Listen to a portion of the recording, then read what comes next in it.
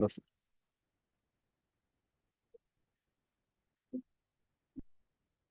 The opposite part is there, Your Lordship. 18 with 17.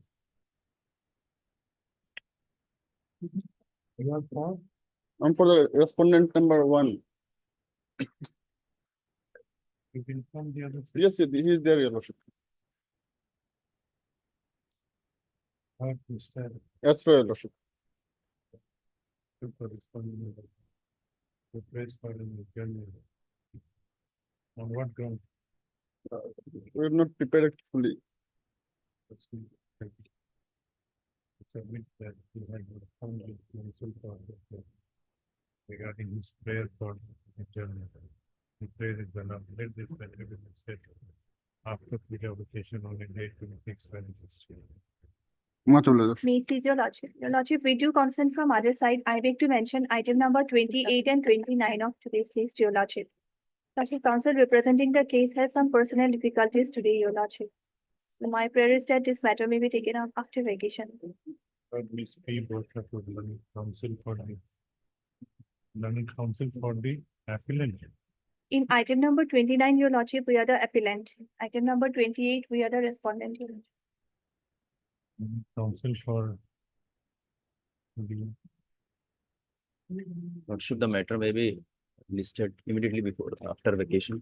you are for the I'm from the other side. place for an council for the appellant. Place for an adjournment on the ground of personal difficulty. The prayer is not objected to by the other side, and council for the other side. Hence, the prayer is allowed. Let this matter be listed after puja vacation on a date to be fixed by the district. All present. May it please your lordship. Lordship, I beg to mention item 13. Due to some personal difficulties. 1-3. Yes, lordship. Due to some personal difficulties, the conducting council could not be able to appear today. Lordship may fix a date after puja vacation. All pending case, my lord, that may be fixed here after puja vacation, your lordship. I am for the respondent. It will be better for 20 to 10, your lordship. Third, Miss. What is your name? S. Sharma on S. judge. Sharma, the council for the appellant. Who prays for an adjournment on the ground of personal difficulty of the conducting council. Also, Miss F. F. Begum. Begum. London council for respondent number 1 and 2. Who does not oppose the prayer. The prayer is allowed. Let this matter be listed in the 4th week of November on a date to be fixed by the district. October or November? October, your lordship, 20 to 10. In the 4th week of October on a date to be fixed by the district. Lordship. Beg to decide. Speak of that. May it please your lordship. Your lordship, I beg to mention item 26 of today's list, lordship. I have taken the counsel of the other side. We had an appellant here in your lord. I pray that the matter may be adjourned for today. Your lord. For Mr. R. Sharma, the council for the. You are for? I for the appellant, I've taken the counsel of the respondent. Council for the appellant. Who prays for an adjournment on the ground of personal difficulty. He submits that he has obtained the consent of counsel for the other side regarding his prayer for adjournment. So the prayer is allowed. Let this matter be listed after puja vacation. And your lordship, interim order passed earlier to complete. The interim order can continue till next day. Yes. Obliged. May it please your lordship, I beg to mention item 10 of today's daily list. Lordship, I am for the appellant. Item number 10. Yes, what is your prayer? Lordship, may kindly take it up after vacation because the conducting counsel, Mr. H. Moria, I am representing him, Lordship. What is your name? Lordship Y. Kothari. Third, Mr. Y. Kothari, the counsel for the appellant. Who prays for an adjournment on the ground. I am appearing for Mr. H. Moria, Advocate H. Moria. His that father's the shraddh is today, conducting Lordship. counsel, Mr. H. Moria, has some personal difficulty. Considering the submissions made by the council, the prayer is allowed. Let this matter be listed after puja vacation on the date to be fixed by the district. Lordship. Briefly obliged. May it please your lordship. Lordship, I beg to mention item number 24. 20, 24, Lordship, conducting counsel has some personal difficulties. 24, You are for whom? 24 and 4 also. For, I think some, Who is the conducting counsel? sir, yes. Vice Miller. Third Miss, what is your name? I think we will ask. Oh, okay, is it? 4 minus 4 and 24 minus both of them from same councillor. Yes, ma'am. What is your name? R. Become. Third Miss R. Begum, the counsel for the petitioner. Mathematics. After vacation. Place for an adjournment. On the ground. Oh, it is okay. Yes, on the ma'am. ground On behalf of that the conducting counsel is out of station. The prayer is allowed. See, records are there. LCR minus LCR call for Let after this- vacation. After vacation, let this matter be listed. Motion next week, motion day. On 21st of October, 21st October. 21st October. Yes. Both of my love, 4 and 24.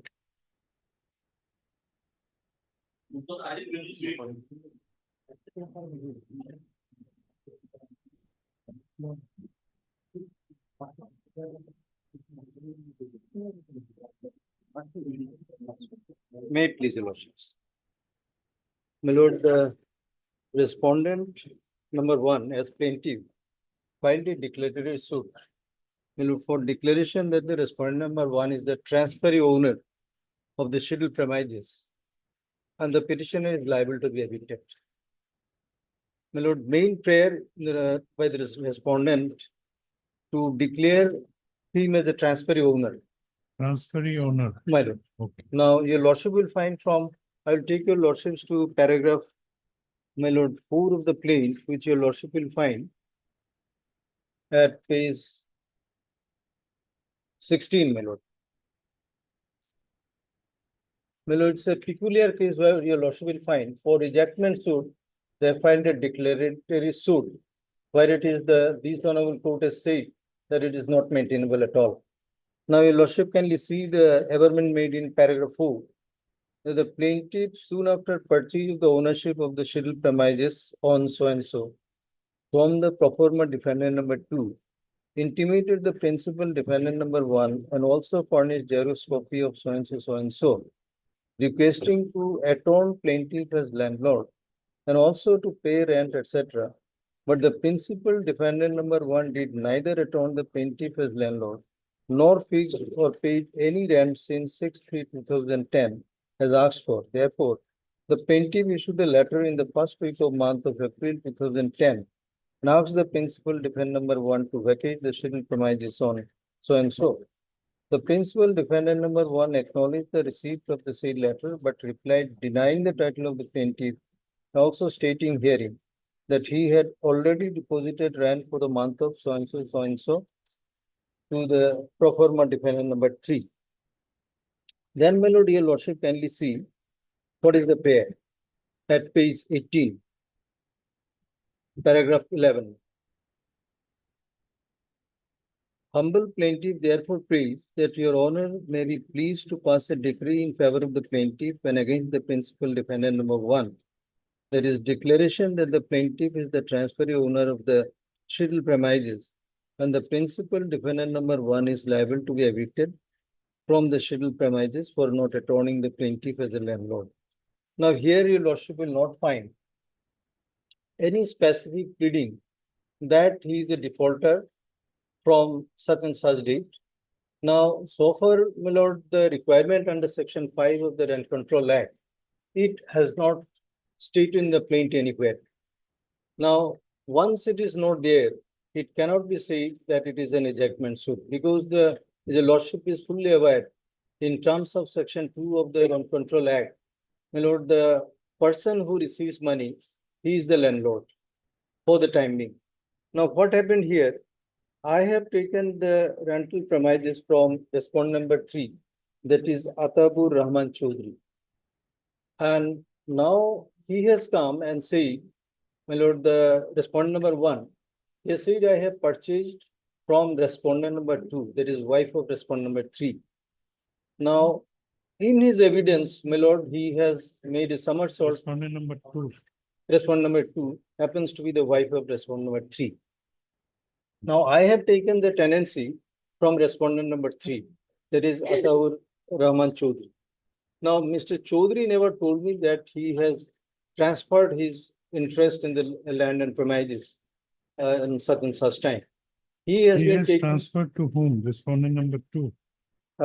now, What is his claim? the respondent number 1 is saying that the land has been transferred to him by respondent number 2. Respondent number 2. Yes, respondent number 2, he want to say the owner of the land from where I was the tenant. But my case is that, my lord, it is in evidence also that That I you are have the tenant of respondent number 3. respondent number 3. And I was paying rent all through.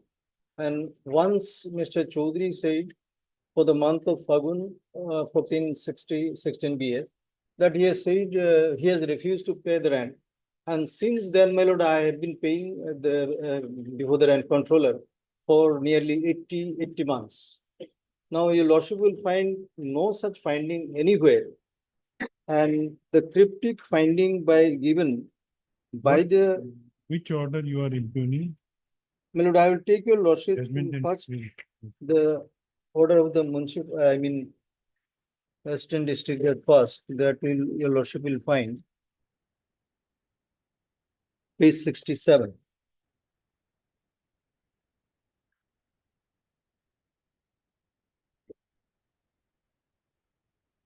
Lord, this is the last part of the order. Your lordship will find this is a very huge judgment has been written. My lord, I will take your lordship from the beginning. The judgment is passed. What is the case of the plaintiff? My lord, at page, your lordship kindly see at page 33. Page 33. Yes.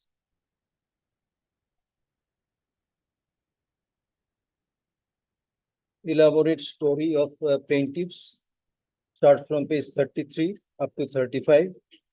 Then defendant's version, which your lordship will find up to 30, 39, 40. Then issues have been framed. After that, my lord, deposition of plaintiff, deposition of the defendants. Thereafter, my lord, so many things have been stated.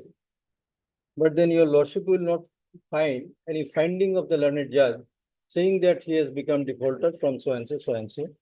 That finding I am taking to your lordship at page 67.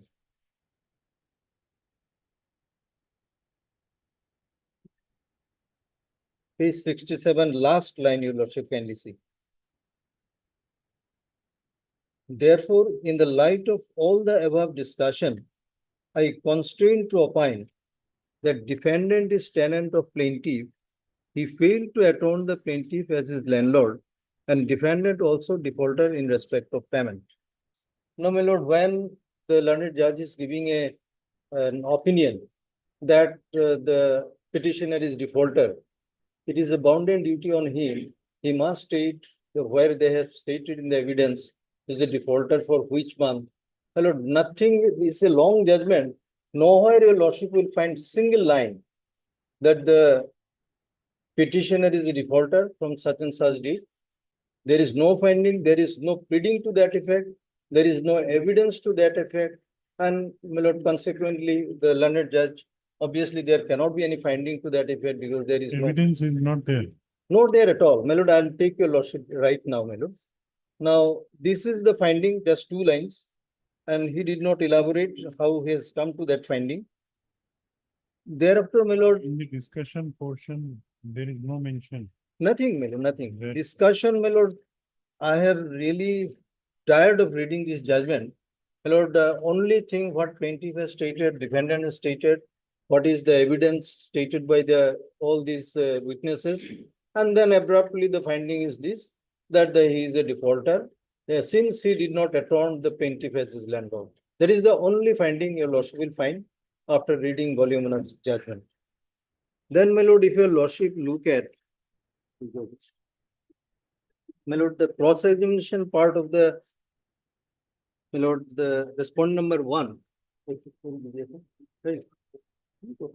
Page, My lord, I'm just handing over to you, it lordship. is not there. No, it is not there, I'm sorry. my lord. The cross-examination part of the evidence. PW one, my lord. What he has stated and these are never reflected in the judgment. Your lordship may kindly turn to page 3. Yes. I'm reading from, I can't say, from top, my lord, third line. I can't say who is doing business in the adjacent room in the suite room. My father has been a tenant under Atabur Rahman Chaudhry in respect of the premise where I am doing business, which is adjacent to the suite premises. He was also a tenant under Atabur Rahman. Then defendant number one is not a tenant under Atabur Rahman Chaudhry, but is tenant under defendant number one. Now what he is saying, defendant number one, that means I am not a tenant under Atabur Rahman Chaudhry, but is under defendant number two. Then again, what he is saying, I have no papers to show that defendant number one is tenant under defendant number two. I can't say whether defendant number one deposited rent in suit premises in the court in the name of legal heirs of defendant number three, but I heard about the same. I did not purchase suit room from Atabur Rahman Chaudhry. I can't say whether I have any paper to show that defendant number two was the owner of the suit premises. Now, he is saying, then, my lord, the next page, your lordship kindly see. I know the content of examination in chief. In my chief, I have mentioned that Atabur Rahman Chaudhry settled the suit room to the defendant number one at the rate of 1,650 per month. Now, he is in the chief, he has stated that I have taken the premises on rent from respondent number three. Then, your lordship, come at page 6, my lord.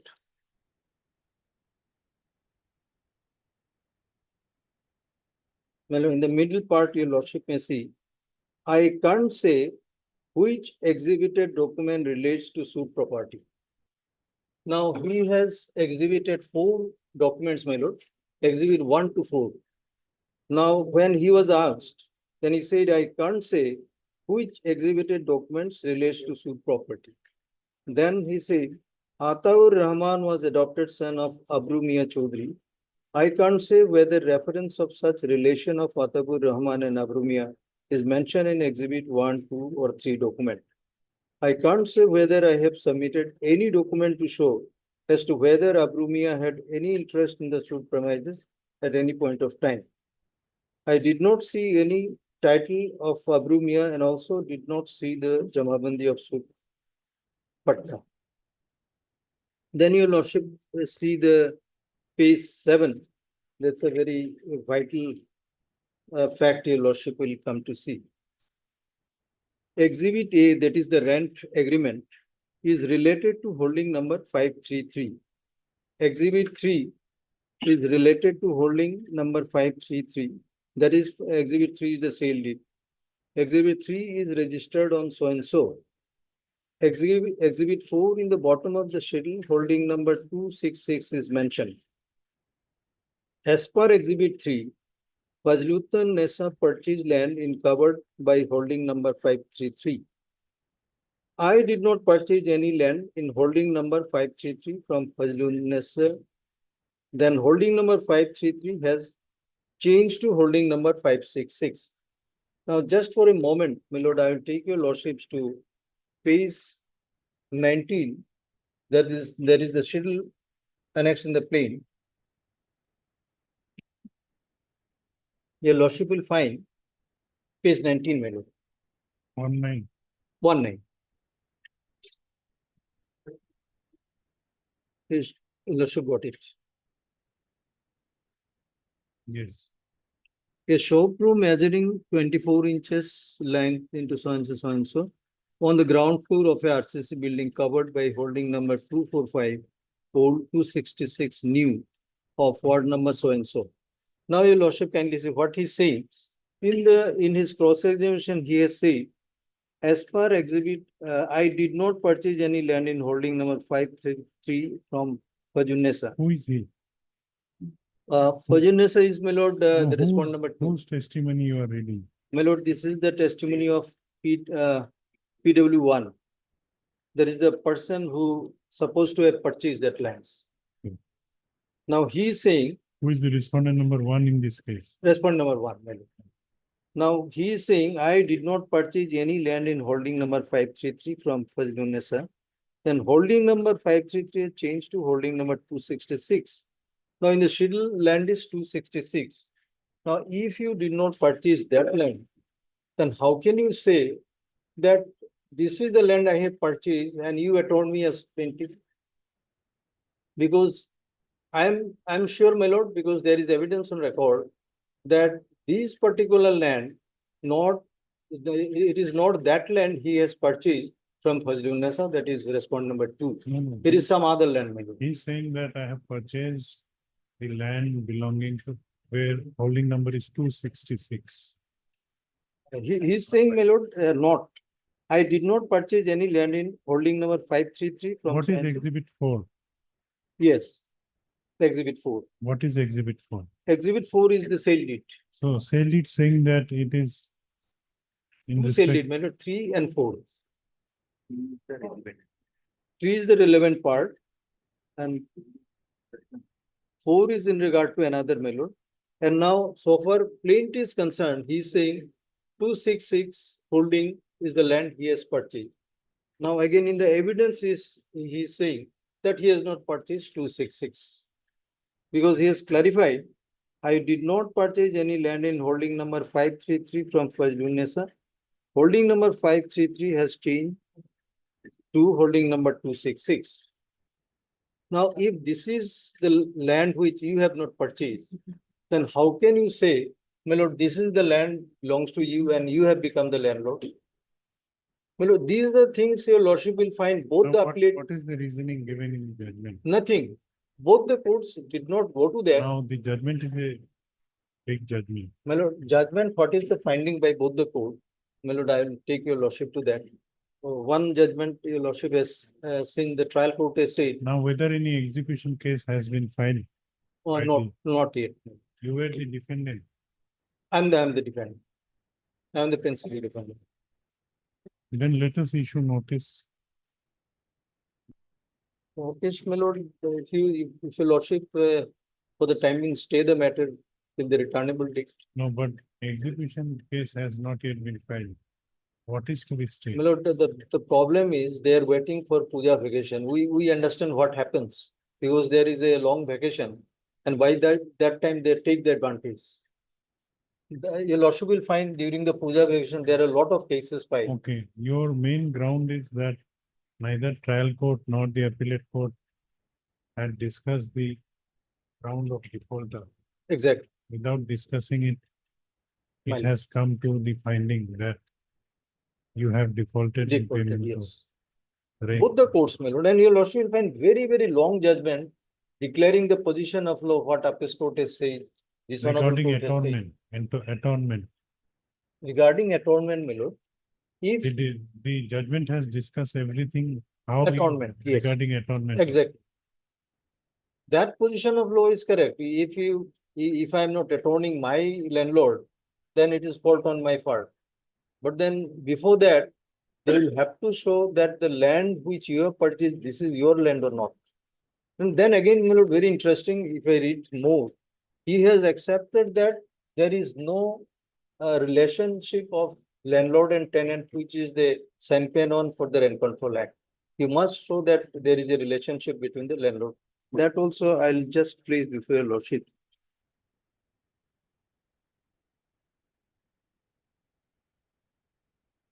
At page 10, your lordship will find. The suit was filed under Rent Control Act by the plaintiff. My lord, if your lordship look at the plain, is a declaratory suit. It cannot be said that it is a rent suit for eviction. Your lordship kindly see from the top at page 15 onwards, my lord. they have said that this is a suit for ejectment. But the averment made in the claim, it doesn't say so, because they haven't pleaded from which date or month have been construed to be a defaulter. But in the absence of that, there cannot be, my lord, any evidence to be given by the parties. Because in the absence of any pleading, there cannot be any evidence also. On the other hand, my lord, your lordship kindly see, my specific case is that, my lord, I have taken the premises on rent from respondent number 3. And since he refused, I have been paying to him for long 80 months for injecting this. And there is no discussion at all about all that. Your lordship kindly see para 3, who, these are all the averments of, my lord, the atonement. We did not accept him as owner. Heard Mr. S. Dr. Lalit Senior Counsel for the Lalit Senior Counsel assisted by Mr. S. Dr. Lalit Counsel for the petitioner. This application under section 115 of the Code of Civil Procedure. This is under 115. Just one minute. Yes, yes.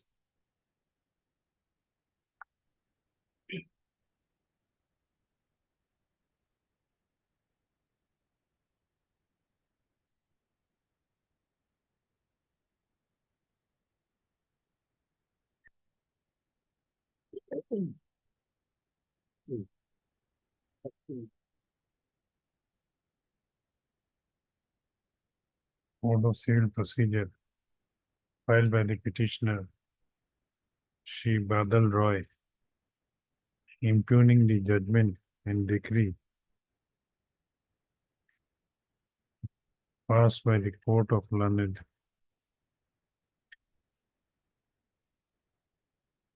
Which is the appellate court? Appellate court is, my lord, learned. They have not mentioned in the, My lord, I'm just saying,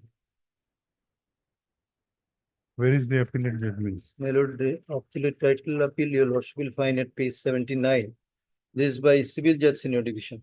Passed by the Court of Learned Civil Judge Senior Division in title appeal number 15 of 15/2021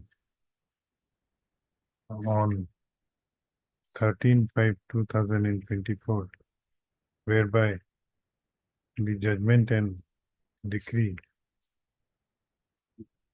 passed by Learned Munsif number 1 on 23/9/2021 and 27/9/2021 respectively. In title suit number 130/2010 was affirmed. Learned Senior Counsel for the petitioner has submitted that the petitioner had purchased the suit land. You purchased this good premises. had purchased the suit premises. No. The petitioner I haven't purchased. was the tenant in respect of the suit premises. And his landlord was respondent number 3, Muhammad Atabur Rahman. And since for 80 months prior to filing of the suit, the petitioner was depositing the rent in the court on refusal by the landlord to accept the same. Stop. Learned Counsel for the petitioner has submitted that the trial court as well as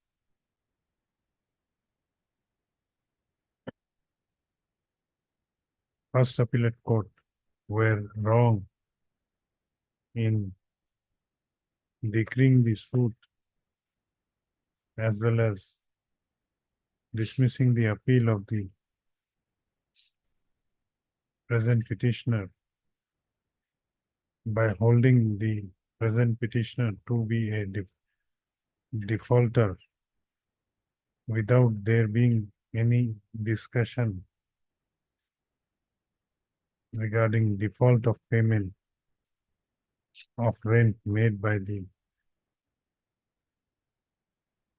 present petitioner in the impugned judgment. Stop.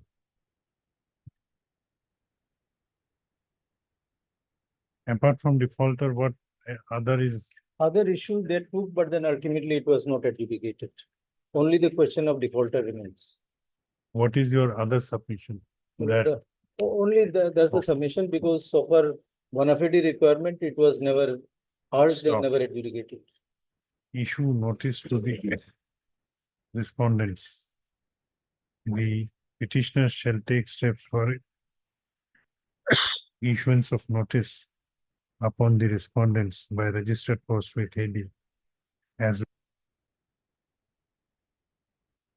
by usual mode within 7 days from the date of this order, returnable on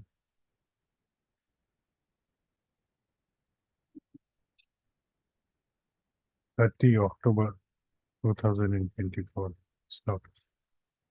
In the meanwhile, considering the submissions made by learned senior counsel for the petitioner as well as petitioner as discussed herein above, as well as after going through the materials on record, the execution of the impugned judgment and decree, execution of the impugned judgment and impugned decree dated 27/9/2020, not dated 13/5/2024, passed by the First Appellate Court, that is the Court of Learned's Civil Justice Senior Division. Senior Division, Kachar, shall remain stayed till next returnable date, list accordingly. Much obliged.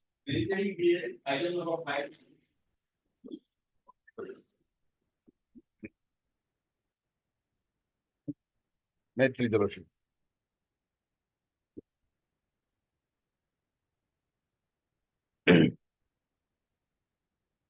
Dr. Miller here, PD was called for, my lord.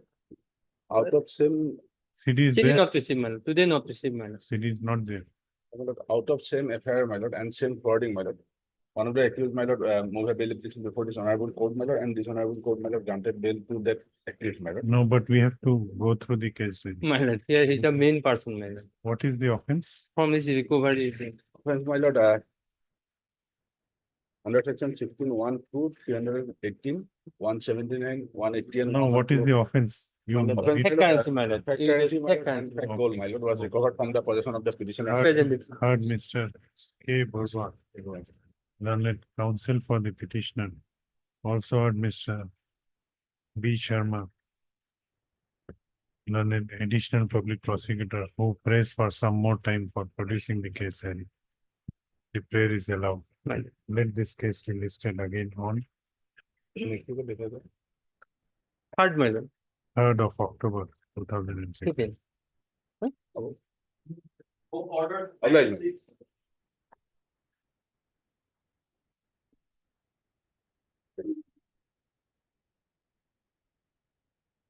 That is the lordship.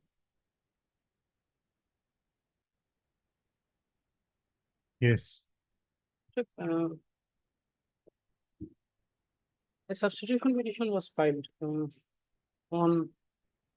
23rd March. you have not taken steps for issuance of notice on the respondents. That is what office note says. My lord, fresh steps will be taken. Heard, what is your name? MH Ali on behalf Heard of Mr. M. H. Ali. If you don't take steps as per direction of this court, your case may be dismissed also. another chance may be given. Third, Mr. M. H. Ali, learned counsel for the applicant. None has appeared for respondents. It appears on perusal of office note dated 21/9/2024 that the applicant has not taken steps for issuance of notice upon respondent number 1A to 1D and 2A to 2C as directed by this court earlier. Learned counsel for the applicant has prayed for some more time to take steps, as due to inadvertence, the applicant could not take the steps as directed earlier. The prayer is allowed. The applicant shall take fresh steps for issuance of notice on the aforesaid respondents by registered post with ID as well as by usual mode within a period of 1 week from the date of this order, returnable on 30th October 2024, list accordingly.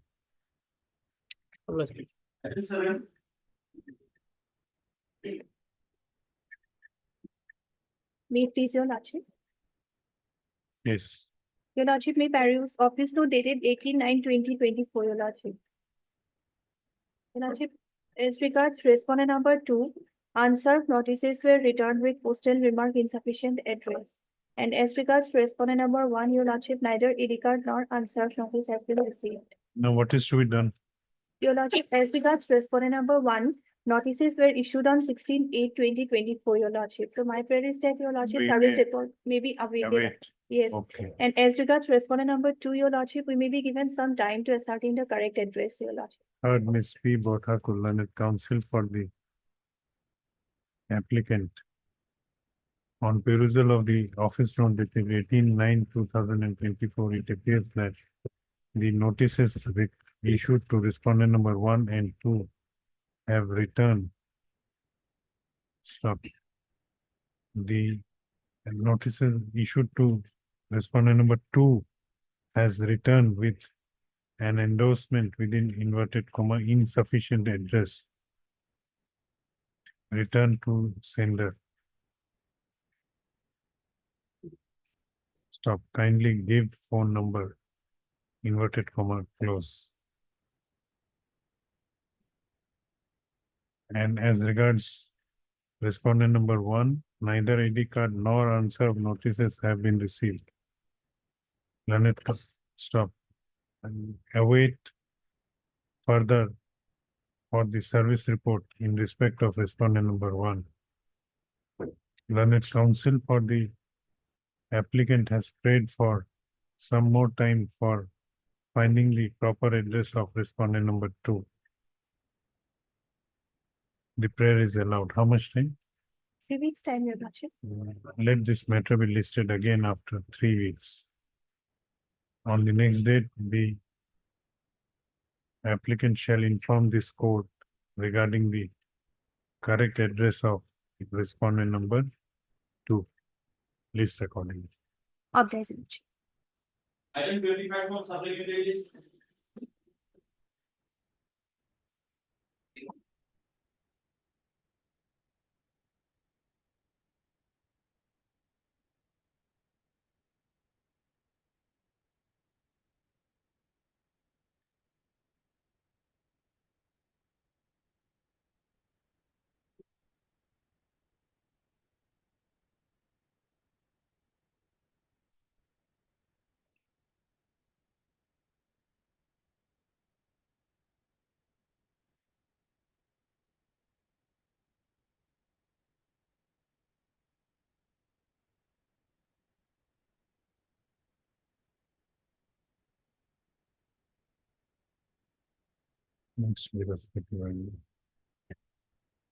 None appears for the petitioner on call. Let this matter be listed again on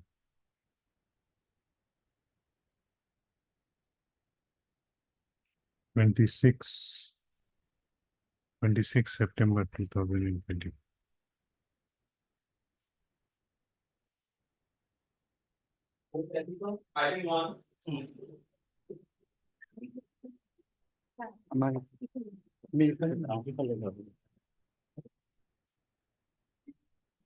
No. তোমার এখানে No,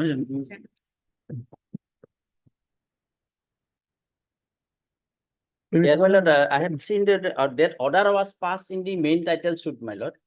So, Which order? in I this have order, forgotten status quo, everything. status quo, my lord, was passed, my lord, because title suit was filed in the year 2018. In the year 2000, that was filed by me, my lord.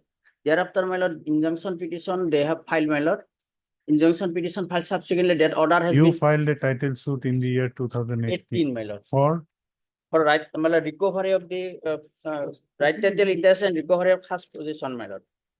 That was suit for declaration of right title interest of the plaintiff over the suit land, recovery of first position by evicting the defendant. Page 13. okay. Thereafter, what happened? Thereafter, what is happened, my lord? It was filed in the year 2018, but status quo ex parte order was, my lord, the injunction order was passed, my lord, in their, as per their, my lord, prayer. It was during They lock filed an application for temporary injunction injunction in which status quo was granted granted in your suit. in my case. It was passed ex parte. When? 19-3,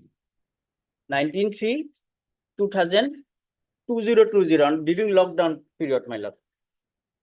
That is, my lord, title suit, page 27. Because it reflects from my application subsequently, I filed, my lord, there in lower court below, vacating the said injunction order, page 34.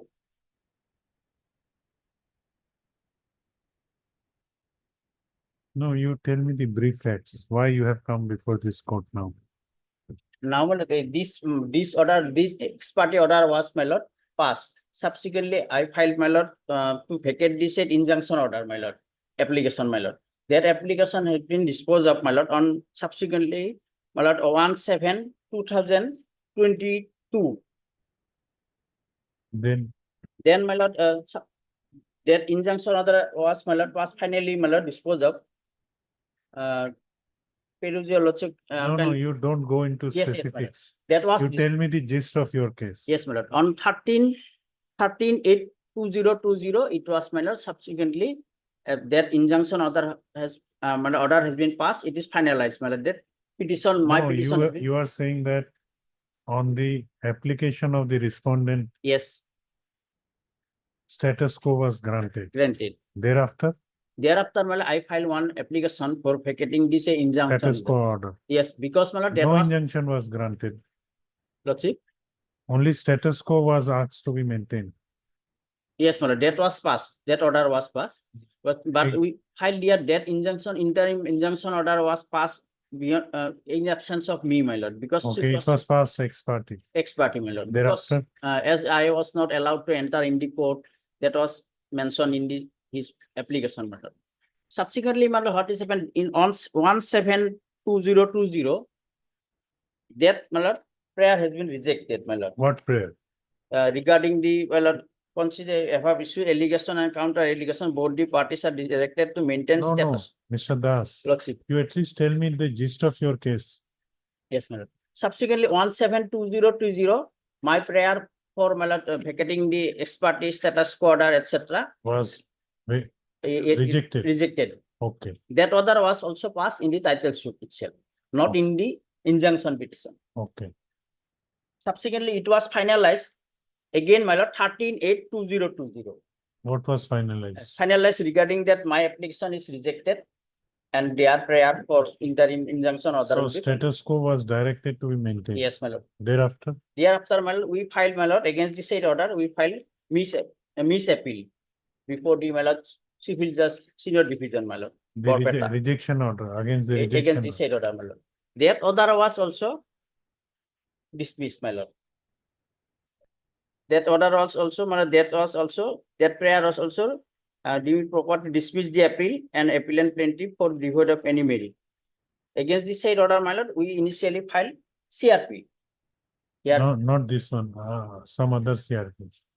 no other CRP. Okay. Against the interim order, as case was, title suit was, my lord, not, actually not disposed of pending, it was pending. In, against the interim order, we have to file under Article 227, so CRP IO was filed, my lord.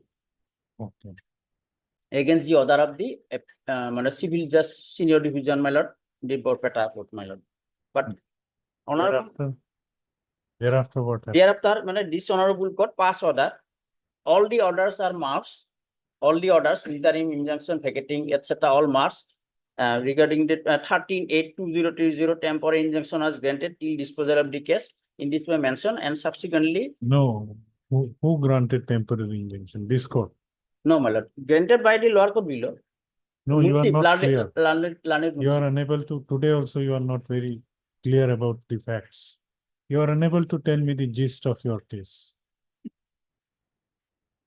No, against this, Against the rejection of your application for vacating the status quo, yes, my lord. you preferred a misappeal Yes, before civil judge, civil judge, which was dismissed on merit. merit, Against that, you preferred a civil revision under Revision. 227 yes, my lord, before this court. yes, my lord. What happened in that civil revision? In that case, my lord, honorable court, my lord, this honorable court directed to file appeal, my lord, under, my lord, the CRP provision order, my lord, 43 rule 1D, in this way, my lord, directed the petitioner to file appeal along with the condemnation petition in the lower court below, under order 43 rule 1R of CPC. That order is page 49. Thereafter, Thereafter, along with this said, direction, as per this said direction, we filed, there in the lower court below, Miss J case number so and so, and Miss appeal. Miss J was filed because, there was a delay. There was a delay. As per the Honorable High Court's order, the Honorable High Court directed to file. no, when you first approached the civil judge court, civil judge senior division, under what provision you approached for the first time? Yes, my lord.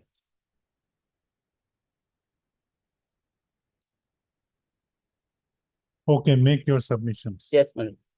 Under section 96, read with section 151 CPC. It was, my lord, Not under 43(1)(r).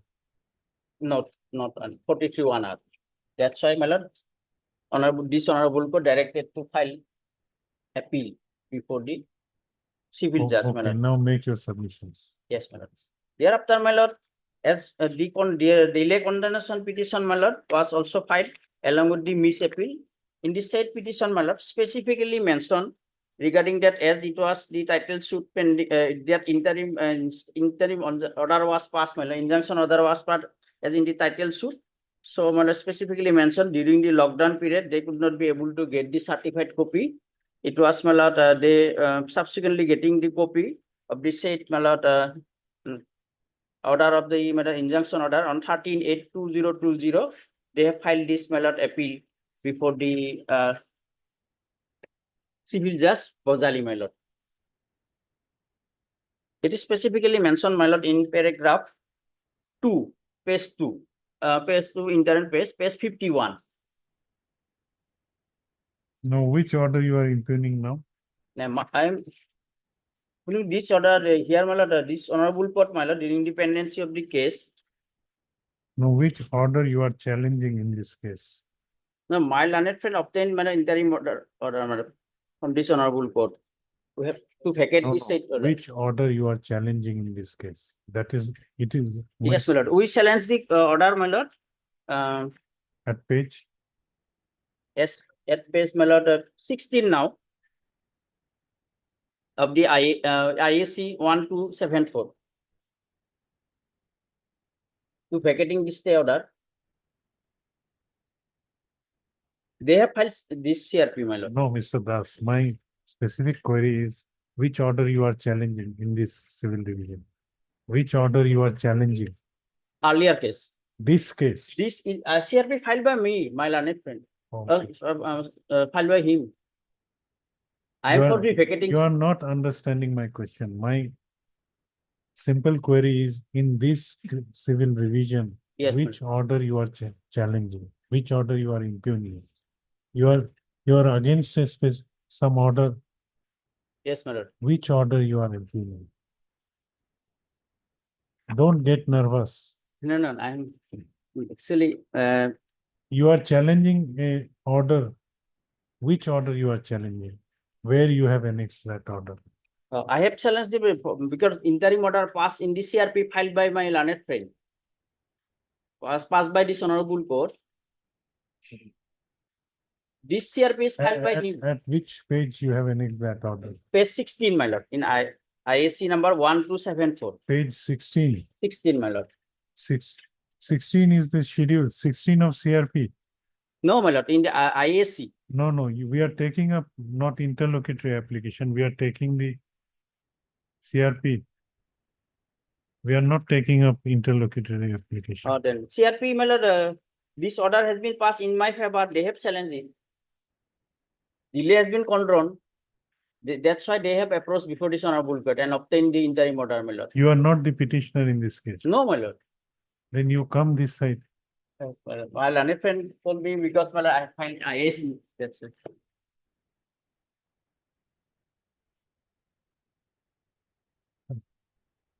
With only because my lord, the delay was condoned, my lord, and fine was one, my lord, No, whether interlocutory application is still pending. pending, my lord. Because I have filed this case, my IAC, interlocutory application, my lord, against the No, interim on order. the last date, it was decided that we will dispose of the Yes, my lord. revision petition itself today. Can it be disposed of today? Yes. It can be disposed of because This- my lord, delay was only condoned. Against this delay condonation, my lord, against they have fined because 2,000 rupees was also, my lord, and No. directed. Just a minute.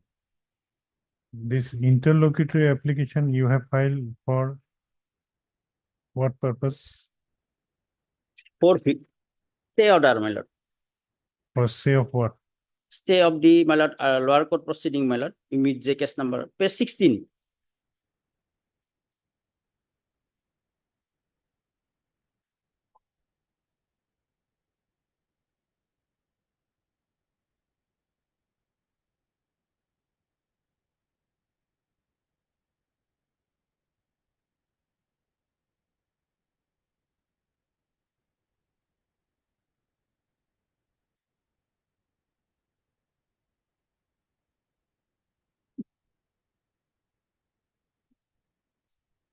This page 16 order is passed in which case? In CRP, in this case, my lord, In main CR. case. Filed by them. The miss case has been stayed. Yes, my lord. Now you want to vacate that. stay. Yes, my lord. Because my lord, only delay condon and 2,000 rupees, my lord, fine was, my lord, there, my lord, directed to pay me. Because delay was. So let us hear the CRP itself. Make your submissions. May I please allow, my lord? This CRP was filed against the order which is annexed at page 12, page 62, my lord. Page, Page 62, annexed at 12, my lord. This is a case in related with the Limitation Act, my lord, 5. page 62 is the impugn order. In, Page 62 of the CRP, my lord, okay. annexed at 12. Here, my lord, you also got it, my lord. Yes, what is Here, this? here, my lord, the whole case of this miss case 623, my lord, where it has been condoned the delay without any proper explanation of the sufficient and the delay where he has never cited anything in his So petition. you are my lord. against the order by which delay was condoned Yes, my lord. for filing the appeal against that Yes, my lord. appeal under order 43 rule 1. Yes, my lord. Okay. Only delay has been condoned. And Without I- any proper explanation in his, Against that delay condemnation, you have approached this court. my lord. And what has been stayed is the main appeal. Yes. Appeal has been stayed. my lord. Okay. That is the fact, my lord. Now, if your lordship may take a condemnation delay petition, my lord, which he has filed it, my lord. Here, my lord, may I take a lordship, my lord, to the delay condemnation petition, which he has filed, Ms. J case 623, which is annexed as annexure 10, page 50, my lord.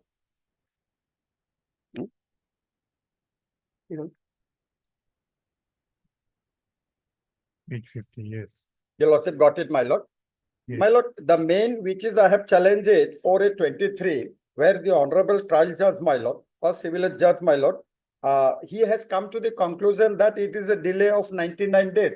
How it has come to the delay of 99 days, that is the subject matter one. Number two, when his delay is 1085 days, where he has challenged the order dated 13/8/20, challenge in the year 23, my lord. 13/8/20 in title appeal 223, which he has challenged it in the year 23 in the nature of mid-J case 623. Now, in this in his delay condemnation petition, annexure 10, page 50, my lord, nowhere he has stated the facts, my lord. He has only came before the honorable court in CRPIO 256/22, where he had challenged the status quo order, knowing the facts that the status quo order has been made absolute. Without challenging the absolute order, he had challenged the ad interim order in the High Court in the nature of CRPIO 256/22. There only the honorable court has said, my lord, which is annexed, my lord, where he says, page number 2. High Court of Court. That was mentioned. No. CRP mentioned also. That order was also. Yes, my lord. That is that order, my lord, page 47, annexure 9. How that he has appealed, my lord, there, my lord. And this order has been made clarified, my lord. Very nicely it has been made clarified, my lord. Only the last part as an observation made, my lord, in CRPIO, where he has challenged where he has ought to have been challenged the absolute order, but he had challenged the interim order. Now, in that CRPIO of 256, the Honorable High Court has made an observation in his revision petition in the last opinion, page 49. Accordingly, the lordship got it, my lord. Yes. Accordingly, in view of the aforesaid finding, this revision petition stands closed. No order, stands closed. What he has stated. Now, this is the viewpoint taken by the Honorable Court for his not being maintainable.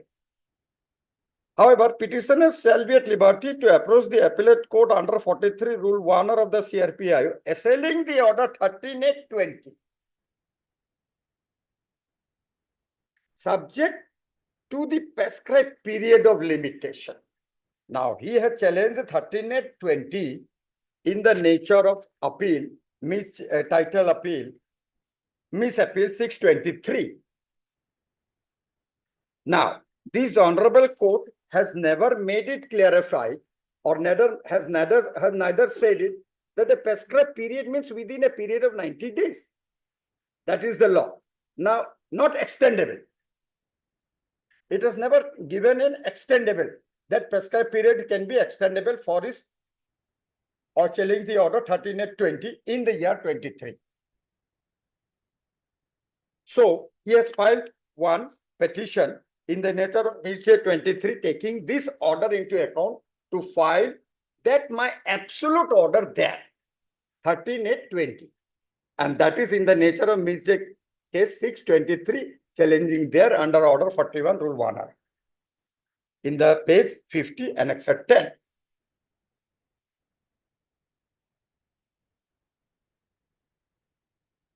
Lordship got it.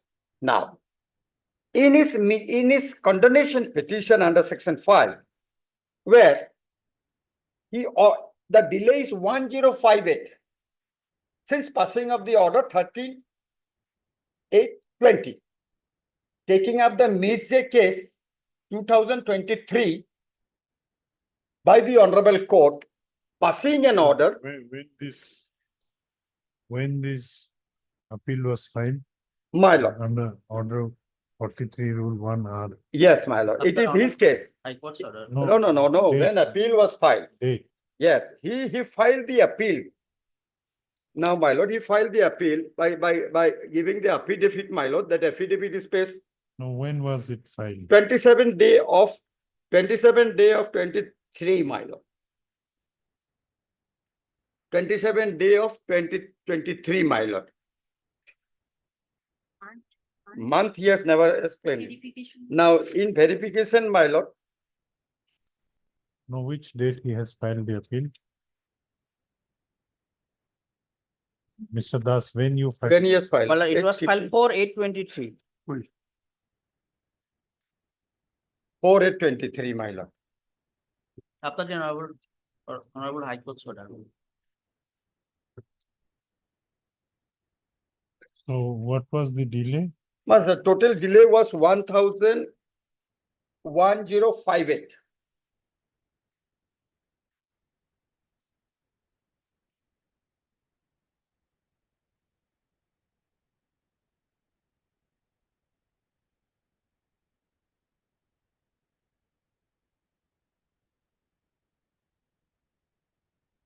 This delay was condoned ex parte or after hearing you? After hearing both sides, my, Okay.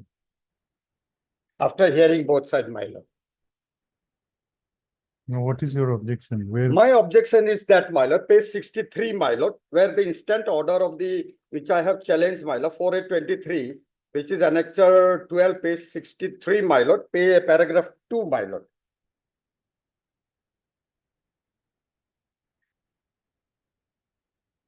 May I read it, my lord? Second line, my lord. Yes. In the instant matter, the petitioner states, what states? That there has been a delay of 99 days in filing the appeal. 99 days. This is the observation made by the Honorable Court, my lord. On the other hand, opposite party contention is that the period for filing appeal is only 30 days. And the petitioner exceed the period of indiscriminately and for relatively long period. Moreover, the delay cited by the petitioner cannot be termed as sufficient cause. This is one aspect. Now, my lord, if your lordship will, may I take a lordship to page 50, his petition regarding section 5 of the Limitation Act. Nowhere stated, my lord. Nowhere stated about the facts, my lord, of his sufficient cause.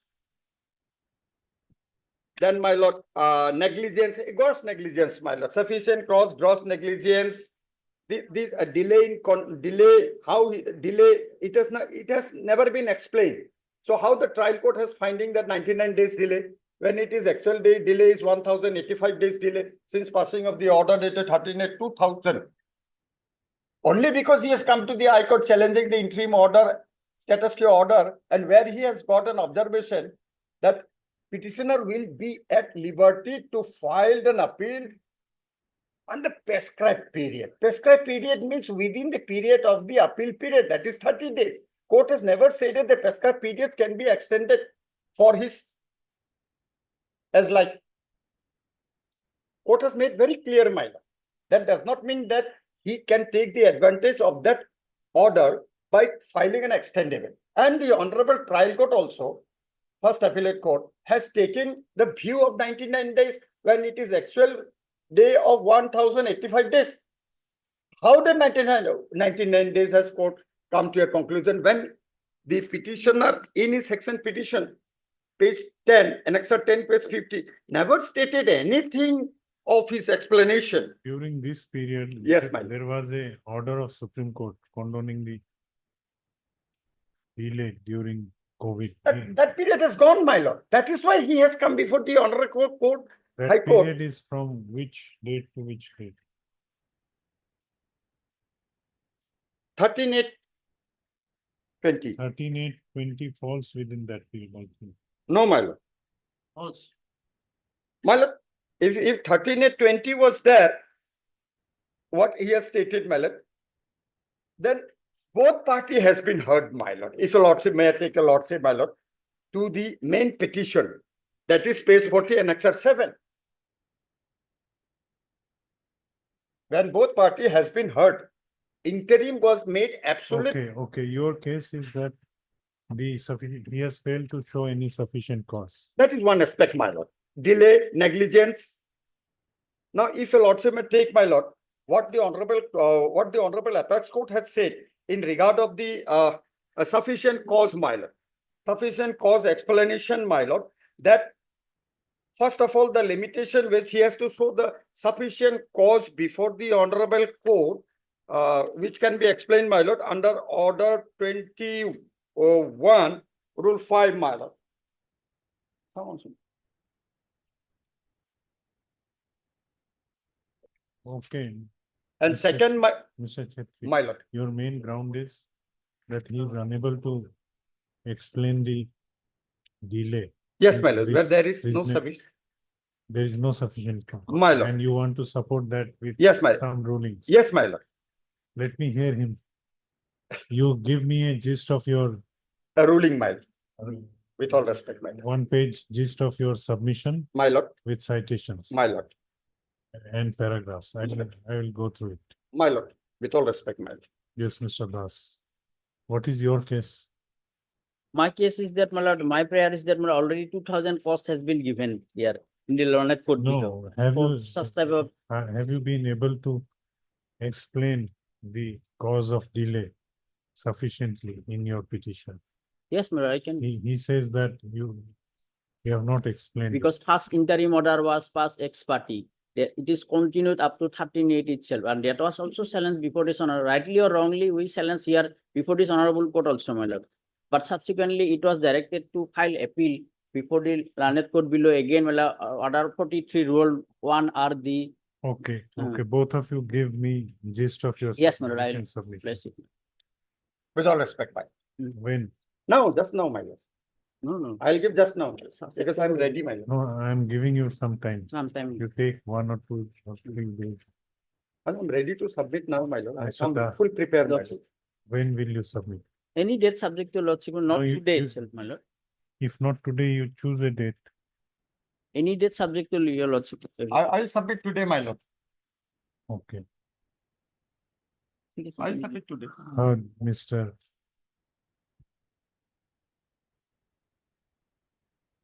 Item number, 1, admission. heard Mr. K.D. Chetri, learned counsel for the petitioner, also heard Mr. H. Das, learned additional public person, sorry, learned counsel for the respondent. Respond. Learned counsel for both the sides are requested to submit a brief written gist of their arguments on.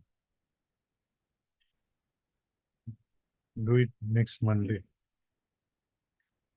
Next Monday, my lord. Next Monday is 30, my lord. Or 1, my lord, 1st of October, my lord. 1st of October. 1st of October, my lord. List this case again on 1st of October. In the meantime, council will submit their gist of this No, you submit it on 1st of October. 1st of October. So it will be on direct to the court or Direct to the court master. direct to the court master on 1st of, with all respect, my lord.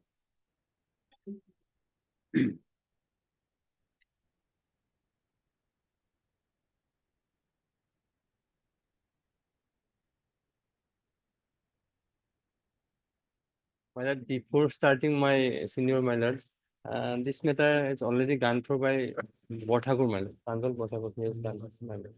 Today he is not available, my lord. It is part of matter, my lord, quashing of FIR of in case of NDPS case, my lord. Oh, yes. Quashing of order framing charge. That is- Lordship has asked me whether 397, I filed this application on the section 482 and 397. Yes. Then Lordship queried that whether 397 only it will be applicable. Yes, no. Should we go for hearing today or let Mr. lord, Bothakur My come? lord, my lord. Can it be day after tomorrow, my lord? I don't have any. Are you-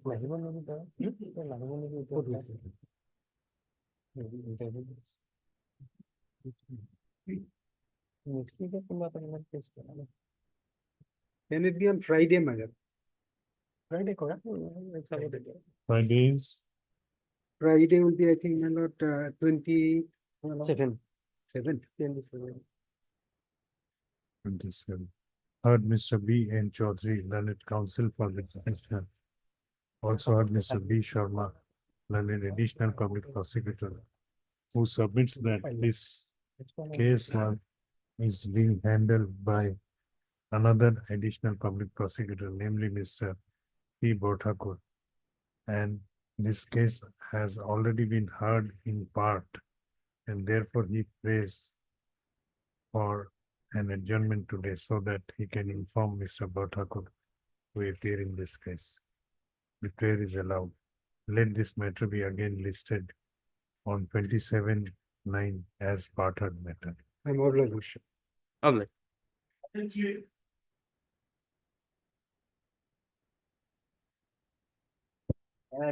Lordship, kindly the matter may be passed over for the time being as my senior legs in another proposal. What is the matter? My lord, here an order passed under order 37 rule 4, setting aside an ex parte decree passed in a summary suit.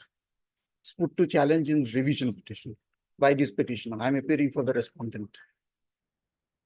What is your defense? But I am just defending this impugn order. In a last minute, let them start, my lord, then I will respond. Okay, I'm only for the okay. respondent. Let them come. Let them come. We'll take When? after some time. After some time. Or at 2, we will take it up. At 2 will be better, man. At 2, right? Okay, at 2, At 2. at 2. Man.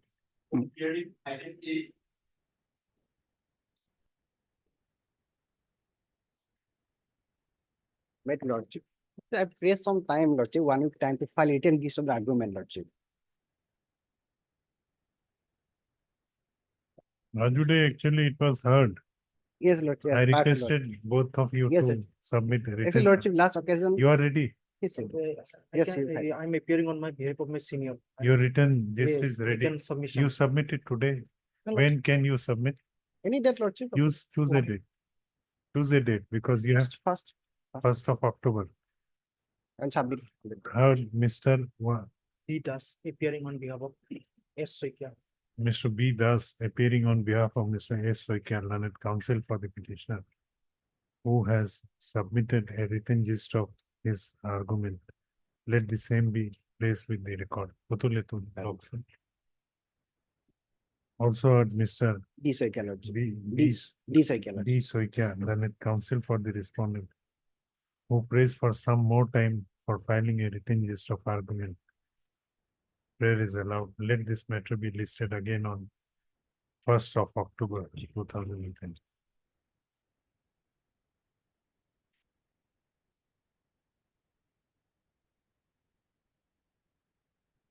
Okay. 1st October. First October. Obliged. Itu gathi dibi.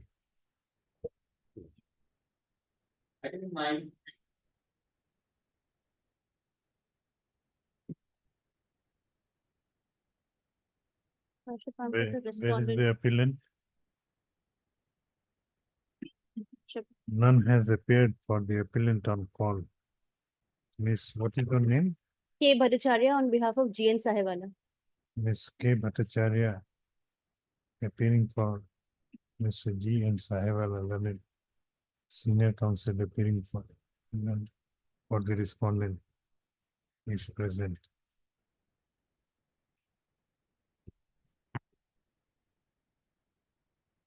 What to do?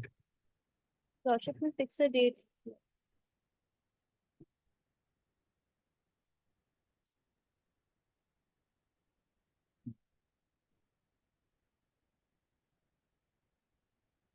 Let this case be listed again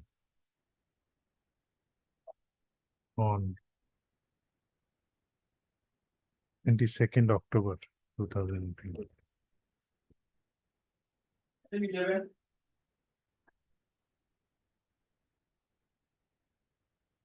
matter may be passed over for time being, my lord, the contempt counsel is in legs. But I have, they have just prepared this written arguments. Let that be kept on record later, further they be fixed for final for hearing. Because this, I think these are long 14, 15 page arguments containing all the facts of the case, both cases, 11 and 12. 11 and 12 are together. Together. Your lordship has heard that, lordship requested on the earlier date for me to file written arguments. I have heard this matter. Yes, a bit has been heard, and 1 hour your lordship has heard. Then your lordship desired to further consider each of the individual cases with the written submission and arguments. If my written submissions may be kindly.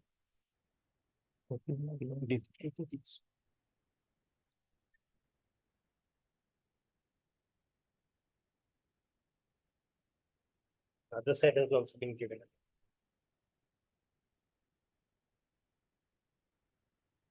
What was the case? What is the gist?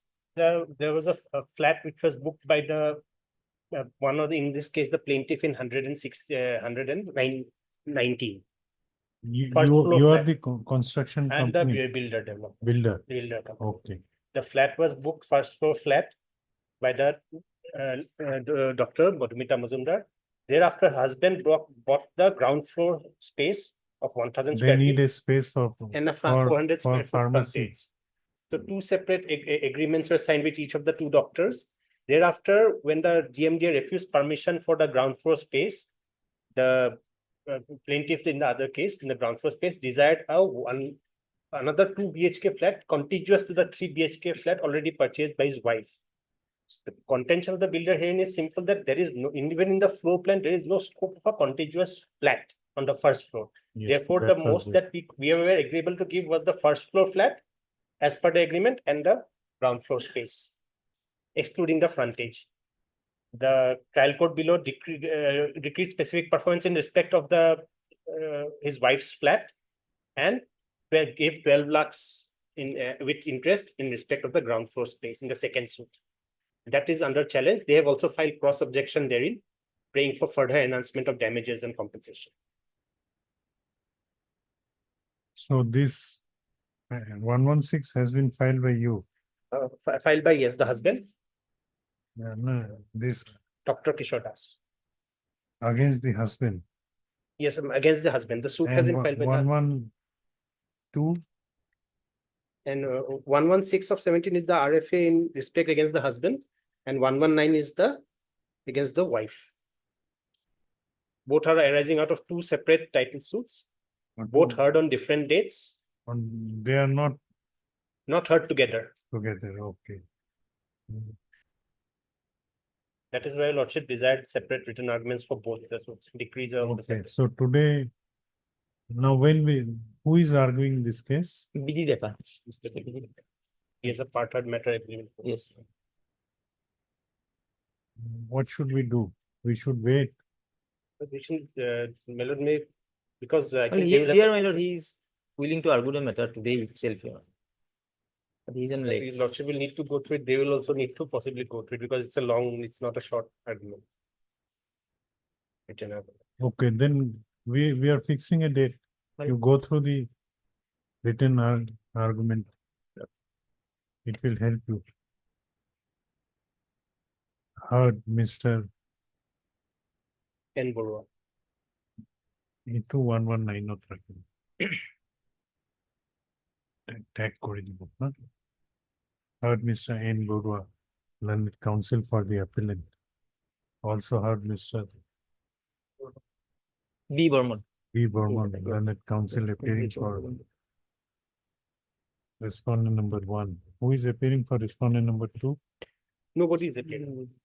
This is a pro forma. Okay. Learned counsel for the respondent, learned counsel for the appellant has submitted a written argument. For the appellant. Learned counsel for the appellant has submitted written argument for the appellant in this case. Stop. Whereas, learned counsel for the respondent has submitted that the conducting counsel for the respondent is on legs. in some other court and therefore pays for some accommodation. We are fixing it on some other day. When, after Puja vacation, Any date, my lord, yes, 24. choose a date, 24th. After 30th of October, my lord. Then my lord may take it up on 7th, 7th of November. 7th. Obliged. Let this case be listed on 7th of November as part heard matter. Yes, my lord. It was part heard. Yes, it was heard. It was heard in part, my lord. Then my No, lord just decide a the written arguments, the previous order. No, the order no, before that. let it remain as it is. Perhaps I have heard you, Yes, yes. I your have lord, not you heard me, not other heard them. side. That was the case, my lord. My lord, we fix it on 7th November. It will come up as. Let it be fixed on 7th. In item number 12, same order. Same order. Same order. And same date. My lord. 7th of November. Obliged. Argument belong gathit within.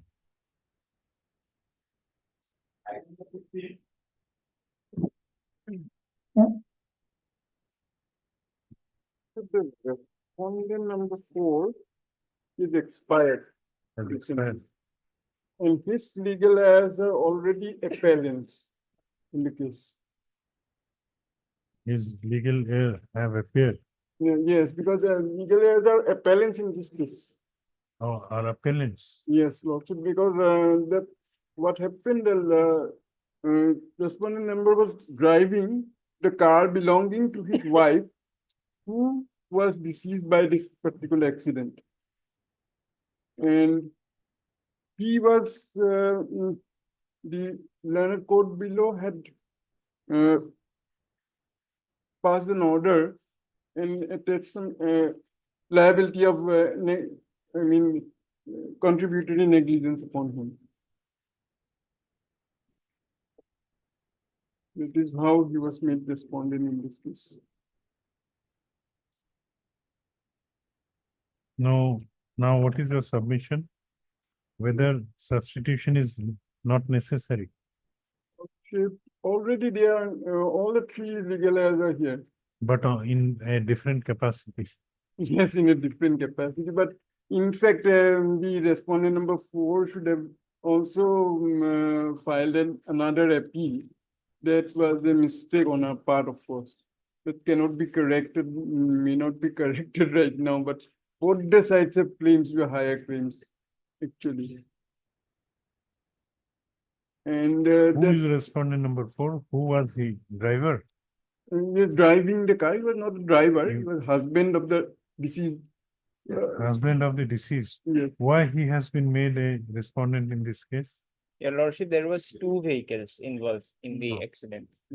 One Tata Safari and another passenger bus, your lordship. The respondent number 4 was the driver of the Tata Safari. Tata Safari, in which the deceased was traveling. Yes, your lordship. And he happens to be the husband of the deceased. Yes, your lordship. So whether any liability was fixed on respondent yes, number Lord. 4 also? Award was passed against respondent number 4 and 3, 50-50 proportion. Okay. But lordship, But 4 is your husband only. Yes. So you are fighting only for 50%. No, your lordship, we have nothing to do. They. I am Because for you are respondent the number, insurance company. yes, Insurance company. Insurance company. and for respondent number 5, your lordship. If you don't substitute, then the appeal would abate against respondent number 4. Then we will substitute the legal heirs of the same legal. But same legal heir cannot be Yes. appellant Vice- as well as respondent at the same time.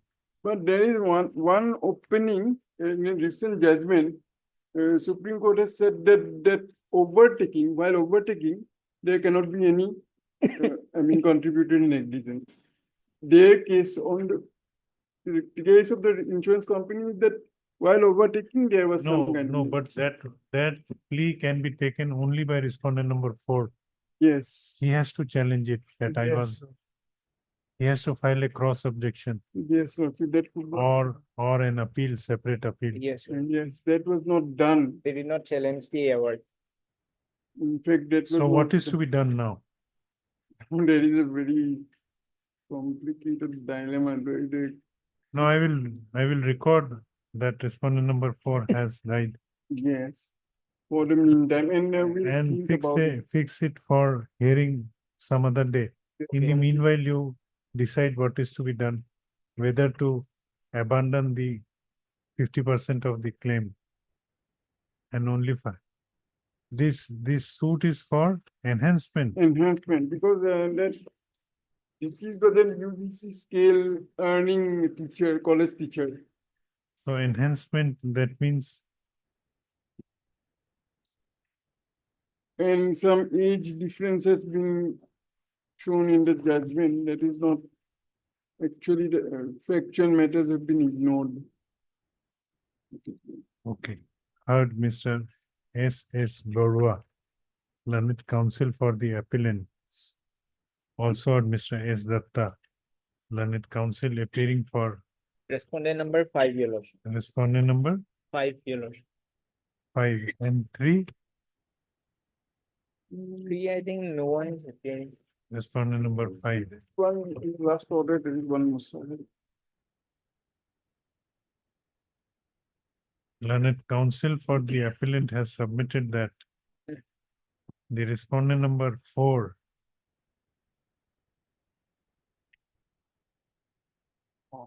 who is the husband of appellant number 1 has expired. Not appellant number 1, the deceased. The deceased, because the deceased died. That is why the claim. Okay. Who is the father of the appellant number 1? 1 and 1, 2 and 3. Who is the husband of the deceased as well as father of appellant number 1, 2 1 and 2 and 3 has passed away on On 13/6/24. 13/6/2024.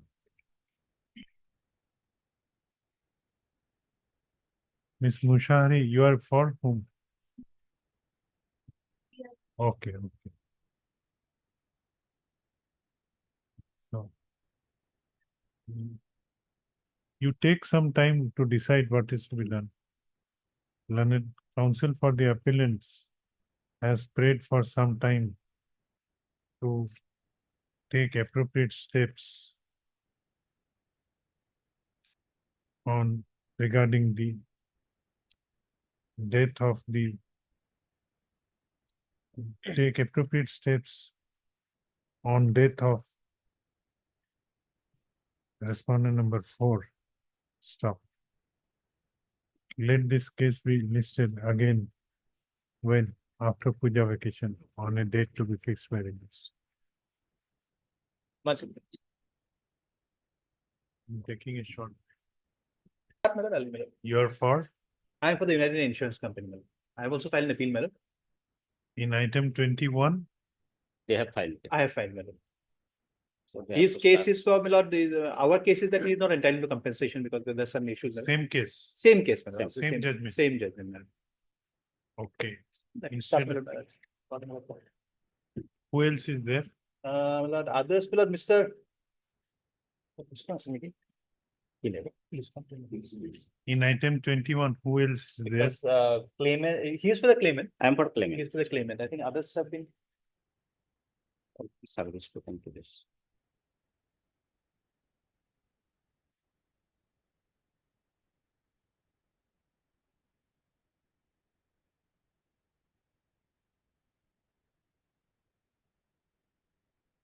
No, item 21 is an appeal from by United India Insurance. Yes, madam.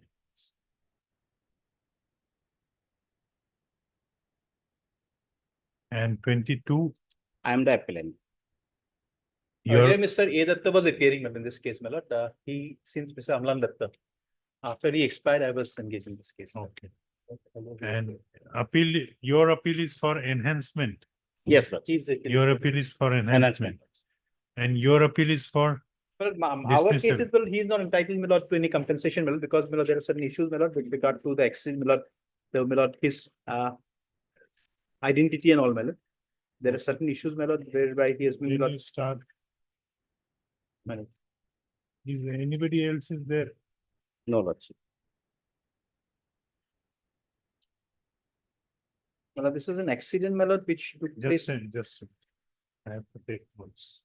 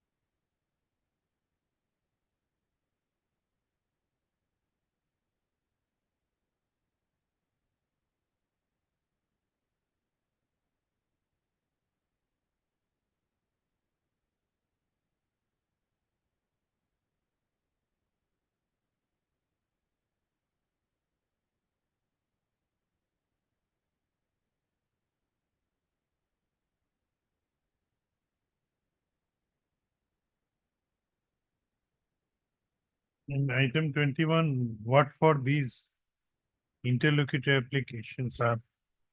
there? Applications, my lord, I think one. So they have filed this for admission of the appeal, and the admission of appeal, they have not deposited anything as per the court order. There was no deduction to deposit 50%. Okay. For that, that appeal, I was also pending before this one. No, I is for, They have filed IS.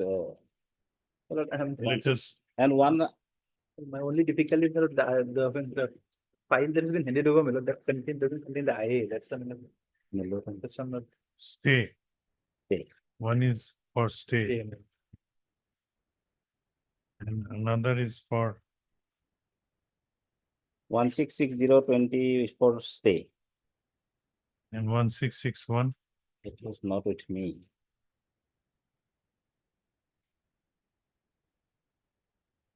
Additional evidence.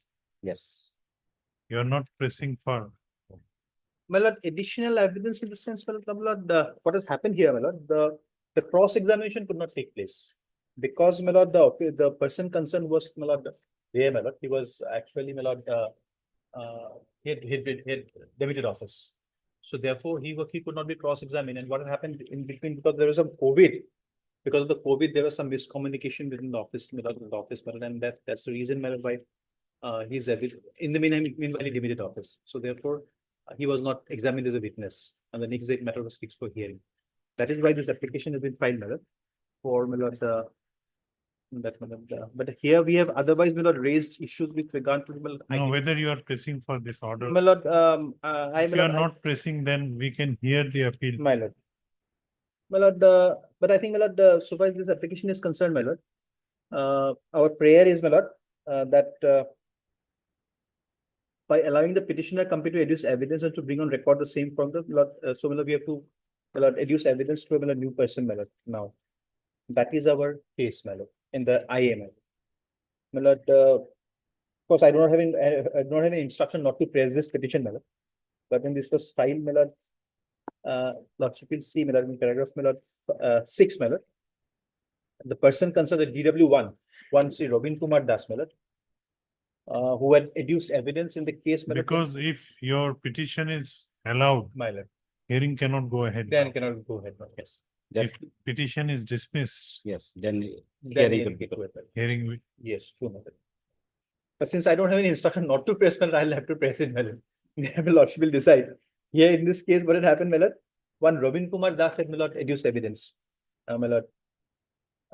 And there was a, thereafter this lockdown came.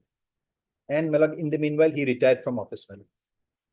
Now, having retired in office, my lord, he was, and my lord, the concerned advocate, my lord, paragraph page 6, my lord, paragraph 5. The concerned advocate did not, my lord, inform the company, my lord, about, my lord, the fact that it was fixed for DW and, my lord, cross-examination. And, my lord, before any application could be filed, the matter was, my lord, heard and disposed of. There was no diligence on your part. Order 41 rule 27. Somewhere speaks about diligence. Yes, ma'am. What is order 41 rule 27?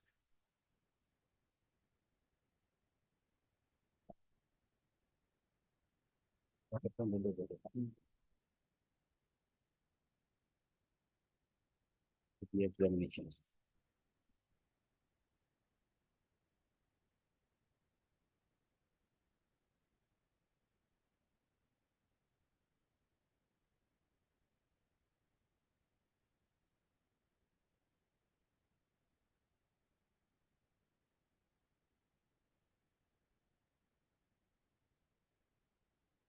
No, order 47 rule 20. Order 41 rule 27, there are 3 clauses, Right. A, and B. The party, Your case is falls within which clause? the party from whose decree the appeal is preferred has refused to admit the evidence. And the party seeking to produce additional evidence establishes that not exercise due diligence. Such evidence was not within his knowledge or could not, after the exercise of due diligence, be produced by him at the time when the decree of appeal was against passed. My lord, I think, my lord, it will be in the second one, my lord, category. Yes. This is the second. So you have to category. show due diligence. There is no due diligence. But you are admitting that there is a negligence on the part of your counsel. Yes, my lord, that was, because, my lord, of course, the council's, my lord, negligence, my lord, cannot be, my lord, said to be the party's negligence. My lord, that is another thing, my lord. Because we have said in further 8/6/2020, the next day fixed for DW1 as a last chance argument was which happened on the first day of unlock 1. Both sides were represented by the respective counsels for the learned tribunal. However, on the said day, there were some lapses on part of the dealing advocate of the petitioner company, in as much as although the aforesaid documents were very much within her knowledge, more particular DW1 in the meantime had retired. Therefore, therefore cannot appear with the cross-examination, and that the petitioner company needed some further time to take necessary steps for reducing evidence in the case, though another competent and authorized person in the company in place of so and so. She failed to file an application for apprising the Honorable Tribunal of Guwahati about the same. Passed in view of the order, in view of the above, the learned tribunal of Guwahati, by ordering so and so please to pick the next date for argument for video conferencing of so and so. Then on the next day, on 18/6/20, the petitioner company, who is a dealing advocate, filed this written argument before the learned tribunal at Guwahati, where amongst others it was specifically contended by DW1, namely so and so. Since he had retired from service, he could not produce for cross-examination before the learned court at Guwahati on so and so. However, the learned tribunal at Guwahati, instead of considering the submission made by on behalf of the petitioner company in the interest of justice, proceeded to pass an judgment and award in the above case. No, that is a different aspect. But why you could not produce evidence is only one line that.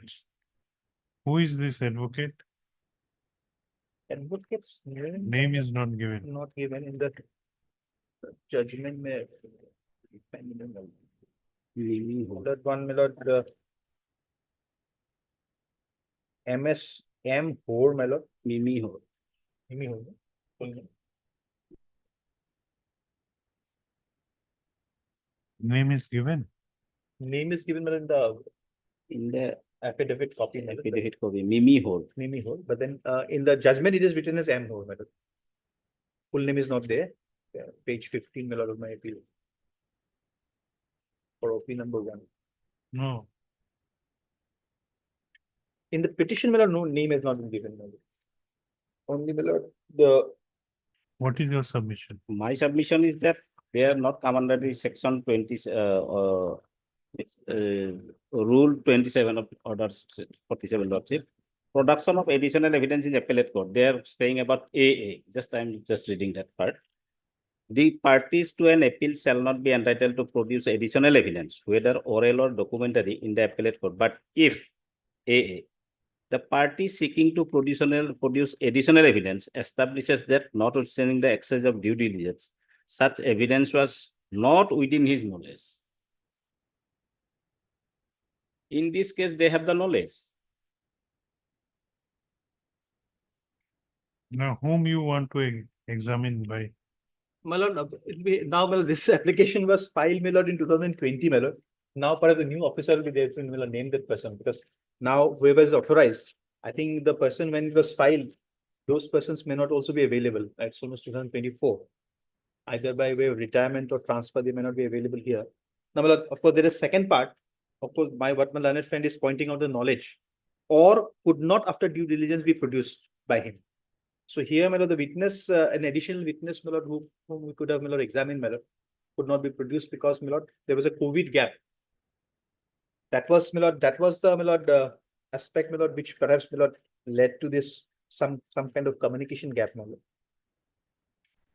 Because that was a situation, similar situation where, my lord, everything was totally, my lord. Now, which evidence you want to adduce now? Now, what In is the your? stand, my lord, the evidence, perhaps it will be the same evidence by new person, so that he can be crossing. Otherwise, this, No, I'm not on that. my lord. What have you mentioned in your petition? In the petition, Where my is the lord, prayer? nothing has been mentioned except for the fact, my lord, that now we want to file addition evidence, my lord, through someone will, my lord, please, my lord. If nothing has been mentioned, what this court would allow? Here, what has been prayed, my lord, is that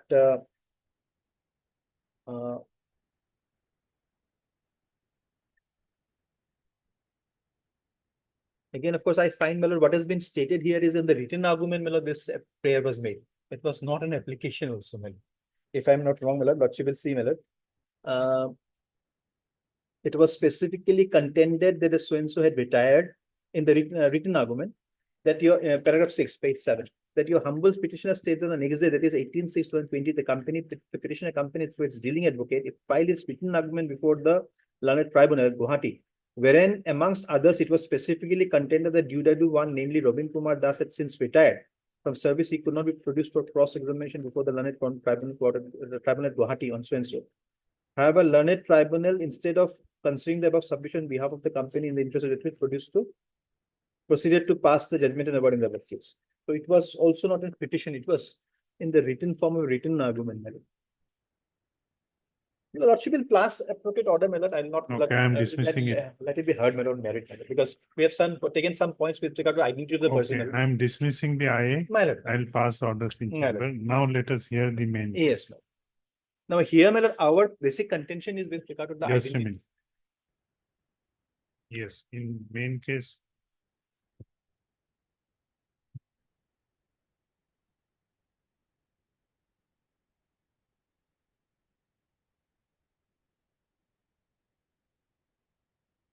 Yes, what is it? Our main, my lord, contention here is with regard to the identity of the person. Whether this claimant, my lord, who was the actual injured person, my lord, was, my lord, there before, my lord, the honorable Identity of whom? of the claimant, my lord. And for that purpose, my lord, we have in our appeal also, we refer to certain exhibits, my lord. Who is the claimant? One, my lord, Sarwar Khan, my lord. His name is written in different places. One is somewhere it is written as Sarwar Khan, somewhere it is written as Abdul Sarwar Khan. And What is his relationship with the deceased? My lord, It's- it's an No, it's the an injury injury case. case. Injury case. It's an injury case. He himself is the injured. Injured, man. But the certificates that is the And- next. And Nazma Begum, He's the wife. she is also injured. No, No, man. she is the claimant, and initially she filed the case.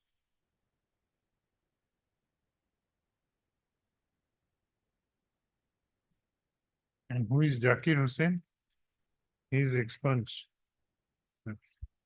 Zakir is the owner of the vehicle, man. And Ismail Ali is the driver of the vehicle.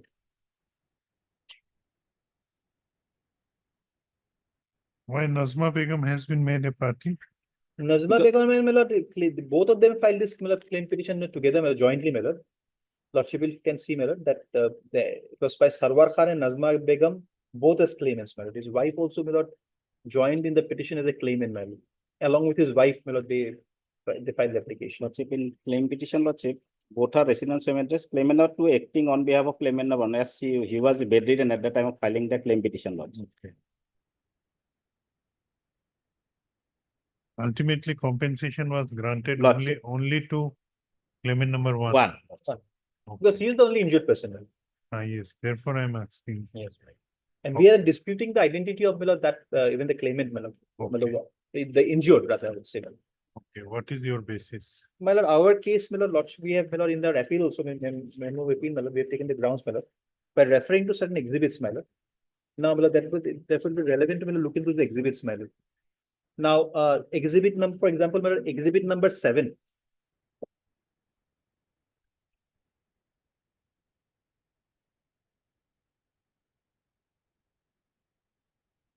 Exhibit 7. 7, my lord. Where will we find that? Exhibit 7, my In lord. record, LCR Lordship.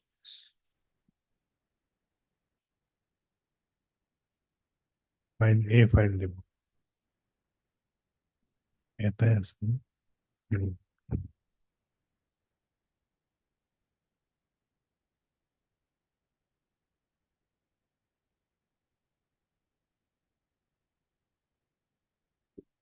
Yes, what is there in exhibit? Exhibit 7, Lordship will find, my lord, it is, my lord, a certificate given from the Narayana Bafna Hospital, my lord.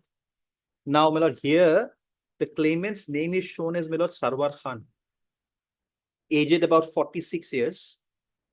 Now, my lord, Lordship will thereafter find, my lord, the address, residence Gandhi Bosti, Guwahati. Now, here, the address is given as Gandhi Bosti, Guwahati. And, my lord, thereafter, Lordship will find, my lord, that it is said that he was on a two-wheeler which hit divider at around 5:30 p.m. on 16/4/18. Pain in right leg and no LOC or vomiting. So no loss of consciousness and no vomiting. This is where he was admitted on 16/4/2018, my lord. Then Lordship may kindly turn to, my lord, exhibit, my lord, 8. Here, my lord, his name is shown as Muhammad Abdul Sarwar Khan. Exhibit 7, it is Sarwar Khan. Exhibit 7, my lord, it is Abdul Sarwar Khan. Then Lordship will kindly see the address. It is now Holigaon, Bijoynagar. Earlier, my lord, in exhibit 7 was Gandhi Bosti, Guwahati. Now it has become Holinagar, Bijoynagar.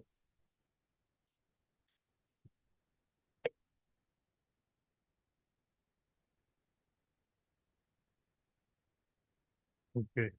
Then, my lord, a 46-year-old male came to casualty RTA where he was put on bike and he had hit the divider near Bahayate Sarali around 7 p.m. Now, my lord, the timing is again changed, my lord. No LOC, internal bleeding, vomiting. Taken up Narayana Hospital, brought to name care casualty at around 9 p.m. He is under influence of alcohol. So, my lord, he was detected to be under influence of alcohol. So he was, my lord, basically drinking and driving, my lord. But then there is a difference in the name, my lord, again. Then, my lord,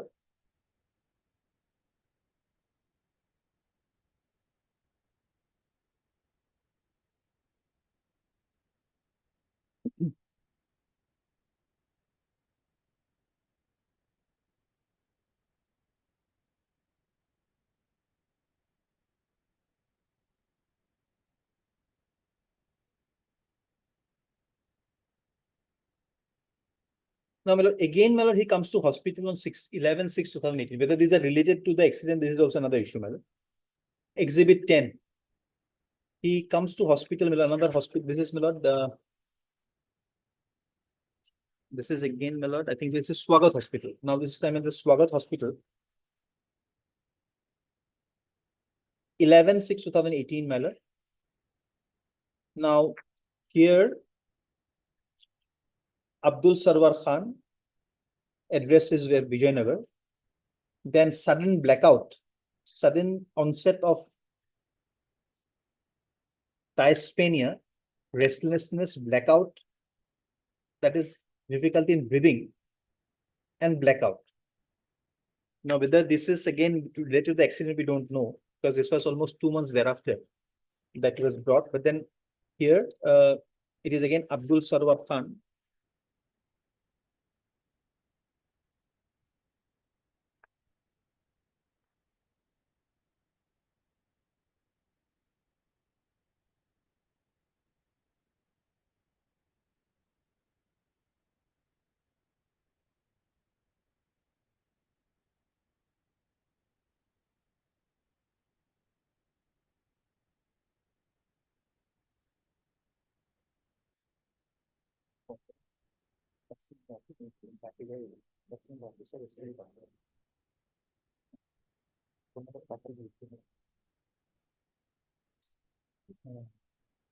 Yes.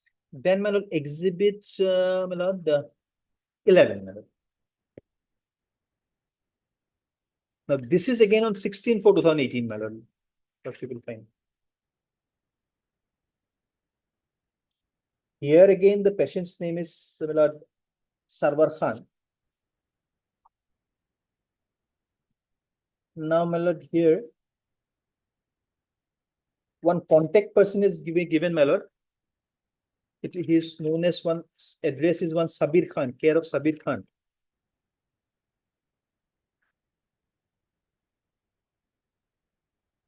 Now, if your lordship, my lord, compares it with exhibit 8, then the guardian's name is one Firdos Khan.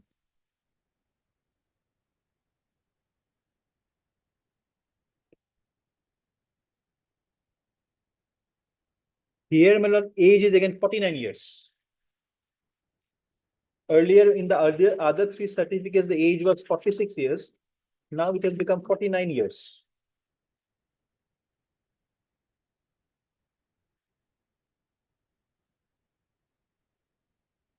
You took these pleas before the tribunal. Well, these documents were brought in, yes, that was in the evidence, the person concerned, my lord, who had abuse evidence, he brought this on record. My lord, by way of, my lord, evidence, my lord, he stated all these things. Thereafter, he could not be cross-examined. That's where the, my lord, problem arose. It is their document, my lord. It was, of course, their document, but we, my lord, through the, my lord, pointed this out. The weakness of the, my lord, company. But it is their documents, it's not our document, it is their document.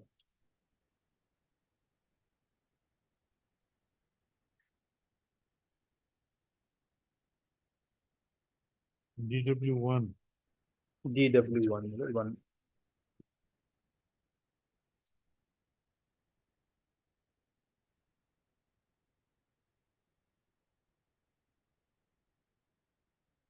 But that copy of evidence is with me, my lord. In that evidence, my lord, we have referred to these documents, my lord. And my lord, What he has stated. my lord, he stated, my lord, that I say that I have received documents submitted by claimant, form number so and so, so and so, so and so. Some medical documents will reveal that Sarwan Khan was a pillion rider of vehicle number so and so met with accident. But the identity proof submitted by Abdul Sarwar Khan, it creates suspicion that whether the two persons are one and the same. Even there's a big discrepancy in the age in some of the documents. It is 45 years, in some it is 46, some it is 49, 50, and in some it's 60. Even in the address is also different from the one mentioned in the claim petition and the address in the medical documents. As per Exhibit 8, the claimant submitted by the claimant, he was under alcohol influence. From where it clearly reveals that the claimant himself was responsible for the accident because he may fall down from the vehicle due to alcoholic influence. As per Exhibit 10, he was admitted to the hospital due to difficulty breathing and blackout, which is not related to the accident. It may be pertinent to here that Exhibit 11 is the discharge certificate of one Sabir Khan, who was admitted on 11/6/16. Of course, this is wrong because Sabir Khan was the contact person, not the No, person. what he has deposed actually Is basically can be argued also. it can be Why? argued because it's Because their this is argument. yes, because that is those are their Whether this was argued before the tribunal that of course, and my lord, whether tribunal addressed these. my lord, that of course is not clearly reflected, my lord. That lordship will find the judgment, my lord. That I don't see, my lord. That Whether judgment has discussed anything regarding identity. my lord, judgment, lord, has said, my lord, that Reasons, my lord, issue number one, my lord, corroborated, my lord. Whether it has discussed, No, my lord, no, my lord, these. discussed what was the argument of the insurance company? That of course, my lord, has not been, my lord.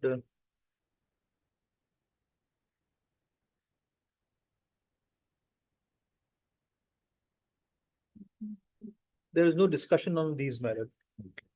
Because perhaps because since the cross examination was not done, those arguments were not, even if it was made, my lord, it's not considered because it is not reflected, my lord, whether this argument was actually, my lord. Of course, my lord, if lordship in, my lord, if there is a written argument in the file, my lord, records of the case, my lord, because it is stated that the written arguments were submitted, my lord. But unfortunately, that copy is not available with me, my lord. Now your submission is that though from records it appears that different names and different addresses Yes, my lord. are there of the claimant. And this plea was also, assuming that this plea was also taken by the insurance lawyer. But this was not addressed in the. Not addressed, not. In the impugned judgment. Nothing has been reflected, my lord. In fact, my lord, in one of the, my lord, certificates I found, my lord, earlier it was right leg, my lord. I find, my lord, the operation has been conducted on left leg, my lord. Now, where right leg was never in question. That lordship will find it exhibit 15, my lord. This is, my lord, one rainbow emergency and trauma hospital, my lord. This is outside, my lord, Guwahati, my lord. This is exhibit number 15. Where, my lord, again, the left, my lord, it refers to LT, my lord, the left leg, my lord, not the right leg, my lord. That, my lord,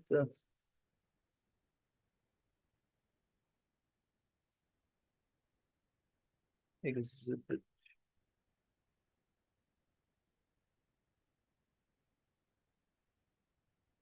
Exhibit 10. When the accident occurred? Accident, my lord. 16/4/2018. 18, my lord, eligible 16/2018.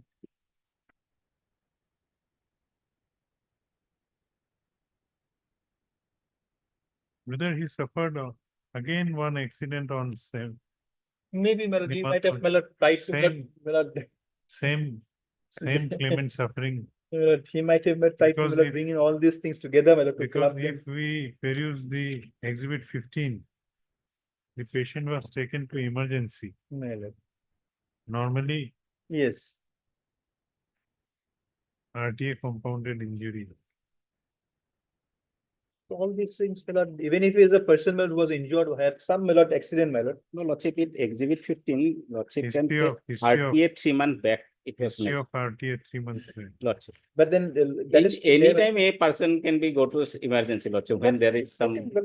Here the left leg, my lord. Now lordship is the leg, my lord. Compound, then fracture, what has, my lord, has been, my lord, deleted or struck off somehow of left leg, my lord. Patient in emergency, RTI, compound injury in left leg. Now earlier, my lord, entire case was that he was injured in the right leg, my lord. This is a different accident. This is the second accident. Lordship. 3 months ago, he met with an accident. Lordship.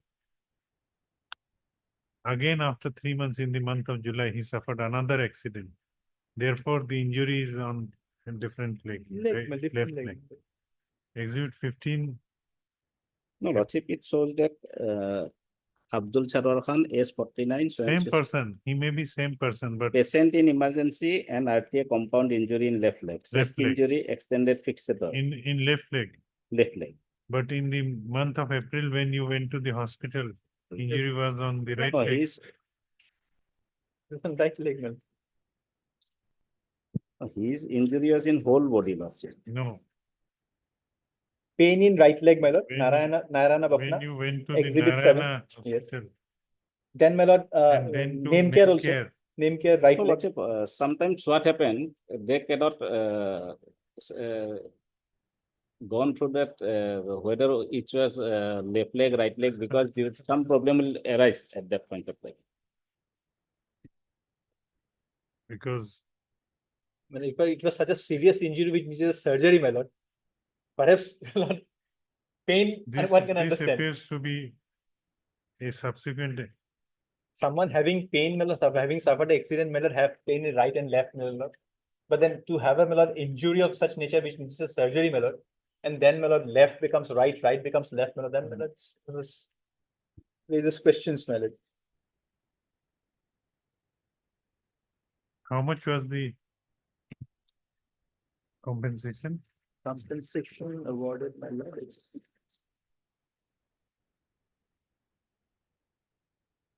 my lord, 7,12,486 with interest 7.5%.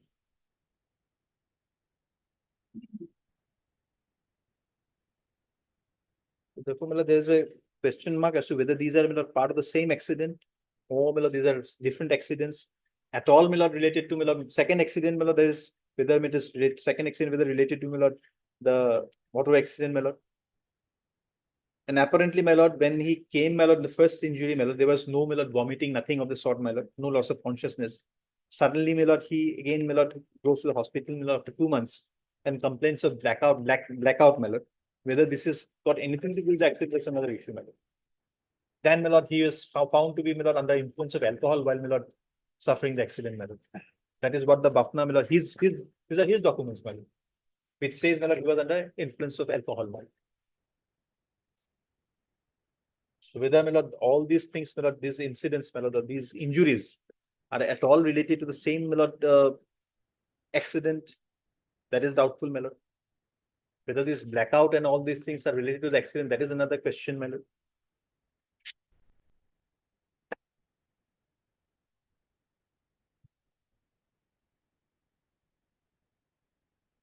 My lord, another thing, my lord, is that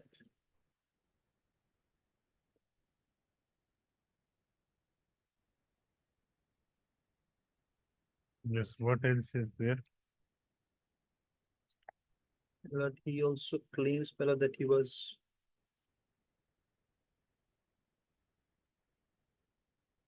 my lord, now he has given, my lord, one ticket, my lord, railway ticket, my lord,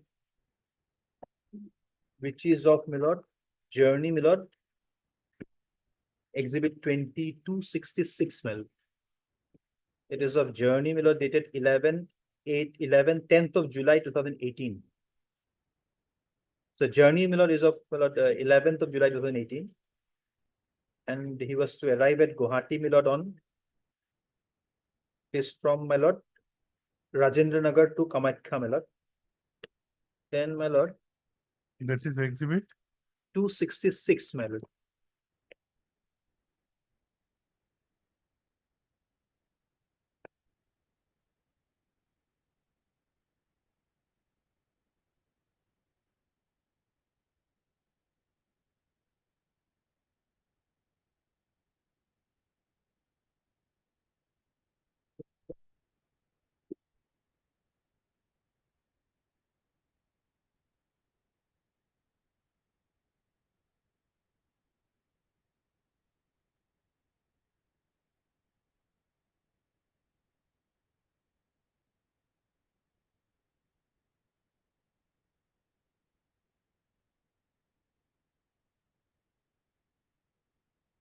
Now he was supposed to arrive at Guwahati, my lord,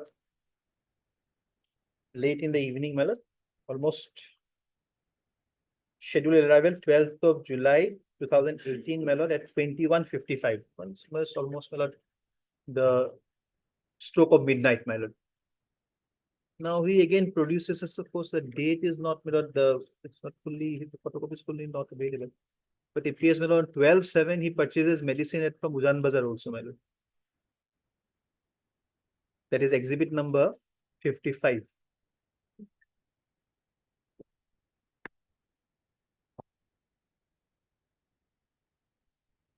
No, what exhibit 266 implies 266 is the date of travel. He was traveling, my lord. He was supposed to be traveling from my lord, Rajendra Nagar, my lord, I think it's in Bihar, my lord, to Kamakhya. And, my lord, there's the scheduled arrival at Guwahati, my lord, was on 12th of, my lord, July. Night, my lord. That is, my lord, almost 21:55 hours. That is, my lord, around, my lord, 10 o'clock. Around 10 o'clock.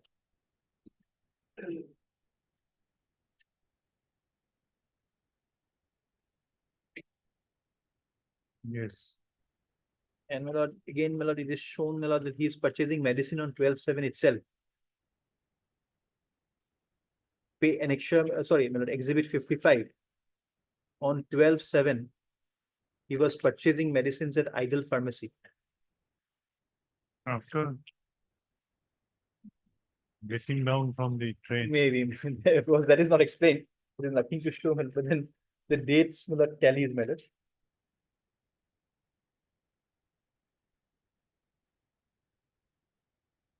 Because I don't find the timing, of course, in the my lord, prescription, my lord, in the GS invoice, my lord.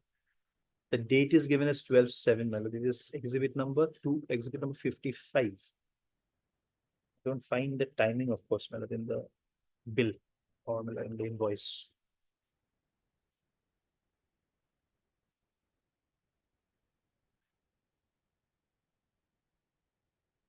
Then, my lord, he has exhibited one more document, 254. Exhibit 254. It is again in the name of one Rekha Das patient. 254.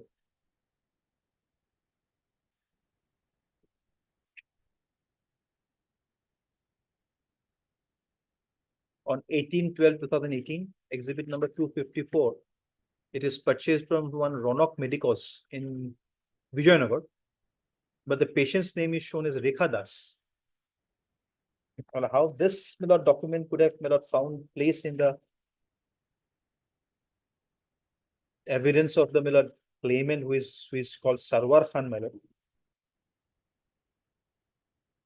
Again, very surprising. So all these raises question marks about his bona fide, my lord, in the claim petition, because he's tried to my lord, bring in all kinds of documents, my lord, to show, my lord, that there was an accident on 16/4/2018. And as a result of which he had to undergo several treatment procedures. Now, as I've shown, my lordship, my lord, that exhibit 15, that again refers to left leg instead of right leg.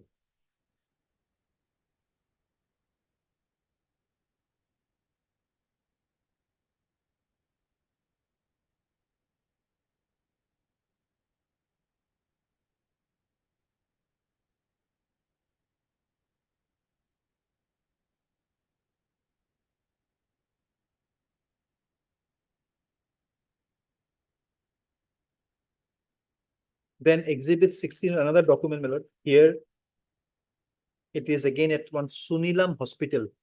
It is in Patna. Discharge summary. 2011/2018 to 6/12/2018. He was admitted on 2011/2018 and he was discharged on 6/12/18. Where again it becomes right. Case of compound segmental right tibia. Exhibit? Exhibit 16, my lord.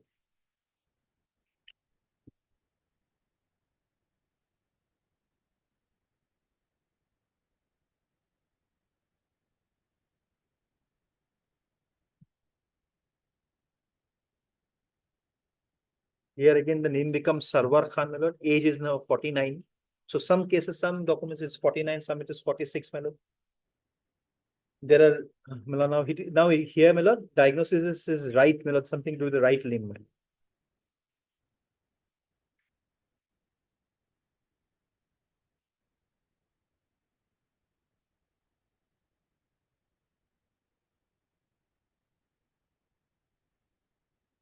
And if your lordship's, my lord, looks at, my lord,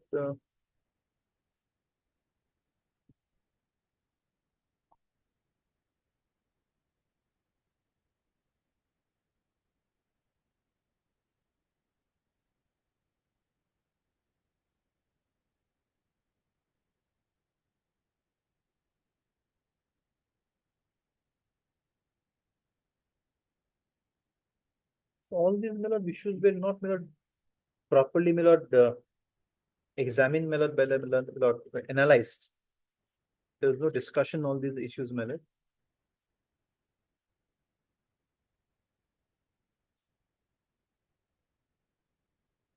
No, my lord. Now, my lord, again, my lord, lordship will see He was in hospital called my lord Sunilam Hospital, Exhibit 16, my lord, from 2011-2018 to 16-12-2018. This is Exhibit 16.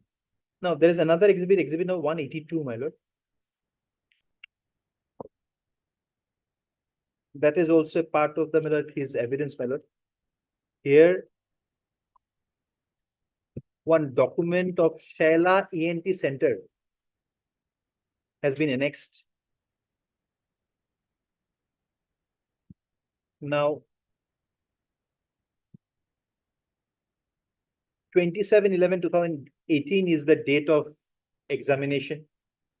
Exhibit 182. The name is one B Khan. We do not know who this B Khan is again. And age is about 30 years. Which Exhibit 182, my lord. This is an ENT certificate again from Patna, my lord. no, exhibit 182, my lord. yes. This is again, my lord, this is from one Shaila ENT Center. That is again in Patna. Now, lordship will see the date is 27/11/2018. Now, on 27/11/2018, he was at the Sunilam Hospital admitted, my lord, there. Exhibit 16. No, exhibit 182 is not with regard to the claimant. No, it's not again with the claimant. It's again one B Khan. Why it was exhibited? Why it was exhibited, my lord. This is the, my lord. This is, he has brought in all kind of documents, my lord, from wherever he could, my lord. Now this raises question mark whether he at all, my lord, had undergone treatment in Patna. Because he has been, my lord, collecting documents from everywhere. And he has exhibited those in the, my lord, MSCT, my lord, application, my lord, claiming to be, my lord. And exhibit 184. Exhibit 184, my lord, of course, not, my lord. That's available with my record, my lord. Where your right limb was operated on, that is That of course is not a formula, not that is 2011 2018. but 2011-2018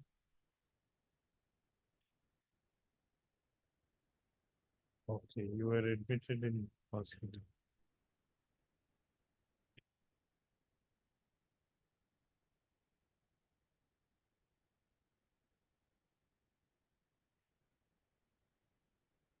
Lord, is again, my lord, this letterhead or my lord, whatever it's been given, my lord, that is again perhaps, my lord, different from what is the other one, my lord.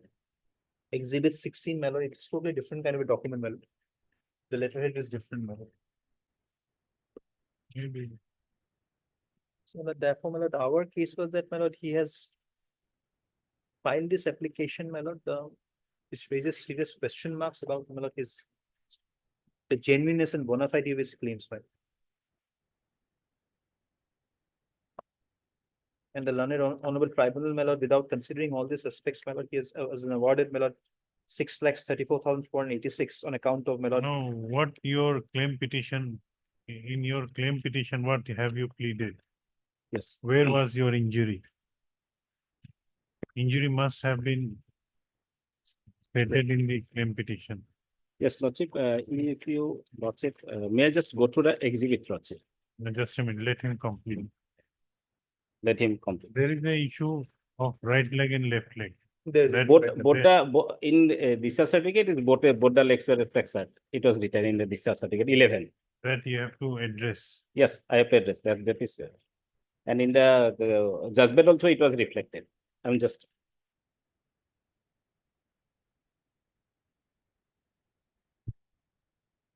And the question raised regarding the identity of the claimant.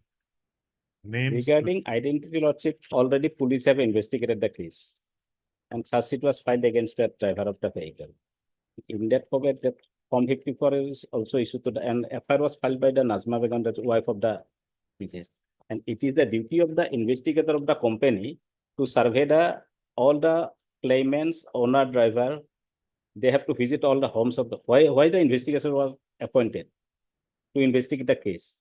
to go to the home of the claimant as well as the owner and driver of the vehicle to collect all the documents. Whether they have whether they have exhibited that report from the investigator. Okay, no, how do you justify different names? Different number lordship, what happened when one accident occurred, somebody taken away. What is the actual name? What is the difference? In some paper, it was written the Sarwar Khan and it is somewhere in the Abdul Sarwar Khan. In claim petition, we have mentioned both the name. Okay. Claim petition as well as evidence also.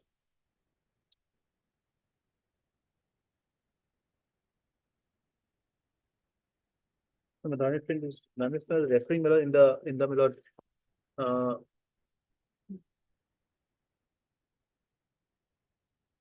Exhibit 11, it refers to Milord right leg, Milord. This doesn't refer to both the legs. Exhibit 11, Milord, which my learned friend was referring to. He's saying Milord, You just diagnosis, you just go through it. type 3. Commuted fracture of both bone. Compound both bone, right leg and right, fracture, right both leg. bone right leg and fracture, Yes. ribs. It doesn't say both legs. It says both bone right leg. In the It doesn't- judgment, It doesn't say that, it doesn't say that right and left both legs. It doesn't say that, both bone. Tibia fibula. both bone. And Milord, Narayana Bafna, it says right leg clearly. Then name care, it says right leg clearly. And the hospital in Bihar says left leg. Left leg, my lord. no lordship, So this, the first time, my lord, this left leg comes into picture, my lord, in Patna, my lord, in one Rainbow Emergency Hospital, my lord. And as the lordship has seen, my lord, he has exhibited documents of some other people also, my lord. So that raises another question mark as to whether these documents were genuinely obtained, my lord. Sitting at Guwahati, he might have obtained those documents, my lord, saying that he was in the hospital, treatment and all. Because he is referring to, my lord, documents of one, my lord, B Khan. He is referring to, my lord, documents of, my lord, medical certificate, prescriptions on one, Rekha Das, my lord. So whatever he has collected, my lord, he has put them all in the, my lord, claim petition. My lord, to raise a claim, hefty claim, my lord. No, this exhibit 15. Either it relates to a different Yes, accident or something is wrong in it. Because it does not mention anything about the injury in right leg. right leg, one, nothing of the same sort.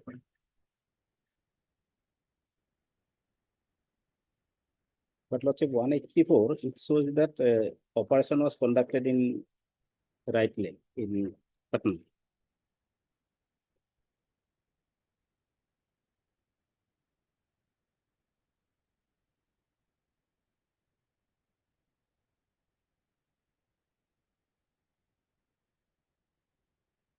Now, my lord, if he has gone to Patna, my lord, more than once, my lord, then, my lord, because this Sunilam Hospital, my lord, it's on a later date. It was on a later date. 2011 to 18, he was admitted. Now, my lord,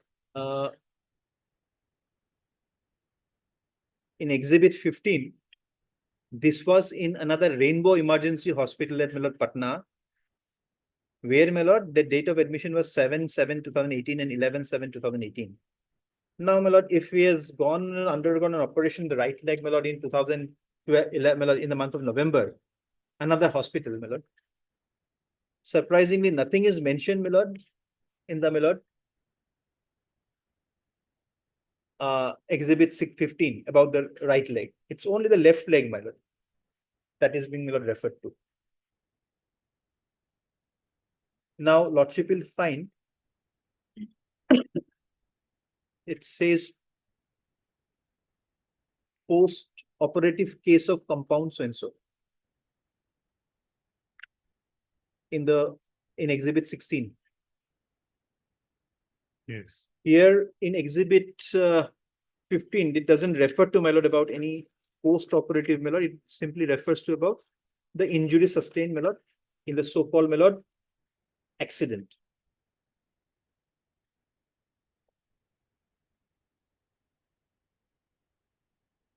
And, my lord, it is his job, my lord, it is his responsibility, it is his burden, my lord, to prove that, my lord, he has come, my lord, before the Honorable Tribunal bona fide, my lord, and produce all the records, my lord. It is his burden, my lord. He has to prove, my lord, his case, my lord, whether the investigator has, my lord, done anything, whether the investigator given report is, investigator's report, my lord, is of, my lord, no consequence, my lord. It has to prove the case on his own. He has to show that he is entitled to compensation on the basis of whatever injuries he has suffered and the expense he has incurred with regard to the medical treatment. Now, here is a case where your lordship will find, my lord, he is giving different documents to, my lord, substantiate his claim, which includes, my lord, documents of people other than him, my lord. And the learned tribunal, while coming to this conclusion, my lord, that how this amount of, my lord, 6 lakhs and odd has been, my lord, calculated with regard to the, my lord, medical expenses, my lord, has not, my lord, given any, my lord, list of, my lord, or chart of documents, my lord, which have been, my lord, admitted and on the basis of which it has been given, my lord. How And- this 7 lakh was computed? Yes, my lord. Nothing has been given, my lord. And my lord, even if, my lord, even otherwise also, my lord, since he has, my lord, brought in the various documents, my lord, from the other persons also, my lord. His apparently, my lord, his conduct is not, my lord, not bona fide, my lord. And my lord, initial reports suggest, my lord, that this accident occurred due to, my lord, influence under alcohol, my lord. He was drinking and driving, my lord. He was pillion, right? Or pillion, whatever, my lord. Pillion, sorry. He was a pillion driver. He was not driving. He was not driving, sorry. He was a pillion driver. Sorry.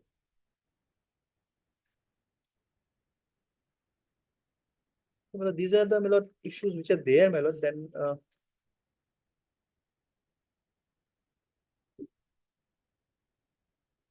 Yes.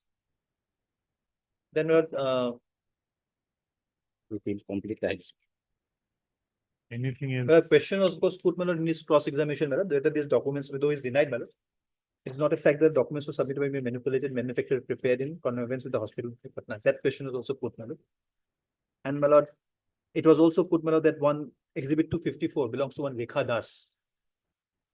My lord, that he has admitted. And, my lord, of course, he has denied that, saying, my lord, that the accident did not take place because of his fault, that he might have fallen down because of, my lord, influence of alcohol, my lord, that he has denied. So, my lord, my submission therefore will be, my lord, that it is a case where, my lord, there are serious issues with regard to, my lord, the genuineness of the documents, my lord, which is submitted with regard to the accident, my lord.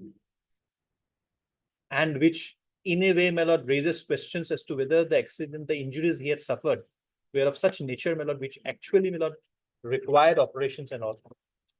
And since, my lord, he has produced documents which, my lord, apparently, my lord, are, my lord, conflicting and confusing on the face of the records, my lord. This is a case where, my lord, the claimant was not at all acting bona fide, my lord. And this being a beneficial legislation, my lord, he was trying to, my lord, take advantage of the beneficial legislation in a wrong way, my lord, to make illegal, my lord, unlawful gains, my lord, out of this, my lord, accident, my lord. Therefore, my lord, the question of, first of all, the question of enhancement also doesn't come, my lord. And in fact, my lord, this matter, my lord, in my humble submission, my lord, he will not be entitled to any compensation for the simple reason, my lord, that he has not approached this honorable court, my lord, or tribunal, my lord, with clean hands, my lord. Because, my lord, fraud, my lord, vitiates everything, my lord. He has, my lord, brought in documents of other persons, my lord. The documents are, my lord, confusing and, my lord, conflicting, my lord. So in my humble submission, my lord, this is not a bona fide application, and therefore, my lord, the You- one which says, You reply in the afternoon. okay. Putul. Yeah. Isuman exhibit tag 9. Right. Okay. We'll continue at 2.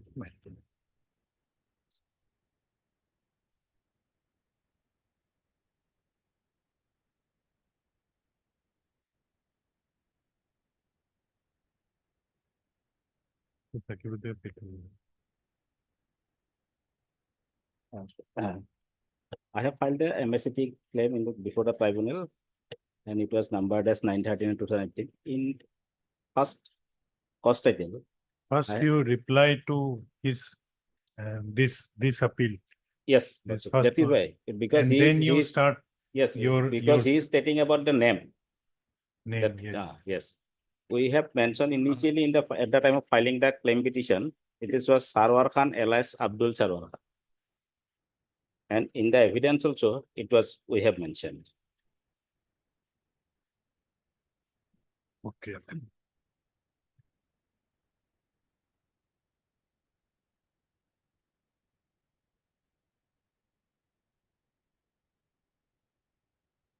First, that is first thing. And in the form 54, it was written as Sarwar Khan, Okay, Form 54, it was, mentioned as Sarwar Khan. Accident was occurred on 16/4/2018 at 5:45 PM. Form 54 is exhibit. Yes, exhibit 1.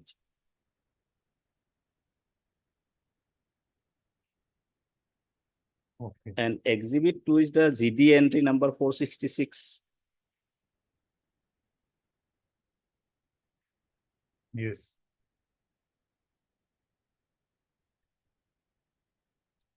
The Home Guard of one Zahirul Islam informed that in 31 number Rastriya Balajan parking near motorcycle.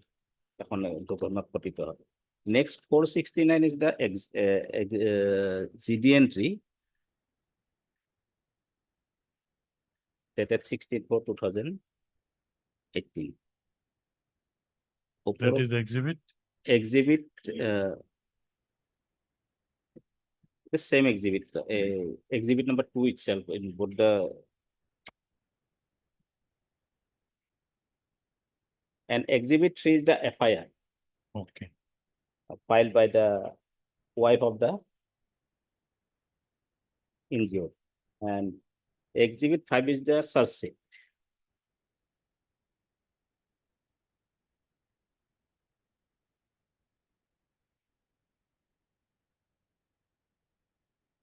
Yes.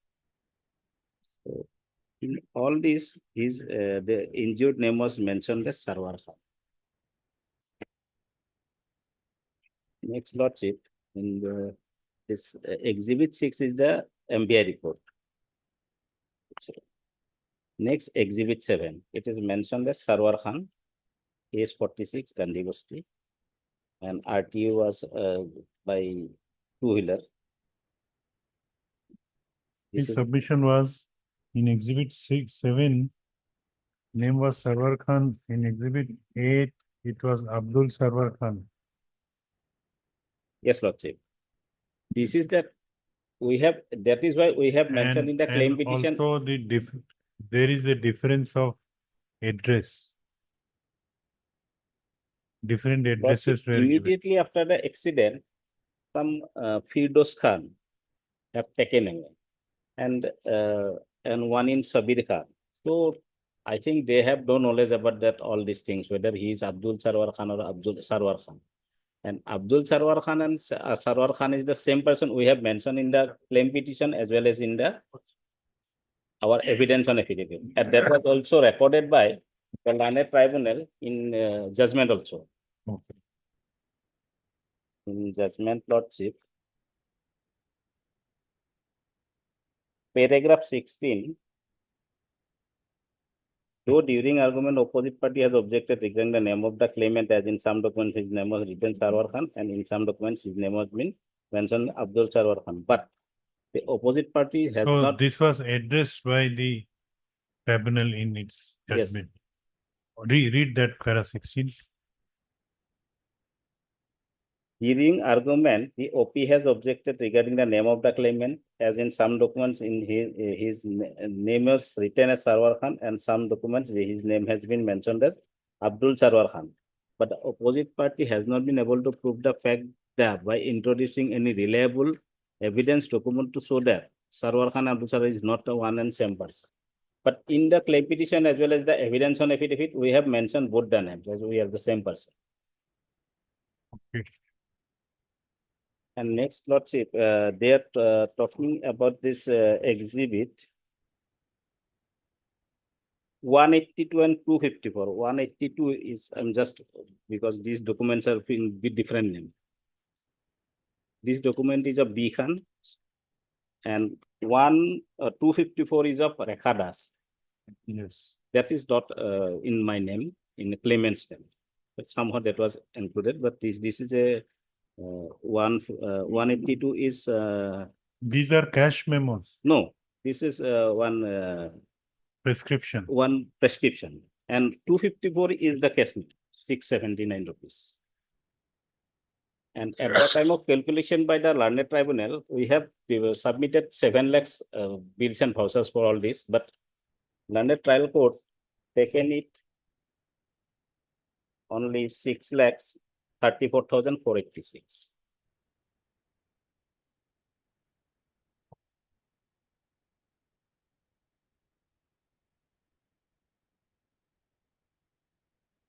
Okay. In compensation column, medical expenses, actual expenditure. Medicines, hospital charges, attendance charges, special diet, and transportation. In our evidence,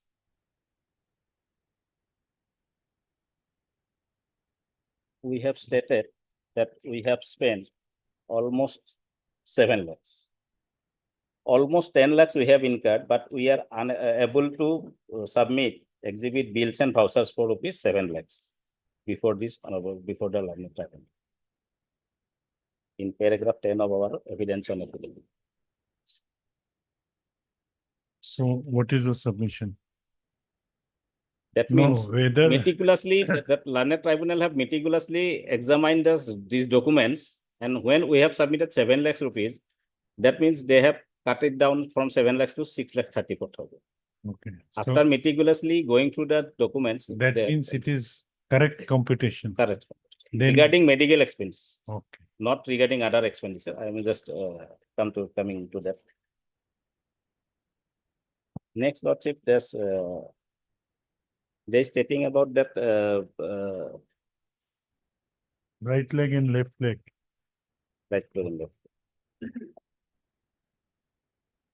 This exhibit 8.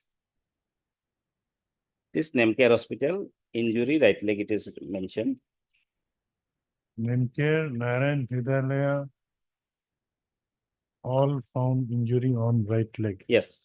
Exhibit 15 shows injury on left leg. Exhibit Injury, this is from Rainbow Emergency and Trauma Hospital. This is patient in emergency RTA compound in right leg, chest injury, left leg, external fixator apply, RTA 3-month bed. That means, Lordship, the patient, the victim was met with accident on 16/4/2018. 16/4/2018. That means from 16/4/2018 to the month of July, from my knowledge, he was in bed. He was Because his fixator was fixes and is in. Lordship, kindly come to the exhibit 7, next page, Lordship.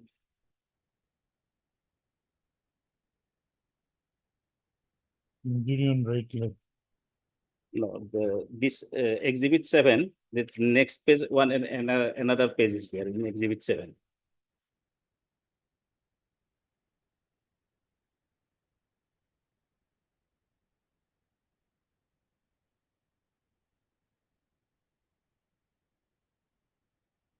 That was not exhibit, not numbered, but it is connecting pages of exhibit 7.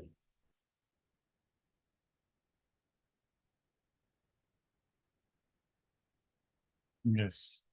These 4 columns are there, 5 columns are there. Signature of injury, size of injury, on what part the body inflicted, grievous, non-grievous, by what kind of weapon inflict. This deglowing injury, 10×15 cm, right lower leg, grievous. This injury is grievous in nature.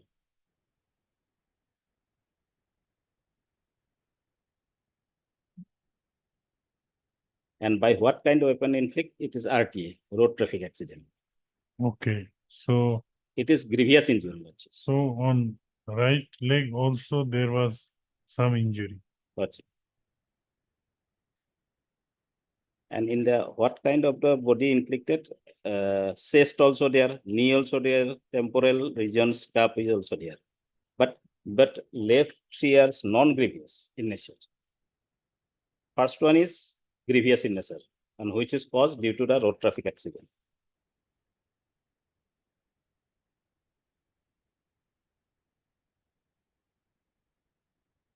Next, Lordship, exhibit. No, A. right leg is okay. Yes, Everyone is saying right leg. It No, is no. that Rainbow Hospital which said Yes, that. I'm it- coming to that, Lordship. I'm coming to that.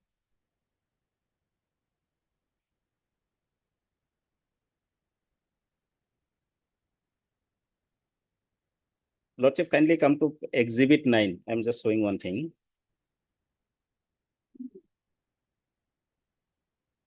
This RTA, deglowing injury, right lower limb, and TB and multiple abrasion, chest injury.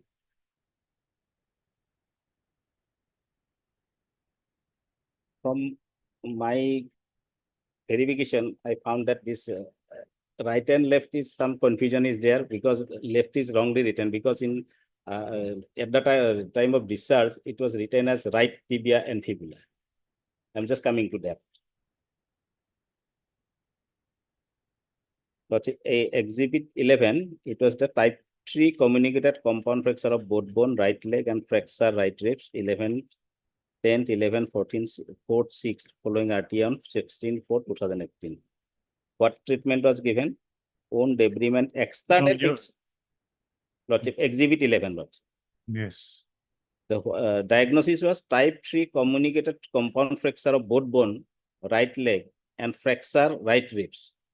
Right 10th, 11th, 4th, and 6th, following RTA on 16 for 2018. What treatment was given? Bone debridement and external fixation was under SA on 17 for 2018. External fixation is there. Next No. lot. How it helps you? But I'm just coming to No, that. his submission is 15, exhibit 15. 15 is of mentioning that it was Left leg. Just I'm coming to that. In this, just coming to the exhibit 15 also. Just this Abdul Sarwar Khan, patient in emergency and RTA compound injury in left leg, chest injury, external fixator apply. RTA 3 months back. RTA was 3 months back. It was mentioned. CVS. This is of 7/7/2018. He went to on that day 7/7. Can you come to let's say 265 and 266? That is 10 ticket of that they are checking that whether they have left 265 and 266 is the train ticket. Yes. 3 persons were left: Sarwar Khan, Ahmad Khan, B Khan, and they have left at 11th of July. They have coming back, and then again they on 20/11/2018. Let's say kindly come to exhibit 16. Exhibit 16. Yes. This is Sarwar Khan, so and so. In a different hospital. Different Sunilam Hospital. Then it becomes right again. Yes, 20/11/2018. Date of discharge 6/12/2018. So what is your No, submission? that is my submission is that you just come to the exhibit 15 backside lots of Yes. treatment given. Illusovar internal fixator applied for fracture, non-union compound fracture of tibia and fibula. This was treatment given. But here it was not mentioned whether it was right or leg, but from my knowledge, this should be right leg because in 2011/2018, again he left for. No, I understand, but the submission of counsel for the appellant is this document is not, there is some error in the document. His submission is, it is not genuine document. That is your submission, that From my submission, it is genuine because we left that, left for Patna. That is also all ticket is there. there appears to be error actually. But there is no explanation. In the evidence, he could have explained. There is no explanation at all. There is no explanation. Evidence he is saying is right. He doesn't mention anything about left. If there's a mistake, but how can we point it out? So what would be the impact? What is the consequence of Well, this? it is his burden to prove everything. No, suppose in one of the My lord. documents, My lord. in other all documents, My lord. it is right leg injuries. My lord. So there are materials on record to prove that he sustained injuries on right leg. My lord. One document shows that it is left leg. Right. And his submission is that it should have been right leg. So he's not saying, but it appears that it was a mistake. He want to say that this was a mistake in mentioning left leg instead of right leg. I understand. But his submission will not be sufficient. Yes. He has to state there. But Now, even if it's a mistake, you got to have said that this is a mistake. now what would be your submission? What is your submission? My submission, Miller, that this document speaks of injury in the left leg, which is unheard of in other documents. So therefore, this document and all related documents, maybe with this, the whatever treatment of vouchers that are there, with related to this treatment. That have to be That excluded. have to be excluded because this is something which you have done, he could have explained. It was his document. Yes, It is he who brought the document. It's not our document. Before filing the document, you ought to have looked into the document, you have to explain the position. Nothing is done. The evidence in the evidence, he could have clarified that yes. So for for the What if- period 7/7/2018 to 11/7/2018, And all the the treatment expenditures, whatever. cash he might have, memos. that has to be excluded. Because this Next, document, he could have also clarified in the is- sense he could have got a proper document, Okay, okay. rectified it. Then Lordship come to Exhibit 16. Yes, And before coming to Exhibit 16, Lordship come to Exhibit 264, which I have traveled to Patna from Guwahati. This date of journey is 28 November 2018. 264. 264, Lordship.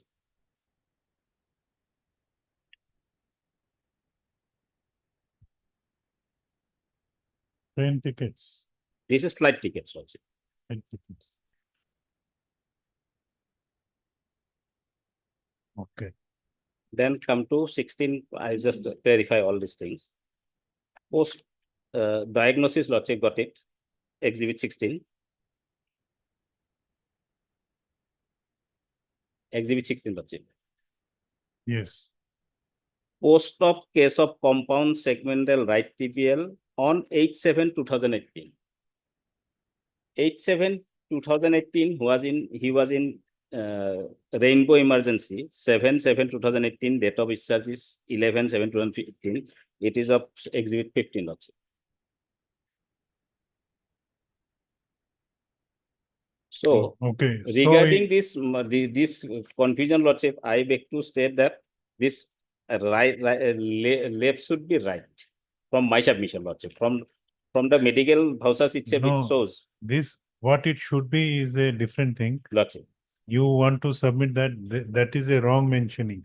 Wrong mentioning. Left is wrong because on Wrong, it is wrongly mentioned as left leg left leg. instead of It should right. be right because in next Exhibit 16, it is clearly mentioned that post-op case of compound segmental RITBA, right Right. TBL, Elizorma, Lordship, that Exhibit 15, that treatment given, Elizova internal Okay, epithelium. okay. Lordship, that is, Exhibit 16 clarifies. yes. And that was also mentioned, Lordship, that is 8/7/2018.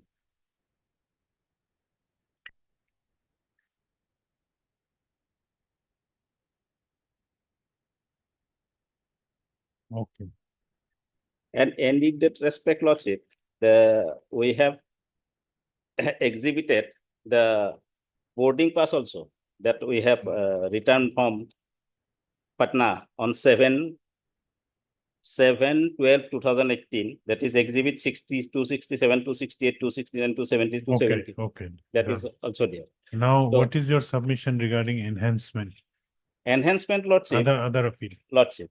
Enhancement lordship, Why it should be enhanced? because a person was treated for almost 6 months, 10 months. Treatment is for 10 months, and learned tribunal compensated me loss of income for only 2 months, lordship.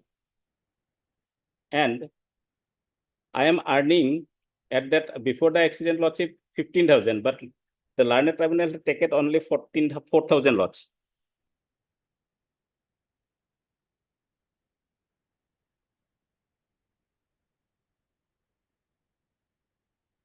How you have proved your earning? Lordship, I have stated in my evidence. Wow. No documents are exhibited, lordship. Okay. But nowadays, lordship, at least daily one person can earn only at least 300 rupees, lordship. A daily labor can earn 700 rupees, lordship. Skilled labor, it is different. Unskilled labor, lordship, at least 700 earns daily.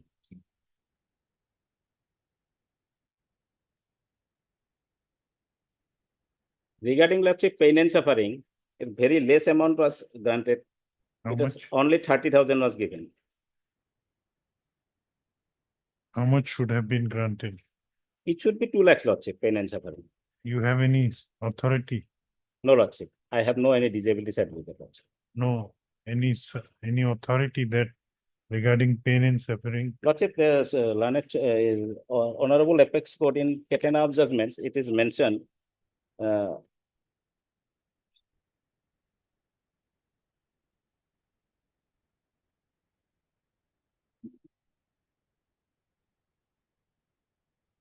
Cite only one judgment, Yes, Lordship. the best judgment which you are relying. Lordship, I just Sandeep Khanuja, 2017 3 SCC 350. Sandeep Khanuja, Atul Dande. And another. What is the proposition? What it says? Lordship, may just may I just read. Yes.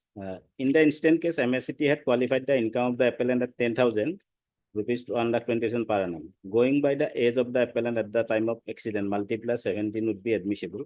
Keeping in view that the permanent disability, the compensation under the head would be worked out 14,28,000. MSCT had awarded 70,000 for permanent disability, which in this case, we have no permanent disability. We have not adduced any evidence regarding that. Which stands enhanced 14,28,000 for mental and physical agony and frustration and disappointment towards life. MSCT has awarded sum of rupees 30,000, which we enhanced to 1,30,000. No, what was the logic? Reasoning. Well, reasoning is that a person. Only reasoning will help you Lordship. because your case is a different case. Lordship.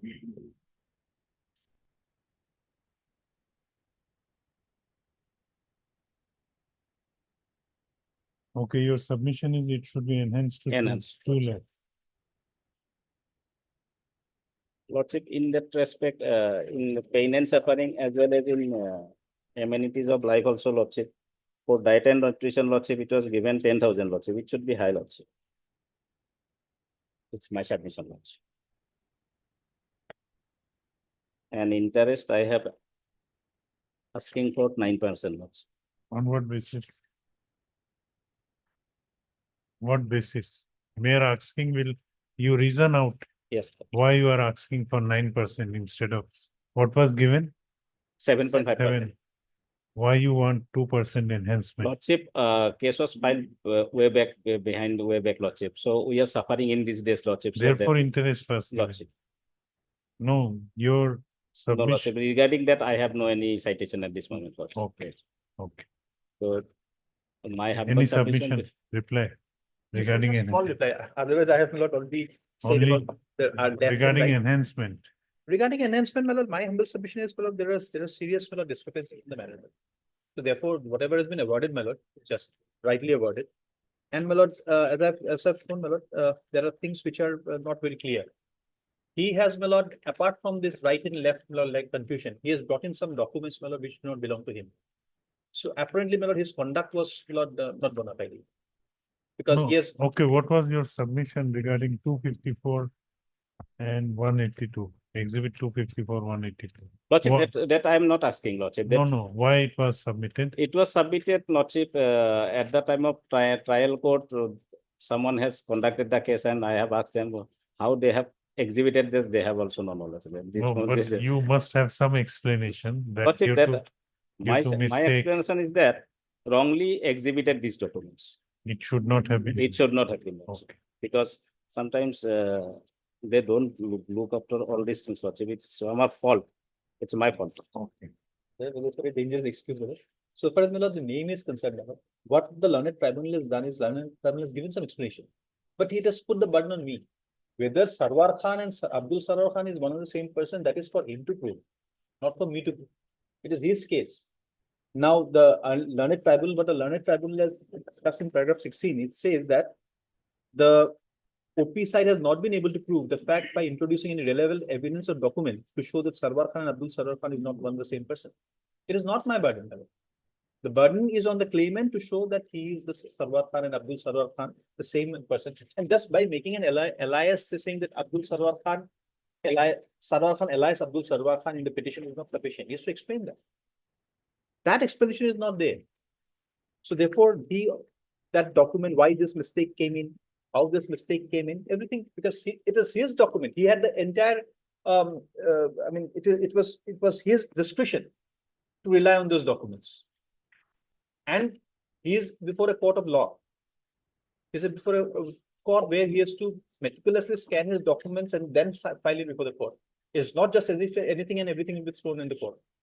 So therefore, his conduct by giving in various documents and this document which is given to show that right leg and left leg, these are all creating a confusion or creating a serious questions on the bona fide of his application. He might have suffered some accident. He might have suffered some injuries. But the way he has conducted and has brought in some documents to really compound the entire thing and exaggerate his claim, that is something my lord will look into, because that is something which is which would result in unlawful gain. Just to be just and fair compensation. He has to claim just and fair compensation, and his conduct will be therefore just and fair.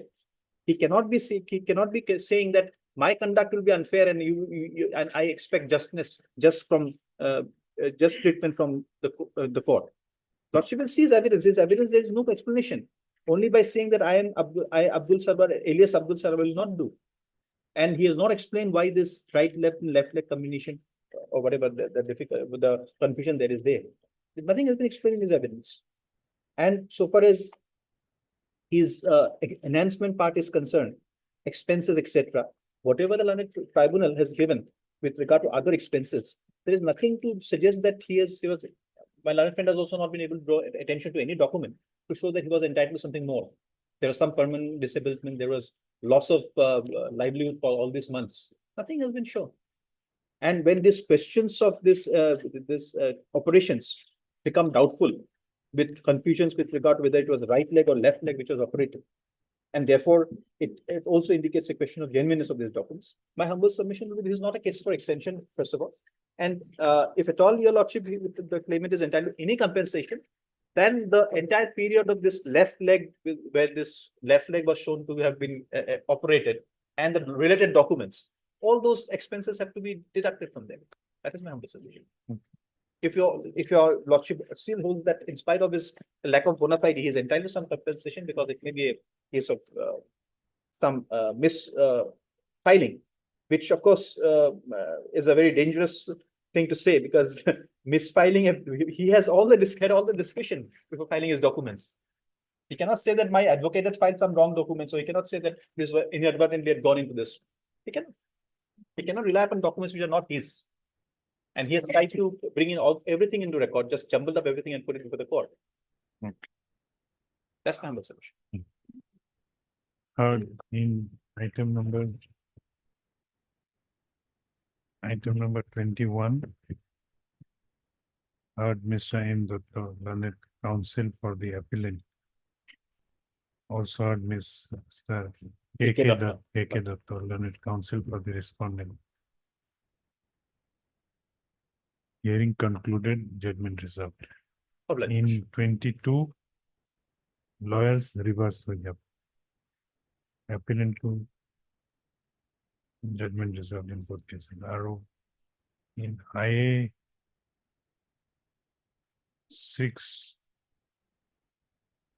61661. Stand dismissed. Company dictation of chamber.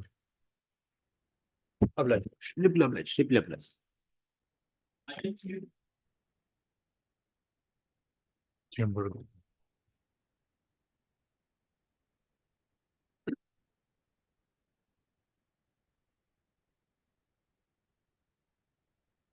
Last item.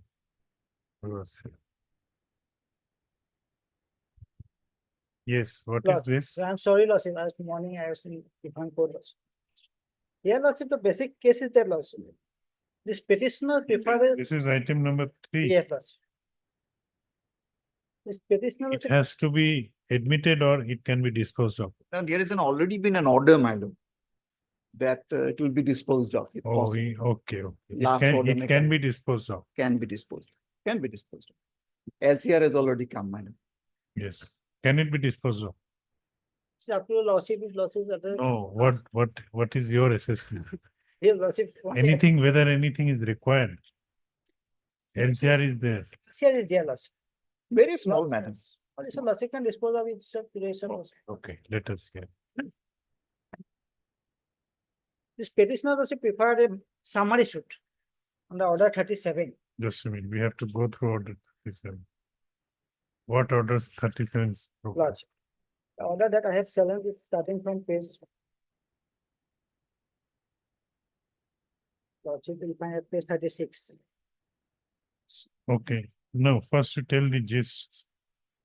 The petitioner filed a summary suit. Summary suit.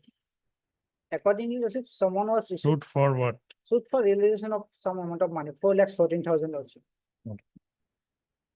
Under order 33. 37. Order 37 also. 37.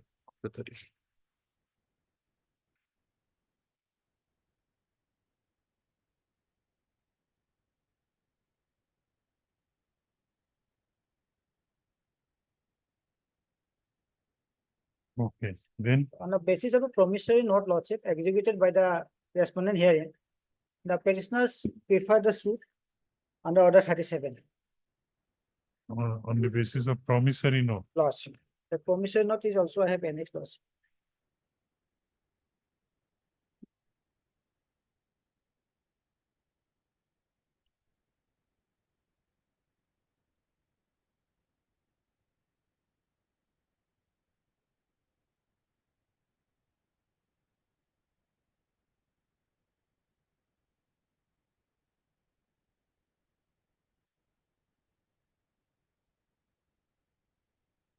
Yes. Lodge.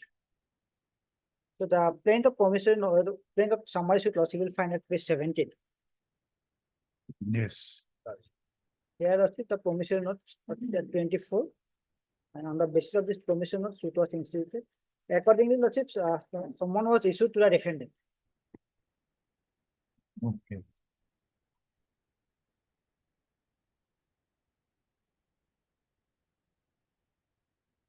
Then Lordship will find at page 32 the order, 32. Lordship. 32 is the impugned order. No, Lordship. See the order, Lordship, wherein it was reflected that the defendant has appeared, entered the appearance, Lordship, in the said suit initially. Okay. So thus I am reading the order, Lordship. Short order. Lordship, I got it, page 32. Yes. Plaintiff is represented, the defendant is represented, and learned counsel for the defendant filed their wakalatnama. Also seen petition number so-and-so filed by the defendant seeking adjournment. The petition is rejected as the defendant had not complied with order 37 rule 3 relating to summary procedure. So Lordship, the case has been started from this point. The adjournment was rejected. Rejected. What Adjournment was rejected. The is order 37 rule 3? Lordship, yes.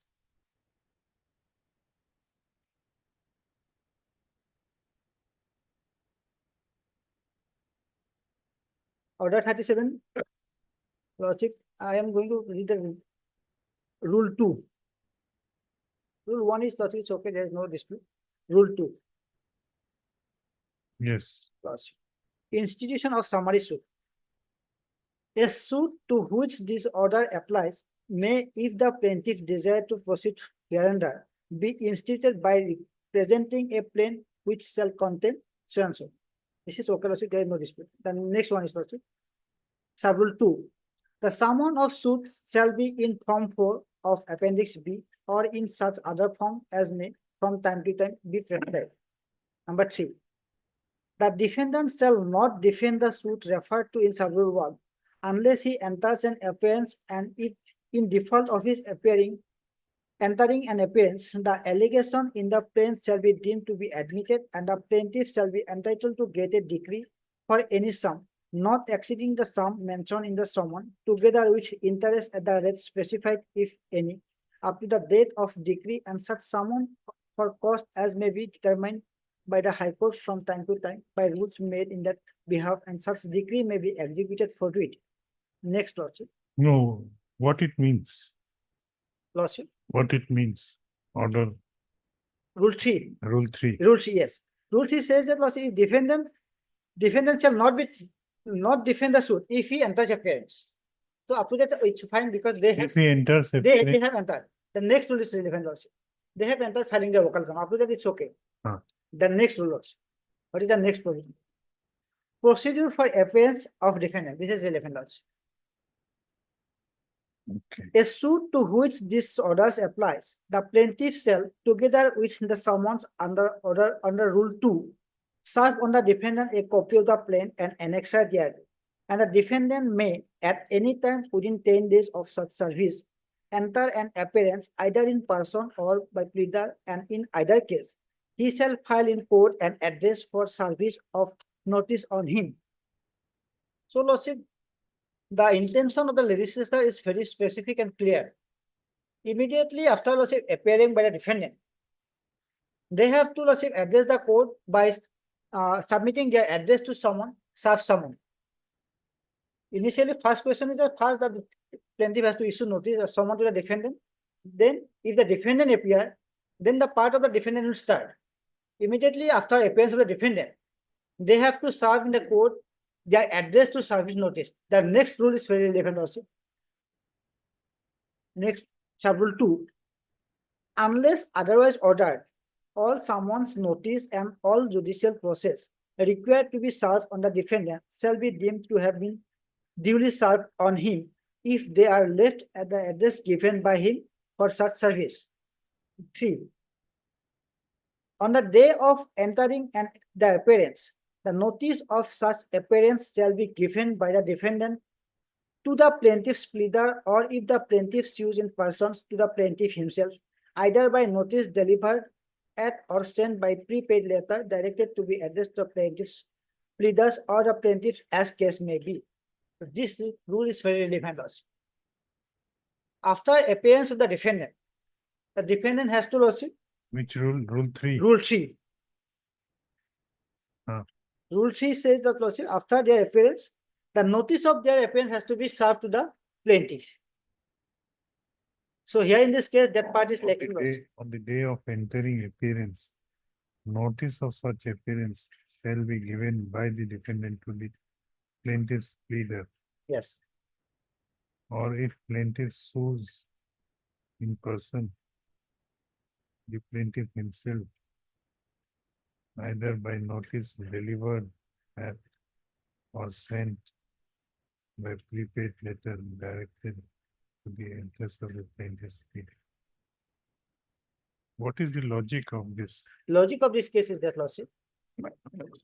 I will explain that. I'll come to you. I will explain that. Now,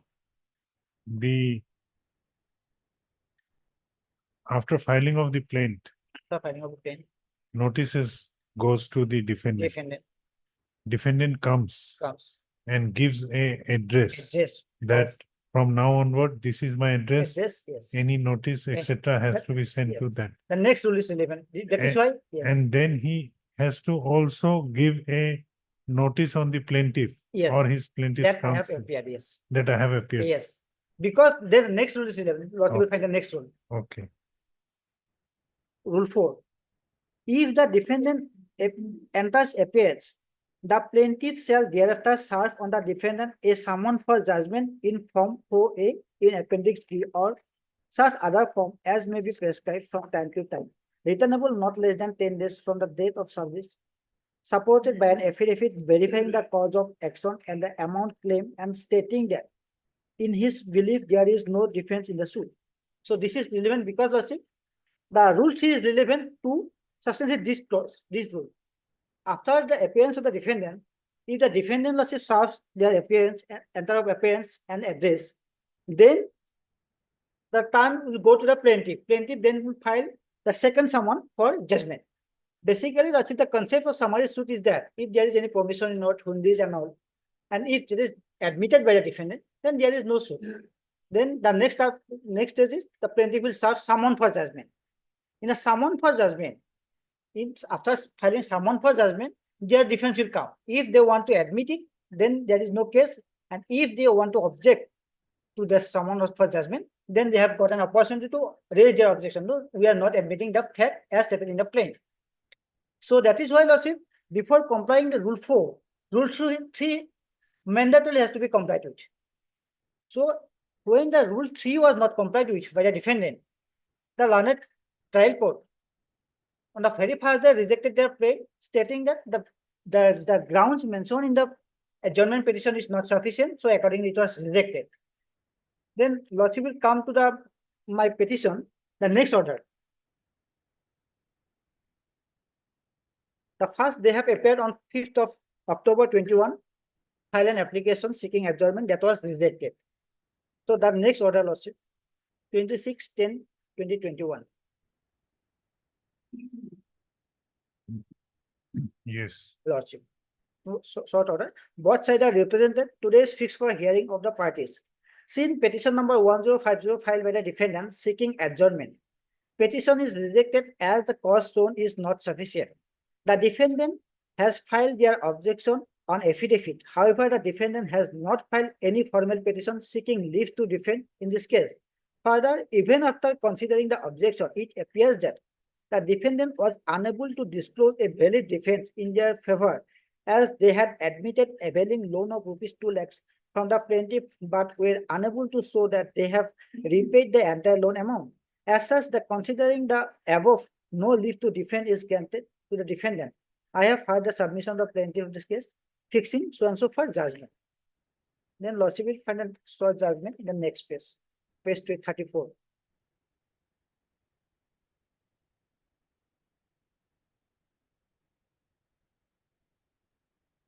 May I read the Lordship judgment at page 34? Yes. Lordship. The case of the plaintiff is that in the month of November 19, the defendant had approached the plaintiff to borrow an amount of ₹4,14,000 for their personal need, with a promise to repay the same within 2 to 3 months. The plaintiff states that he had paid the amount of ₹4,14,000 on the basis of promissory note, which was agreed and signed by Bimala Devi, who is the wife of Biren Singh. The plaintiff further states that despite several requests by the plaintiff, the defendant have failed to repay the money. Hence, the suit for recovery of rupees so and so with interest. The defendant had appeared in this case but failed to file their leave to defend in this case. As such, the case has proceeded ex parte against the defendant. I have heard argument of learned counsel of the plaintiff and also have gone through the case records.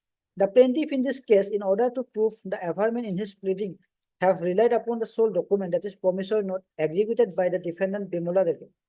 Now, from the affirmation made in the plaint and the documents adduced by the plaintiff in support of his contention, it clearly transpires that the defendant has taken an amount of ₹4,14,000, which promised to repay the same. In consideration of the above, the evidence of the plaintiff is clear, cogent, and inspires confidence to the court. An affirmation in the plaint and the document submitted by the plaintiff remains unrefuted and unchallenged. The absence of defendant to adduce any evidence draws an adverse inference against him. From his discrete perusal of the entire evidence on record, I see no cogent and justifiable reasons to disbelieve the case of the plaintiff, who has been corroborated by evidence on material points. In relevancy to this To the discussion made above, it's clear that plaintiff has been able to prove the case with clear, present, convincing, and corroborating evidence, and therefore entitled to the relief as paid for. Suit is decreed ex parte on cost. The plaintiff is entitled to recover rupees so and so, which interest from the date of filing the suit till realization from the defendant. So lawsuit accordingly, matter has been disposed of ex parte. Now, after disposing of the case, the defendant neither challenged the order dated 5/10, whereby lawsuit on the first day itself their application was rejected, nor the second date lawsuit on 26/10/21, whereby their second application was rejected. They have straightway come to the final decree. Had there been lawsuit any objection regarding the order dated 5/10/21 and 26/10/21, and they have preferred any such appeal or whatever it is, that was different issue. They were quite silent in regarding the rejection of their plaint. Once their lawsuit their plaint was rejected, their prayer was rejected to defend their case. Subsequently, in the final disposal lawsuit, how can they lawsuit? They can seek to vacate the expiry. Now, what has happened? They have filed an application under That was rejected. Order 37 Rule 4. That was They- rejected. That was rejected. Yes, that order lawsuit will find a. That was allowed. No, No, if again, that's- expiry order, yes, subsequently that was, No, I am saying my sub-rule 4, sub-rule 4, Yes, sub-rule Yes. 4, Order 37 Rule, sub-rule 4, not sub-rule 4. order 37 rule. Order 37 Rule 4. Okay. Rule 4, Power- yes, that is allowed subsequently. Against that allowing you are Yes. you are before this. Because our contention in the trial court is that since lawsuit, they have neither challenged the order dated 5/10/21, whereby their prayer for objection was rejected, nor the lawsuit order 26/10/21, the same was also rejected. Now, lawsuit will find the orders, rule 4, power to set aside decree. Under what grounds lawsuit the court can set aside the expiry order? Yes. Lawsuit. After decree of the court may, under special circumstances, set aside the decree, and if necessary, stay or set aside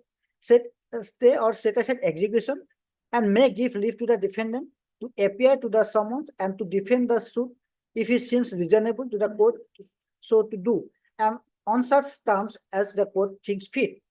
So first lawsuit to revoke the provision of lawsuit order 37 Rule 4.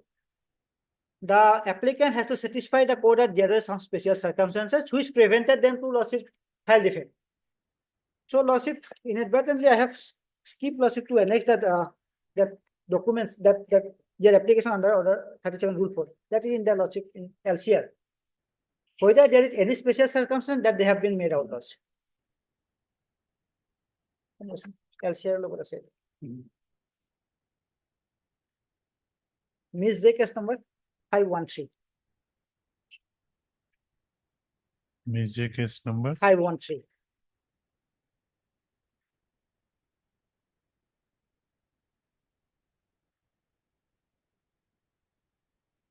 yes. Lawsuit. What is just special circumstances? I am reading their loss of contention. The opposite party, as plaintiff, has instituted the aforementioned summary suit seeking inter alia a decree for realization of rupees so and so.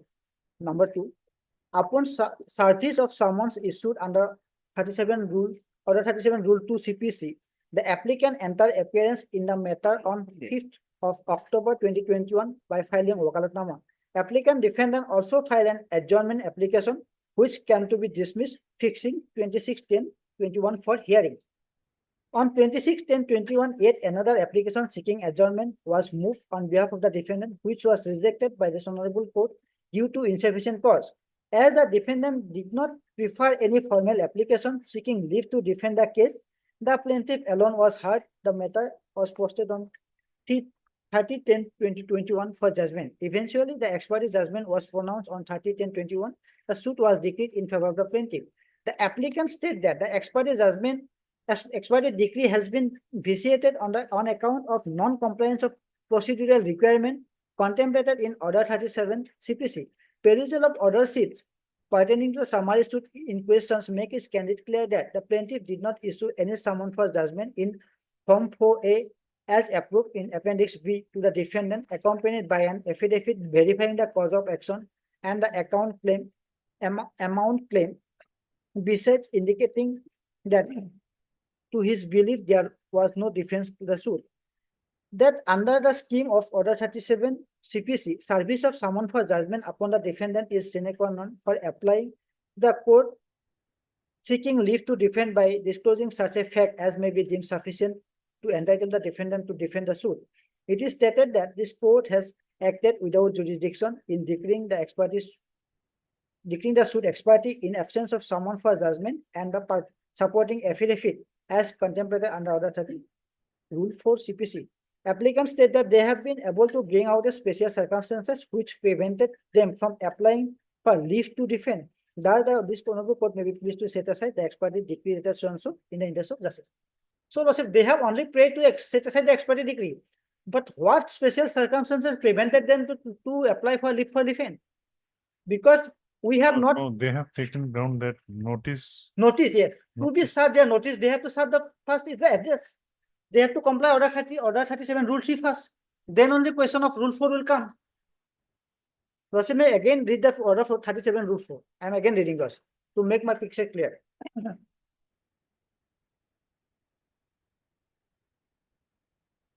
Order 37 Rule 3 Sub Rule 3.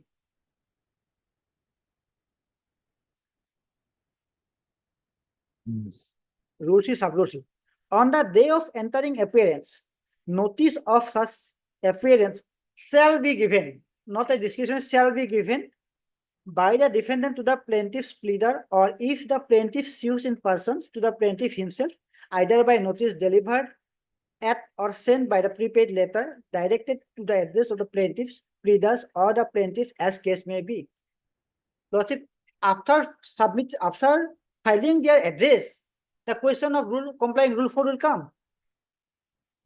Because when they will submit their address for under Order 37 Rule 3 Sub Rule 3, then question of Sub Rule 4 will come. That is why, Lordship, the legislature intention of the legislature is clear. First they have to appear, then they have to submit their address. Then, Lordship, the plaintiff will serve summon for judgment. Thereafter only the Lordship, the question of defending their case will come. After filing the summon for judgment. The summon for judgment was not served because they did not comply with the Order 37 Rule 3 Sub Rule 3. They never served their address, either in the court or the plaintiff himself. So how the plaintiff will serve the order summon for judgment? But that aspect was overlooked by the trial court, Lordship. And also, Lordship, in their petition, Lordship we have already read out. Nothing has been mentioned why they were prevented. And also, Lordship may see in their first application. That is the adjournment application filed on 5/10/2021. That is in the LCR, Lordship. What is the grounds of seeking, Lordship, adjournment?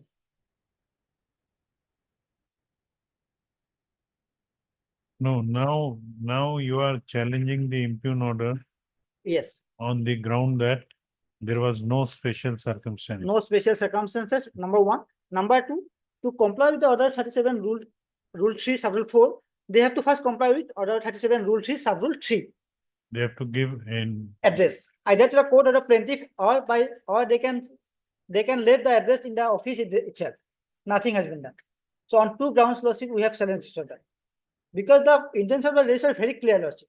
And on your submission is that Sub Rule 4 presupposes that.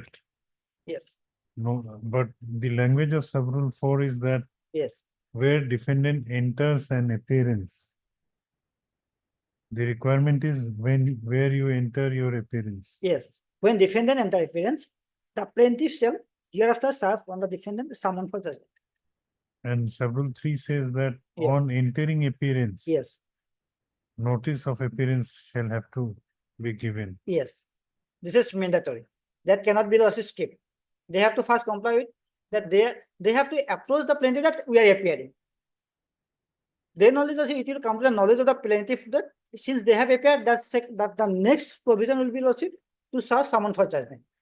In summary, small, if they have no, if they admit that they, this amount that claim in the petition, if they admit that amount, there is no case. And if they want to defend their case, raising specific or special plea that they have their case, then lordship they can court has the lordship discretion to leave them defend. So since order 37 rule 3 sub rule 3 was not complied with, the question of following 4 is lordship not necessary. Because how the petitioner, how the plaintiff will come to know that they have appeared, or where they will serve the summon for judgment.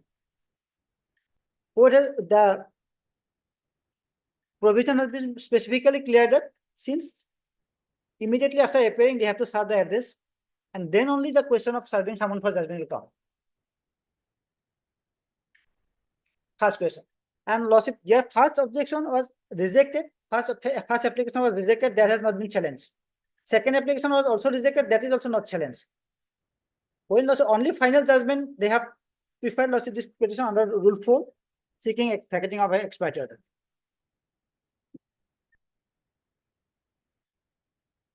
So once their application is rejected, they were sleeping over lordship, their right has gone. They subsequently in a final stage, they cannot again raise a same plea that we are deprived from defending our case. What is the grounds in the application lordship will find? The first 2 applications. This first 2 application was rejected and those applications was never put on challenge. So lordship they cannot subsequently they cannot come seeking leave to defend. Leave to defend has already been rejected and that order has not been challenged. No, but order 47 rule 4 does not contemplates, it only provides that if there are special circumstances. Yes. They have to disclose that there are special circumstances. Lordship will see their affidavit, their petition, whether there is any special circumstances they have narrated in their petition. Nothing, lordship. I have just gone through the LCR. What is the meaning of special circumstances? Special circumstances, lordship, it cannot be explained in a single word. Special circumstance will depend on the basis of the circumstance itself. Whatever it is, lordship, the court cannot presume that there is special circumstances. Court has to maintain the balance, whether they have raised any special circumstances and whether that special circumstance was not. The court has to maintain balance. What is special circumstance? That is why I am saying, lordship, special circumstance has not been explained in the CPC, not even in the other court also. See, it is not a word that can be explained in a single word. Special circumstance cannot be explained in a single word. It will depend on the basis of the facts and circumstances of the case. Every case. Here, lordship, what is their special circumstance? I have gone through, lordship has already heard their petition. Not a single word.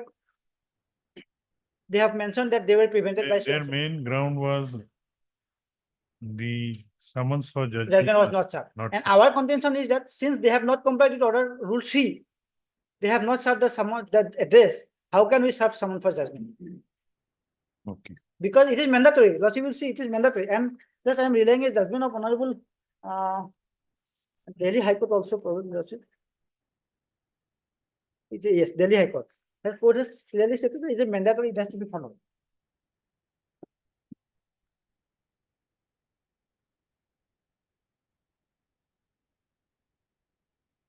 Here in this case also, lordship, same circumstance was arose. Initially the defendant appeared, but which para?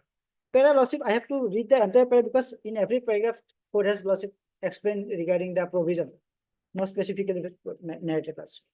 Now still, lordship, I am reading paragraph number 7, 8 and 9.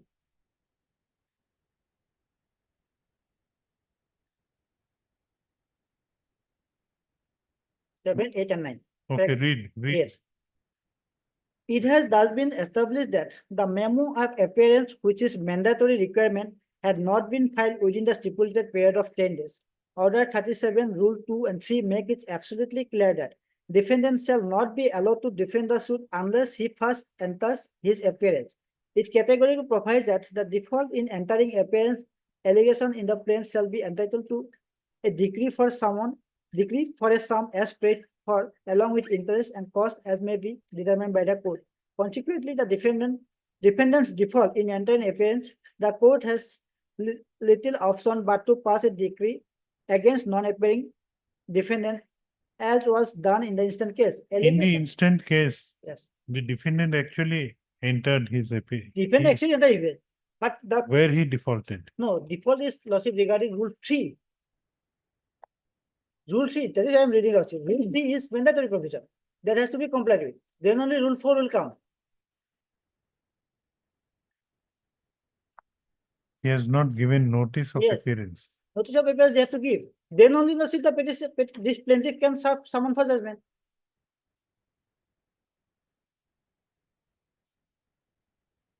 Okay. So now next lawsuit, next para.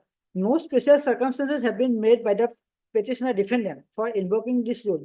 The defendant must satisfy the twin conditions, that is, there was no valid service of summons upon the defendant or that he was prevented by sufficient cause from getting leave to defend. And number two, though that sufficient defense raised in the suit. Before the expiry decree is set aside, the court must satisfy that there were special circumstances entitling petitioner defendant to get such a relief. Each case would depend upon its own facts. So special circumstance lawsuit that cannot be explained in a single word. It will depend on the facts and circumstances of every case lawsuit. So in this case lawsuit, they have not a single word mentioned that this because of this situation they were prevented to file this petition, this summon for their address. They have to satisfy the court. Court cannot mechanically assume or presume that yes, they were prevented. They have to avoid in their petition that because of these grounds we were prevented. So not a single whisper lawsuit will see their petition, application, first to application and even the application under Rule 4 also. Only they are saying that we are not served order the summon for judgment. So how we can serve? We have to serve the summon for judgment. First, they have to comply with the Rule 3. They have to approach. They have to submit their address. Okay. So lawsuit, the basic of my humble submission is that, and even lawsuit the trial court, while lawsuit the set aside the judgment, expiry judgment, it was lawsuit on presumption. Court has lawsuit that is yes, special circumstance cannot be explained in term. Yes, it's true. But court has to maintain balance while passing any judgment. Court cannot lawsuit arbitrarily apply their discretionary power. No, where the court went wrong in passing the impugn Yes, order. because court has not applied the judicious mind. Court has Where is presumed. the impugn order? Yes, lawsuit will see. Impugn order starting from page 36. Why their petition was allowed? Yes. Page 39, just I am reading also paragraph number 8 of the judgment. Page 13. Yes. In an application under Order 37 Rule 4, it is for a defendant to show special circumstances which prevented him from appearing or applying for leave to defend. Therefore, the court has to determine the question on the facts of each cases as to whether circumstances pleaded are so unusual or extraordinary to justify putting the clock back by setting aside the decree to grant further relief in regards to post-decree matters, namely staying or setting aside the execution, and also in regards to the pre-decree method, which to give leave to defendant to appear to the summons and to defend the suit. An useful reference in this context can be made to the judgment of Honorable Supreme Court in the case of Rajni Kumar versus Suresh Kumar Malhotra. Yes. Lost.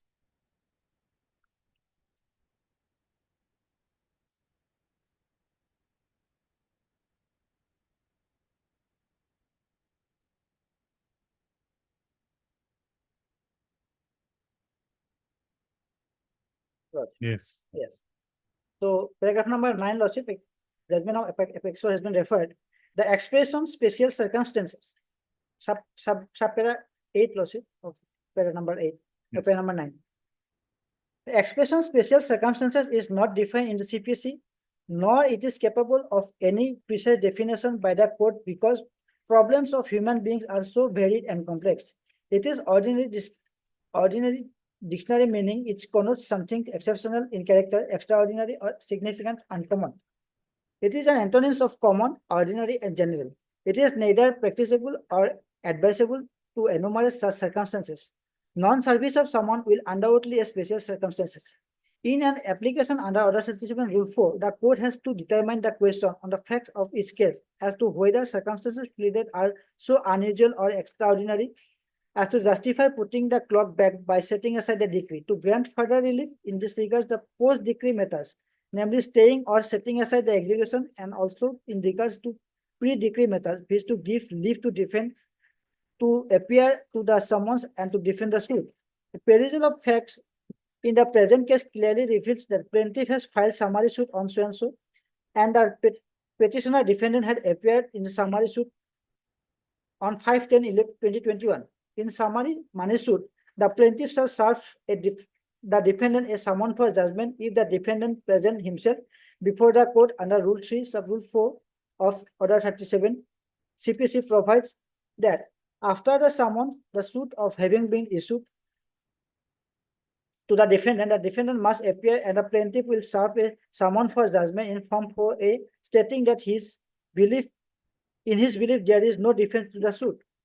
In this regard, it is worthwhile to quote the provision of Order 37, Rule 3 of Sub-Rule 4, the Code of Civil Procedure, Code which provides as follows. If the defendant enter and appears, the plaintiff shall hereafter serve on the defendant a summon for judgment in Form A in Appendix B or such other form as case may be prescribed from time to time, written able not less than 10 days from the date of service, supported by an affidavit verifying the cause of action and the amount claimed and stating that in his belief there is no defense to the suit. Now, avoiding the fact of this case, while the defendant's petitioners entered appearance upon issuance of summons to the suit, summons for judgment on the defendant's petitioner in Form number 4A as prescribed in Appendix B was not at all served on the petitioner. Under the scheme of Order 37 CPC, service of summons for judgment upon the defendant is a sine qua non for applying to the court seeking leave to defend by disclosing such fact as case may be deemed sufficient to entitle the defendant to defend the suit. In the circumstances, even assuming that the defendant's petitioner after appearing to the suit and file application for permission to leave, as no such summons for judgment as contemplated in Sub-Rule 4 of Rule 3 of Order 37 CPC was issued, served upon the petitioner defendant, the ex parte judgment is not within the purview of procedural requirement contemplated in Order 37 CPC.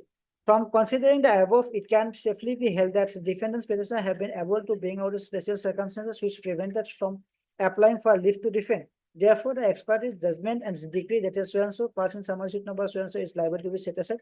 Further execution of proceeding, if any, arising out of the said decree that is so-and-so is hereby stayed.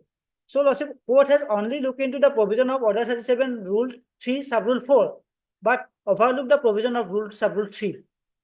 Our contention before the trial court was that since they have not complied with Order 37, Rule 3, Sub-Rule 3, the question of complying Sub-Rule 4 doesn't arise. And court has only recorded their submission that we are not such summoned for judgment. Court has overlooked our submission that yes, since they have not served their appearance, summons for notice for appearance, the plaintiff was prevented from serving summons for judgment. That was overlooked. The court has only also interpreted the provision of Order 37, Rule 3, Sub-Rule 4, not Sub-Rule 3. They have skipped the Sub-Rule 3. So without also following Sub-Rule 3, how the plaintiff can serve summons for judgment? That was overlooked. That is why I am saying it was completely non-application of judicious mind. Court has explained regarding Lordship discretionary and special circumstance also they have explained. But what special circumstance they have raised in their petition? It was only stated that Order 37 summon for judgment was not served, and that is the special circumstances. But overlook our submission that summon for judgment will come only after summon for appearance will submit by the defendant. You have complied with Order 37, Rule 3(1). Yes. Order 37, Rule 3(1), everything is only Order 37, Rule 3, Sub-Rule 3 was not complied by defendant. That is why Order 37, Rule 4 was not complied regarding summon for judgment. To whom will serve summon for judgment? Because their application has been rejected twice. They were silent, they were not challenging that order. Meaning thereby they have admitted our claim. Because their objection part is rejected, since there is no question of objection, and since they are not challenging that order, how this petitioner lordship, this plaintiff will know that they will again come against that order, final order. And court was also very much clear lordship while passing the ex parte order. Court has specifically mentioned in the order that yes, since they are not satisfying the court. How the appearance have to be entered? Formal application lordship, as usual lordship, we have submitted that someone. By filing an attendance? Yes. Yes, filing an application lordship or address, whatever the usual process going on in civil court lordship. So Order 37, Rule 3, Sub-Rule 4 comes into play when the defendant enters his appearance. Yes, complying with order 37 rule, The- sub rule 3. That is not mentioned. No. Mentioning is not necessary, Lordship. Order, no, I just want to understand. On appearance, you have to comply with order 37 rule 3, sub rule 3. Hmm. When defendant enters, he has to comply with Rule 3. rule 3. Yes. And when defendant enters appearance, the plaintiff has to comply with rule 4. No, after, yes, after they comply the rule 3. No, No. no, Lordship. I am not understanding it like, No, Lordship. make me understand, Yes. because both the clauses starts with the phrase on the day of entering appearance. Then also what is the meaning of inserting the provision of rule 3? Where rule 3 will go? Yes, that is a question. Yes, that is why the intention of the legislature is very much specific. Immediately after entering by a defendant, they have to serve their appearance notice to the plaintiff. Then only question of rule 4 will come. Otherwise, it will be useless also. It will be futile. Nothing will be there. Rule 3. If lordship presume that they have appeared under rule 3 or rule 2, it is the duty of the plaintiff to summon for judgment. Then what about rule 3? Rule 3 is required. That is why it is inserted lordship by legislature. Otherwise, Okay, rule 3 let has me no. hear the other side. Yes. Otherwise, rule 3 has no role, lordship. Have I made my point clear, lordship? If lordship, as lordship is saying, they have entire appearance, so it is the duty of the plaintiff to summon for judgment. Then what about rule 3? When rule 3 will be followed? Because rule 3 is a mandatory provision. It shall be. Lordship will see the language of the legislature. It shall be, not maybe. So it has to be mandatorily complied.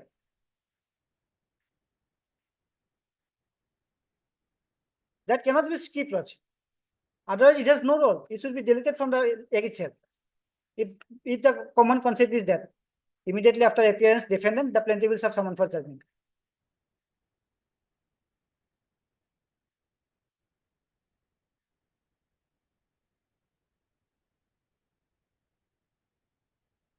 When defendant will appear, lordship, it is their duty to inform the plaintiff that yes, we have appeared, this is our address, every further communication or correspondence can be made in this address. Then only question of summon for judgment will come. No, where is that requirement that he has to give his address? Rule 3 also. Read again. Yes. On the day of entering the appearance, notice of such appearance shall be given by the defendant to the plaintiff's pleader, or if the plaintiff sues in person, to the plaintiff himself. Stop. Yes. That means I have to notify that I have appeared. Yes. Then only yes. Thereafter, Question of rule 4 will come. thereafter, Thereafter, lordship.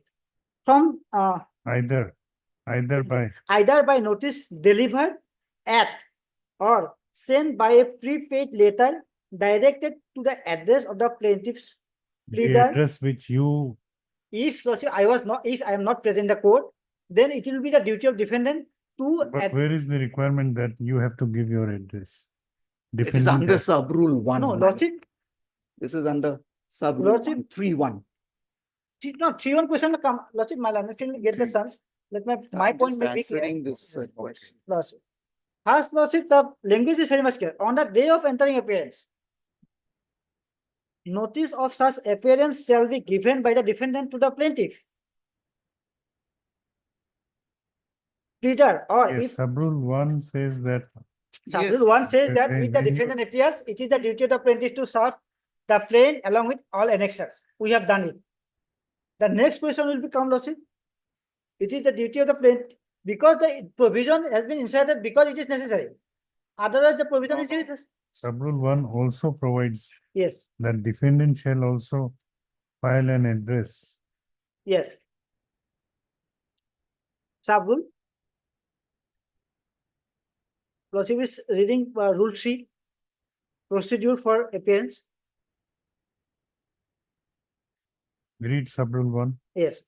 In a suit to which this orders applies, the plaintiff shall, together with the summons under Rule 2, serve on the defendant a copy of the plain and annexure thereto, and the defendant may, at any time within 10 days of such service, enter an appearance either in person or by pleader, and in either case, he shall file in the court an address for service of notice on him. That has not been done. Okay, so one has not been followed. Therefore, Only they have filed a petition seeking adjournment. That was rejected, and that has not been put on challenge. Only on the final judgment lawsuit they have come. Because all provisions of lawsuit knows very much. Okay. All provisions are mandatory. let us hear the other side. Yes, loss. May it please, Your Lordship.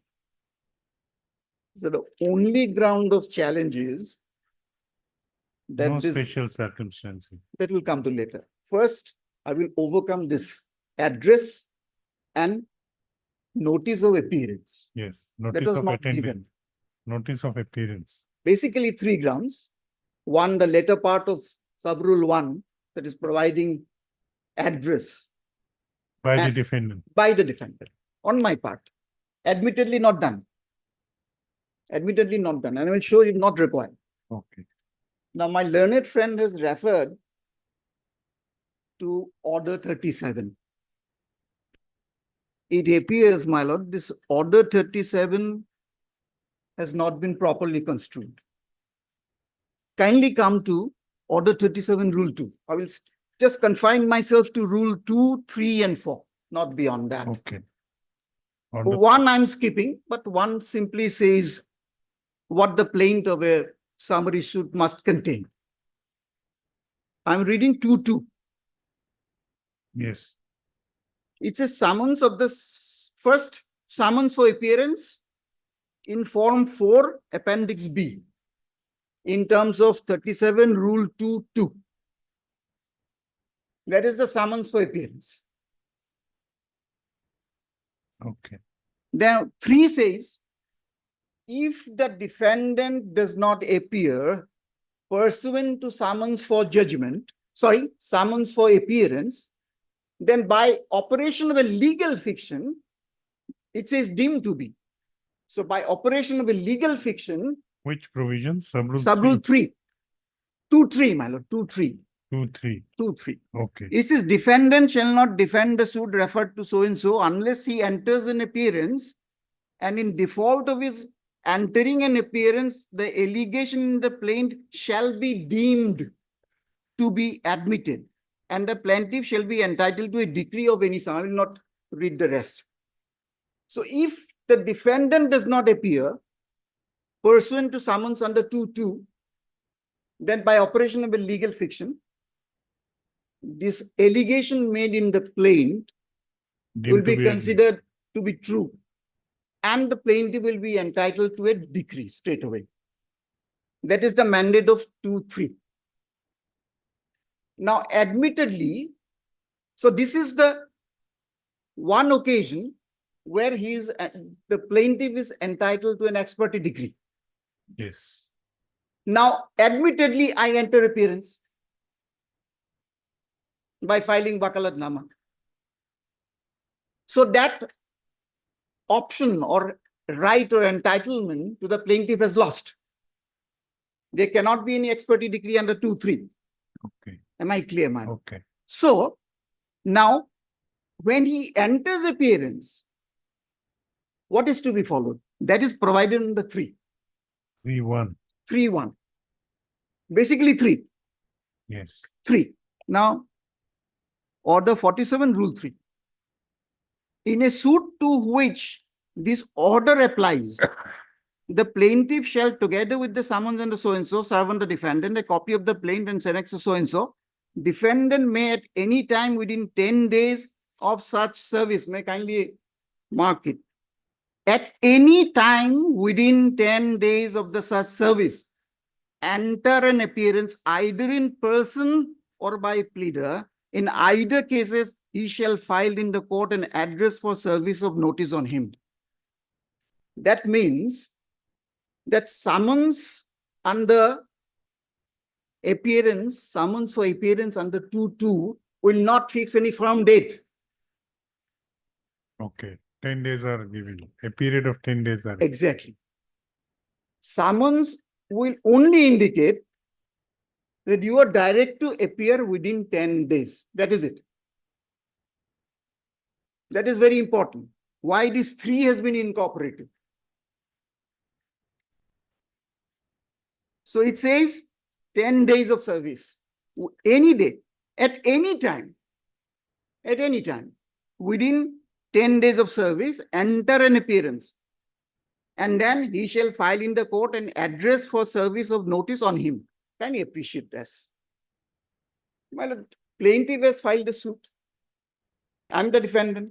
There is an address provided in the plaint, address of the defendant. That is part of the record. Summons for appearance has already been issued to that address. I received it. I entered appearance. Kindly appreciate, what could be the need for the defendant to file his address again, which is already before the court? Yes, that is my query. Can it be questioned, madam? Now, these are all procedural provisions, madam. No, why Procedures. this provision? I'm just There explaining must that. be some reason. Exactly. What could be the reason, madam? Otherwise, it makes no sense, my lord. It serves no sense. These are all procedural provisions, man. Procedures are handmaiden of justice. So when we construe a procedural provision, it should be reasonable and pragmatic, not just pedantic and hyper-tactical. What could be the intention of the legislature? The only logical interpretation would be that this provision is directory. Because supposing, my lord, that between service of summons for appearance under 2.2 and my appearance before the court, there is a change of address. Hypothetically speaking, or I intend to shift to some other places in near future. In that case, the defendant will appear and will give his address so that he can be communicated henceforth in this new address, because the new address is not before the court. Otherwise, it serves no sense. Yes. But it does not say that on such contingency you have to give. It just made it It says mandatory that he shall file. maybe he shall file, but we have to understand it's a procedural provision, my lord. We have So to to interpret it. understand that, we have to find out the purpose why Exactly, this because- has been incorporated. My address is before the court. Summons has already been issued. Because only after receipt of those summons you appeared. Here in that address. So what could be the reason to serve? But there again? must be some reason. That is the reason. Supposing today, I received it today. I appeared after 10 days, within 10 days. In between, there is a change of address. Then what? It could be possible. Or during the pendency, I intend to shift to some other places. In that case, it's my duty to bring the new address to the court because of the mandate of sub-rule 2, so that I cannot later on turn around and say that I did not receive it. That is the whole purpose of 2. Otherwise, there cannot be any reason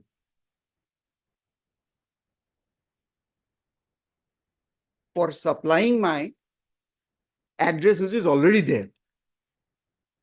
In that eventuality, you provide it. That's why I'm saying, shall not make it mandatory necessarily. It is a directory provisions. Ought to be.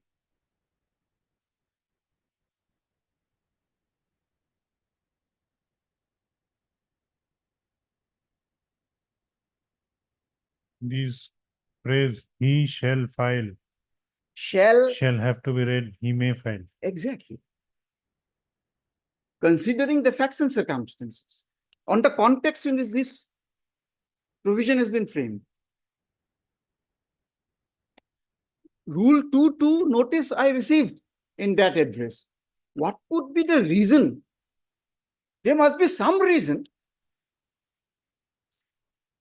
We have to interpret it logically, with common sense.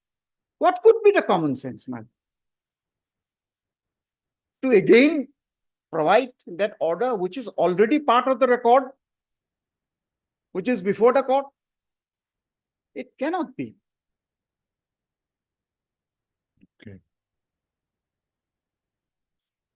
Absolutely no reason for that, madam. If special circumstances, there is a change of address, then of course, it's my duty to bring that new address to the record. Therefore, these provisions, not otherwise. Now, come to 3. The basic contention is 3 not followed. Kindly appreciate this. On the day of entering the appearance, notice of such appearance shall be given to the defendant. Now, object will be clear, my lord, why this provision has been incorporated in the statute book. If we read 3 conjointly with 1. Yes. 131. That will make it clear why, what's the object and purpose of 3. In a suit, so the defendant may at any time within 10 days of service enter an appearance. That means 2 summons will be issued without fixing any date. Say you enter within 10 days. So appearance is left to the absolute discretion of the defendant. Defendant will, only with the rider, my lord, of course, that it should not beyond 10 days of the receipt of summons for appearance under Rule 2.2, 37.2.2.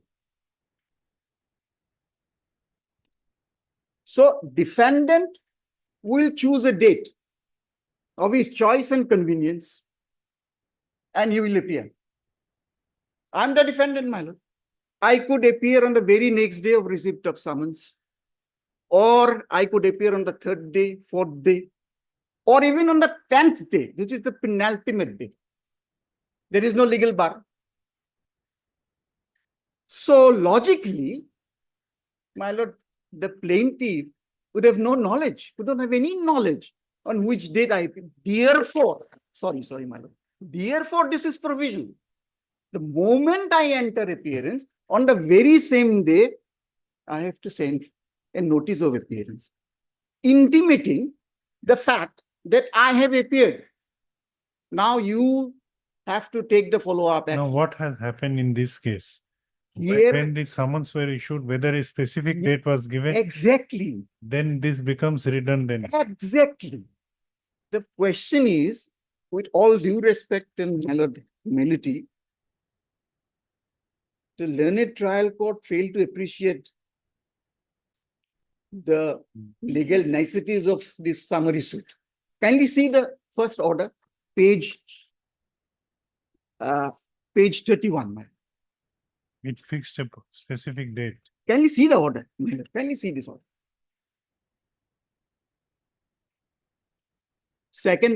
Page 31, my lord. Order dated 16/9/2021. So a So 30, the 10, issue summons, my lord, will find. That 3rd paragraph will see. Defendant is direct to appearance within 10 days. Then come to fix 30/10/2021. This is contradictory, apparently.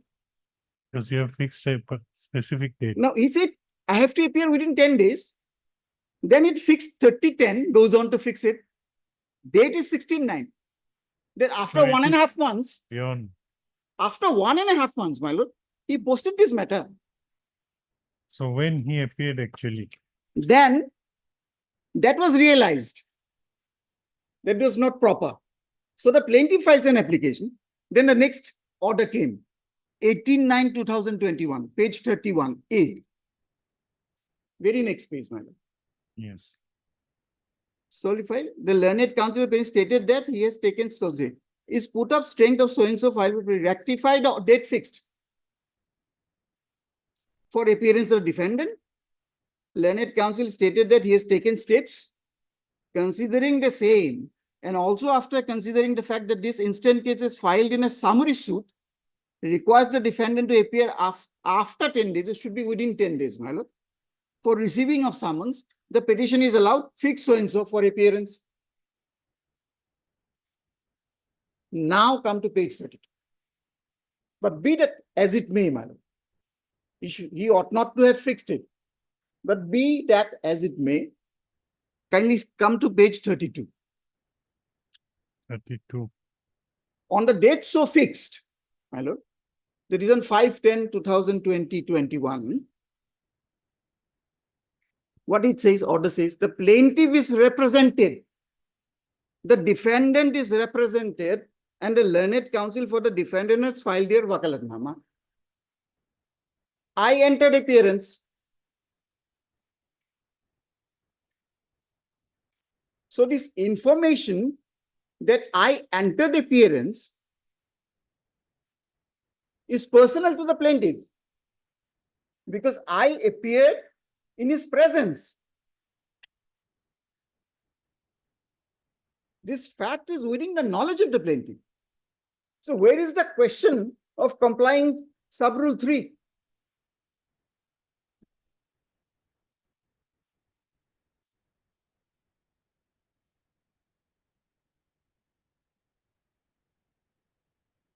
Normally, my lord. But what is your response to his argument that the sub-rule 3 is mandatory in nature? The How- way it is worded, It is mandatory.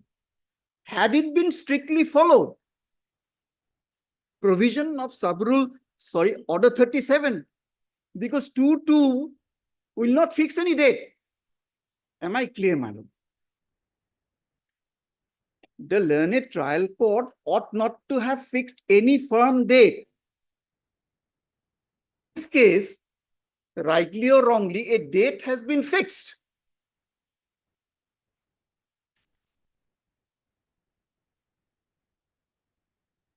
what should have been the order in the first instance? You appear within 10 days. That is it. Then when Form the 40 says so. no, but when the case would be taken up? That is why I have to appear within 10 days. As per the mandate of After 3(1). 10 days, the date has to be. No. After 10 days, when I appeared, I have to comply with 3. I have to issue a notice of appearance. And suppose you don't appear within 10 days? My lord. You don't appear within 10 days? Yes. Then suit has to proceed ex parte? Yes. Under. Then he has to appear. It is his duty When to he- inquire after 10 days. Limitation is 10 days. No date will be given. No.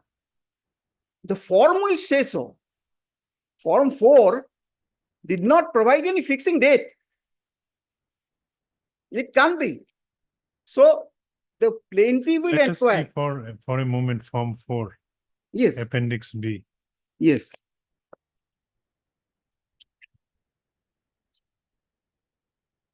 No, that is provided in it's part of the petition itself, my lord. I will show this summons. Page 29.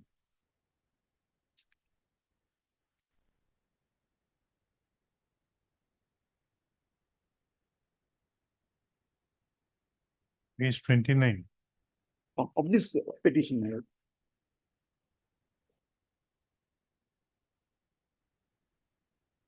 Or my lord, go through this form 4 provided in the CPC. Appendix B. Appendix B. In my book, it is 541.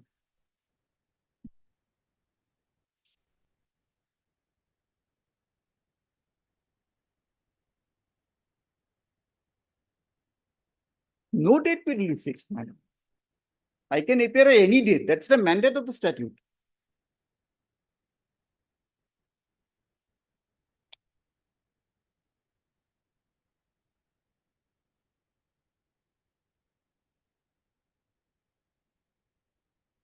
Okay. My submission is this, my lord. Had the learned trial court has followed the provision of Order 37 in the spirit of it, then I ought to have filed my notice of appearance. Otherwise, how he could know, my lord? I entered in his presence. 5-4 order, kindly see, kindly 5-4 order. Lordship will find it page 32.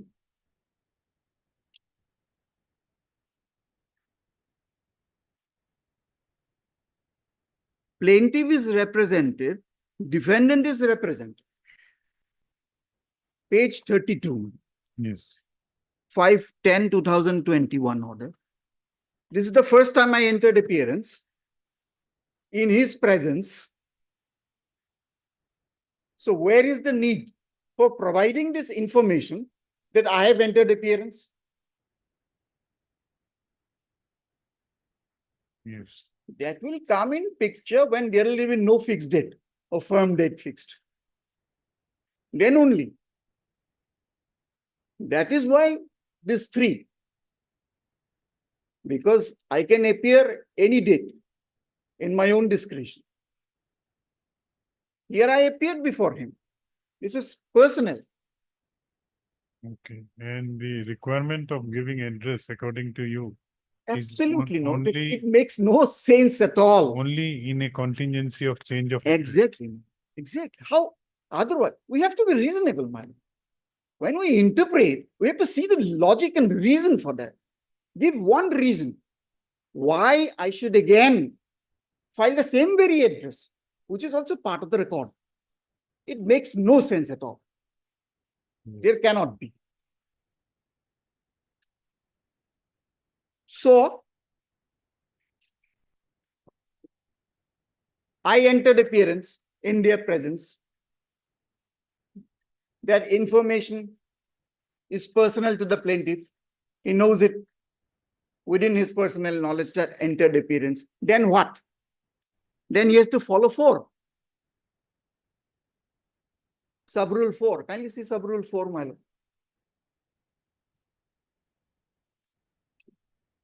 Yes. May I read, ma'am? Yes.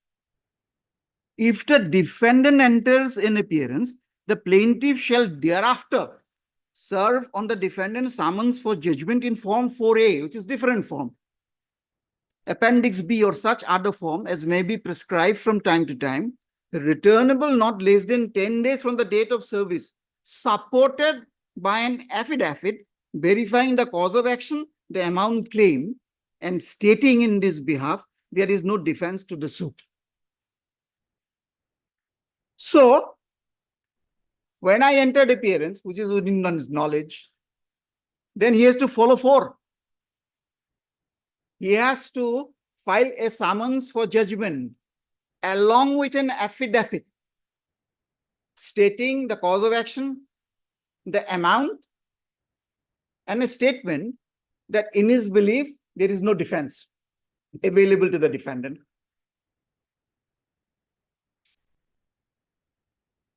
But you will find a foundation or a basis of this summons for judgment is the affidavit evidence. It's a summary suit. It will be decided on the basis of documents. So there is a provision for filing an affidavit, which will be treated as an evidence. The moment you filed it, then the question of service of summons for judgment will come. Now kindly see 5. Where is that affidavit evidence? No. Admittedly, There. not provided. Admitted fact, no dispute, no quarrel on that. No summons for judgment, no affidavit. No, where is the requirement of affidavit? 4 says very clearly. 4 is to, that notice is to support, is to be supported by an affidavit. No. That 4A notice. No. Notice, no, not my lord. along with an affidavit verifying, Along with an affidavit. This is a separate affidavit. separate affidavit, No, nothing to do, it's an evidence supported by an affidavit. supported by an affidavit verifying the cause of action, amount due, and also a statement that in his belief there is no defense. So the basis of this summons for judgment is this affidavit, which is an evidence, affidavit on evidence. Now admittedly, no summons for judgment, no affidavit, no dispute. Now kindly come to 5, which is important. Yes. The defendant may at any time within 10 days from service of such summons for judgment by affidavit or otherwise, disclosing such facts as may be deemed sufficient to entitle him to defend, apply on such summons for leave to defend such suit, and leave to defend may be granted to him unconditionally upon so and so. It says defendant within 10 days from service of this affidavit, he will apply for leave to defend the suit. So this question of filing leave will come only after Service of notice. service of this summons for judgment. Summons for judgment. Summons for judgment along with this affidavit. So here, admittedly, there is no affidavit, there is no summons for judgment. So my question about my filing an application for leave, it doesn't arise at all. It cannot arise at all at this stage. Now, what happened here? That my lord, mistaken impression, order will sheet file, my lord. Now, even this, my lord, this page 34, this ex parte decree, second paragraph, lordship will find, defendant had appeared in this case, but failed to file their leave to defend in this case. Okay. So that way it was proceeded, it was said ex parte. So the impression of the trial court is that moment the defendant enters appearance, he has to file a leave for. That is wrong. That is wrong. So our 37-4 application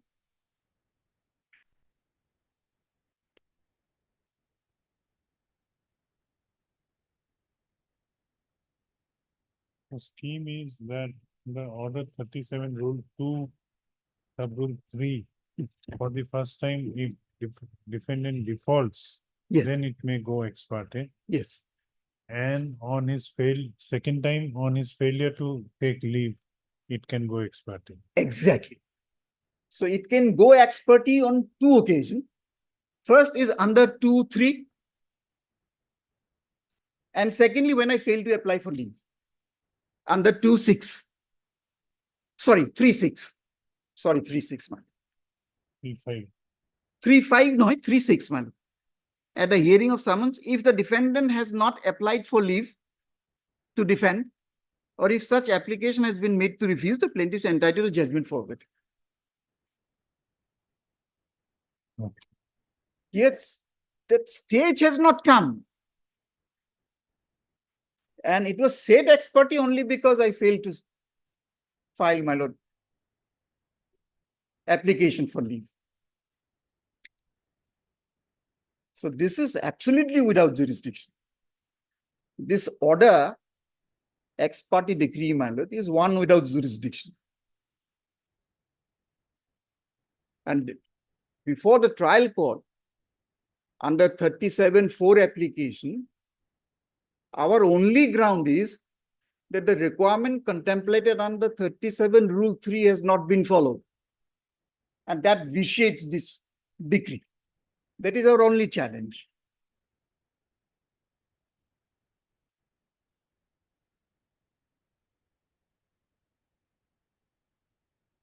What is your, Now, There special is- circumstances, my lord. before that one? Yes, yes, small yes, query. my lord, my lord, my lord. The counsel for the appellant has also submitted that. No, this you have answered.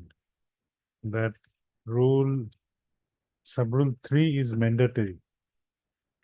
It is a precondition for Yes, for applicability of sub-rule 4. when there is no date fixed. Okay, but Kindly see, what is the purpose? Just to supply the information. The defendant has appeared in compliance with Rule 2.2. Because I have the right, defendant has the right to appear any day. Kindly see the word, at any time. 3.1. The defendant may, at any time, within 10 days, at any time. So it is not for the court to fix any date. Legislature, on his own wisdom, has given the discretion to the defendant. He will decide when he wants to enter appearance. But that right comes with a rider. It should not be beyond 10 days. That is it. Nothing more than that. And because of that, this 3, that when the defendant will appear, he is not supposed to know it, obviously. And therefore, the moment defendant entered appearance, he has to comply with 3. So that 4 can be complied with by the plaintiff. Here it is different. Date fixed. Both parties appear. the defendant knew that you have already. Obviously. So this information is within the personal knowledge of the plaintiff. Now what? Now, special Special circumstances. circumstance. Yes. Now, that has been dealt with by in the impugned order.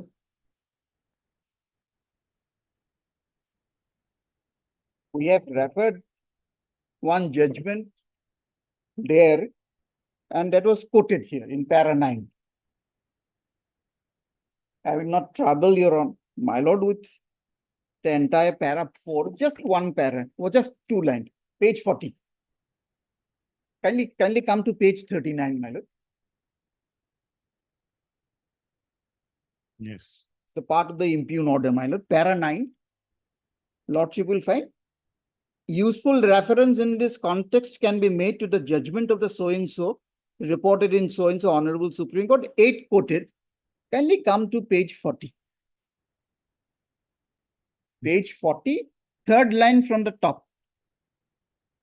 Non-service. Sentence, yes. Starting with non-service of summons will undoubtedly be a special circumstances. I don't have to explain anything more than that, man.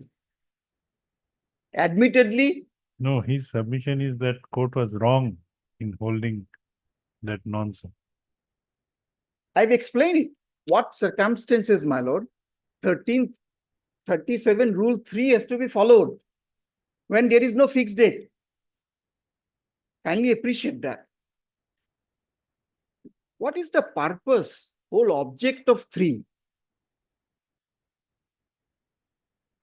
And unless the summons for judgments are served on you, you cannot take leave for Exactly. defending the suit. My lord. And what is this? Now we are on 37.4. My lord has asked me a question whether non-service of summons will constitute special circumstances. If I am properly understood Yes, that yes. question. That is answered by this Supreme Court judgment. Oh, this is the quotation part. Yes, yes, quotation part, my lord. Quotation. Okay, Para so 8 was quoted. Supreme Court is saying, Yes, yes, yes. okay, okay. We have referred it, my lord, in support of our contention. Trial court accepted it and quoted it. So that has been settled. Yes, yes, yes, That settled law. non-service of summons. under Settled law. Settled law. 37 There is four. no dispute. Settled law. Okay. So I'm referring it only for the proposition the non-service of summons will constitute a special circumstances.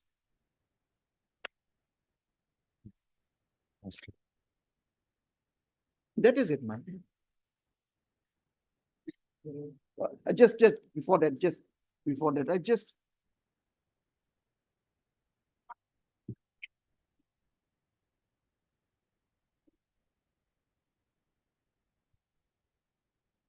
It's a Rajasthan High Court judgment, my lord.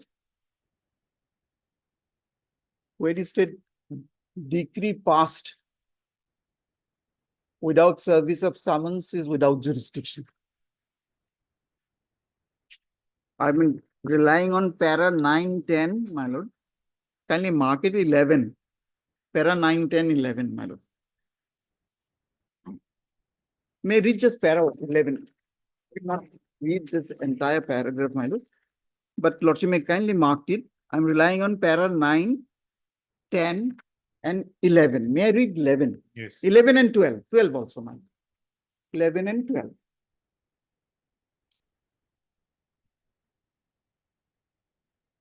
Yes. I'm reading 11. 11. Just on a bare reading of this language, it is clear that one part of the procedure envisaged in 1 under Rule 2, wherein after receipt of summons for appearance, the defendant shall not defend the suit unless he enters the appearance. In the event of his non-entering appearance, the allegation in the plaint are deemed to be admitted and the plaintiff is entitled to a decree. In this view of the matter, if the defendant enter an appearance as per Order 37, Rule 2, then this one stage of the plaintiff to be entitled to a decree is lost. Obviously, thereafter, the plaintiff has to proceed further. And after the defendant so enter appearance, the plaintiff is to serve on the defendant a summons for judgment, which has to be returnable after a particular length of time. It is to be supported by affidavit, verifying the cause of action, the amount claimed, and also stating that in his belief there is no defense to the suit. It is only and only after the plaintiff does all this that the defendant attracts any obligation to apply for leave to defend. Otherwise, in the absence of any such service for summons of the judgment, in the scheme of things, the defendant is very much entitled to forget about the suit, just lie down. Not only this, in my opinion, until and unless the defendant is served with summons for judgment in accordance with Order 37, Rule 3(4), the defendant even does not get any right to even apply for leave to defend, much less such application at all be considered on merit by the learned trial court. Until and unless the defendant is served with the necessary papers, including affidavit of the plaintiff, verifying the cause of action, the amount claimed, and also deposing that in his belief there is no defense to the suit, the defendant is not required, rather even not entitled to apply for leave to defend. Until all this is done, is all set up of things, it can be said the defendant is at all even supposed to defend any action. In view of, I'm reading 12 also. In view of the matter, in my view, for even receiving any application for leave to defend and for proceeding further with the suit in the summary suit, issuance of service of summons for judgment with necessary enclosure is a sine qua non to confer any jurisdiction on the trial court, with a necessary consequence that if the decree is passed ignoring the compliance of Order 37, Rule 3(4), it would be just void and rather without jurisdiction.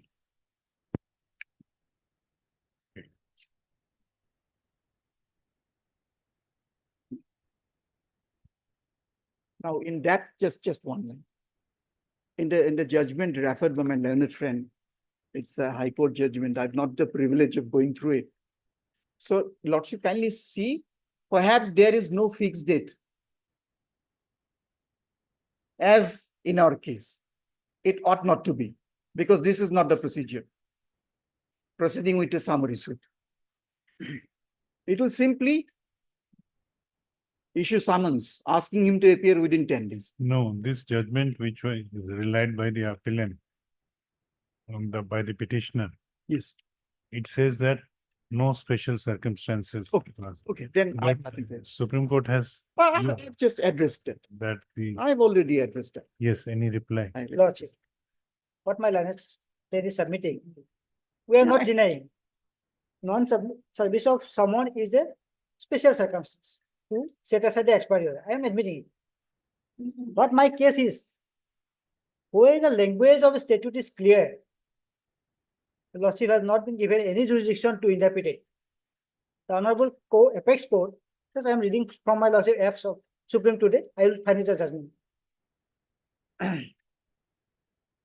In Lordship, cases, I will give the citation. When the language of a statute is clear and unambiguous, it must be given effect as it stands.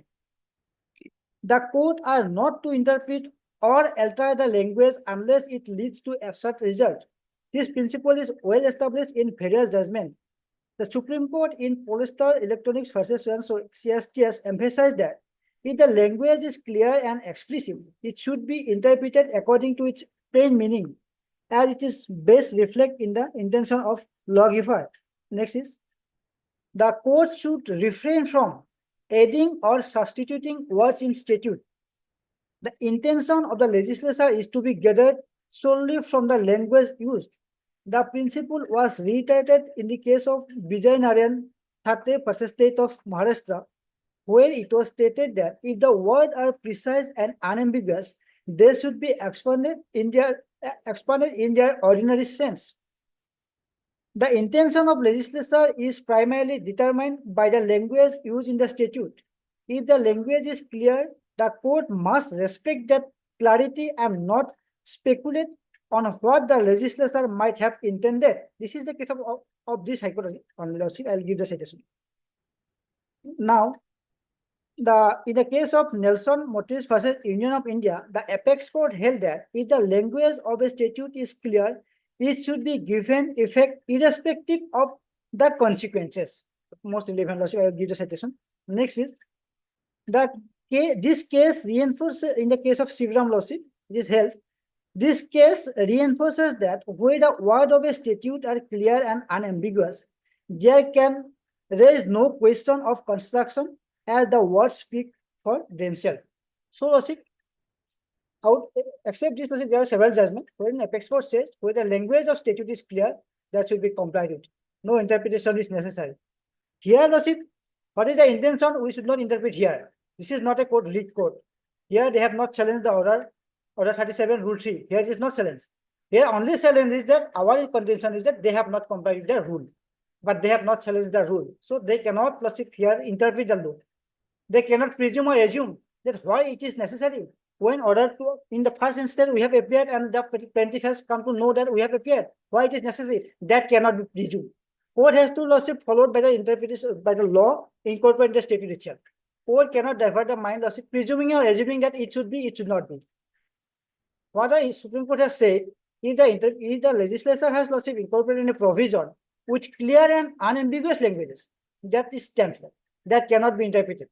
So, lawsuit, what my learned friend is submitting is that the notice of someone for judgment was not served, so it is a special circumstance. Yes, we are admitting it. But to come to that clause, they have to first comply with the rule 3. Rule 3 cannot be skipped. There might be some intention, there is definitely some intention of the legislature. Why this provision has been incorporated in this provision, in this order 37. There must have reason, lawsuit. What is the reason? Well, that reason, lawsuit, since I am not interpreting the law because this is not a writ code.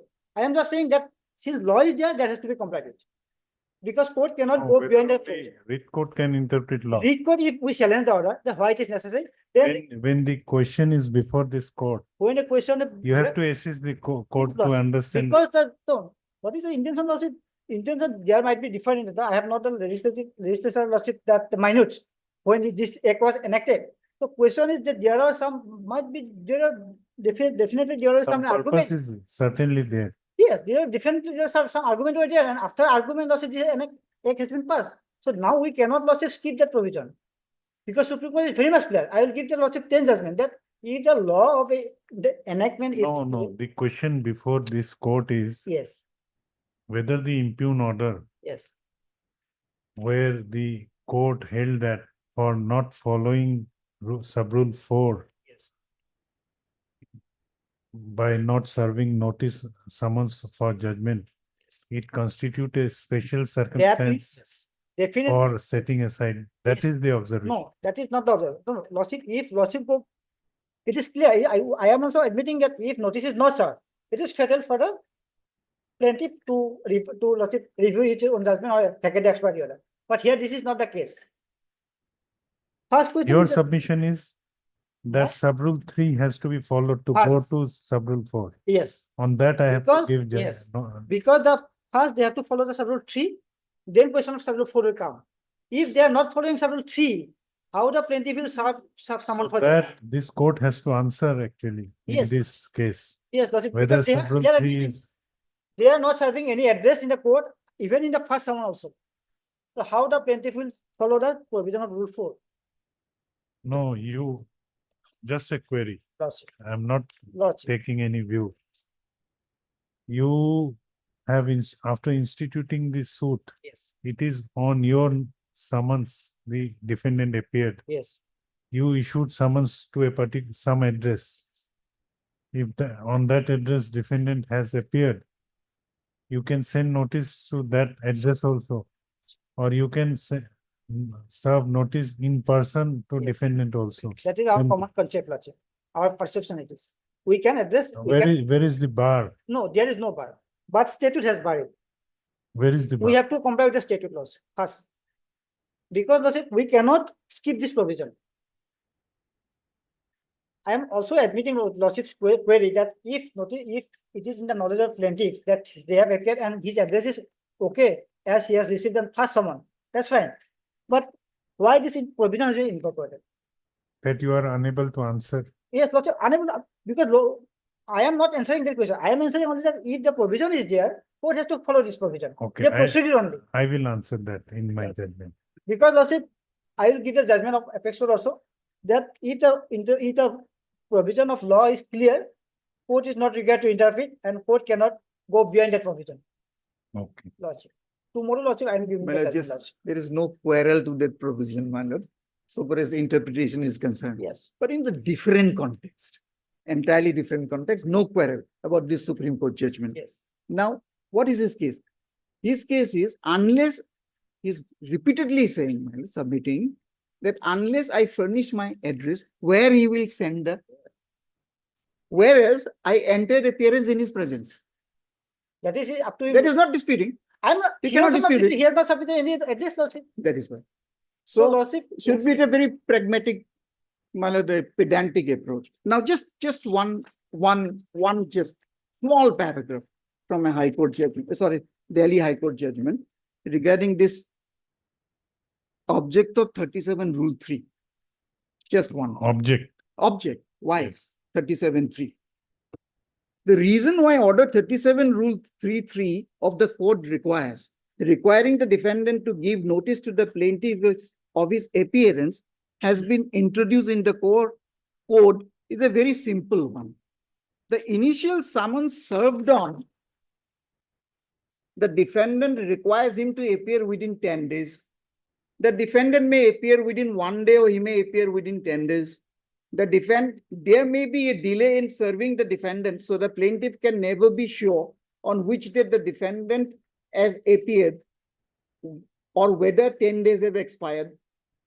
To serve the interest of the plaintiff, convenience, and not to leave him in the dark, the law requires the defendant to serve a notice. The notice is merely information of the fact which the plaintiff would not otherwise know. But if the defendant puts in appearance in the presence of the plaintiff, then the information is physical and known to the plaintiff and does not require to be subject matter of notice. Consequently, there is no necessity of the notice. What is this? I'm relying on para 9. I've marked it. Sorry. Yes, para 11, I've marked it.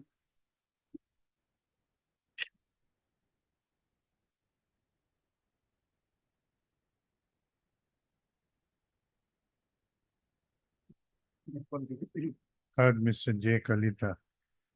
When will you give your citation? It is in my website, Lordship, just I have to download it. Heard Mr. J. Kalita, learned counsel for the petitioner. Also heard Mr. N. Nath, learned counsel for the respondent.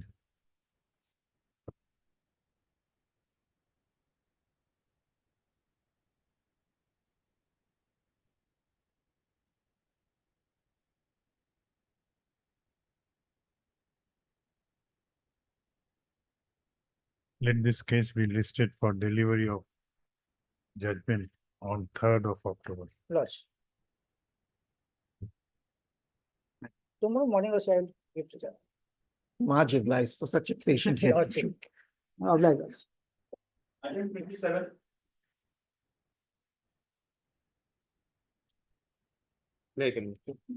Lordship, my senior Mr. B. Sinha is absent.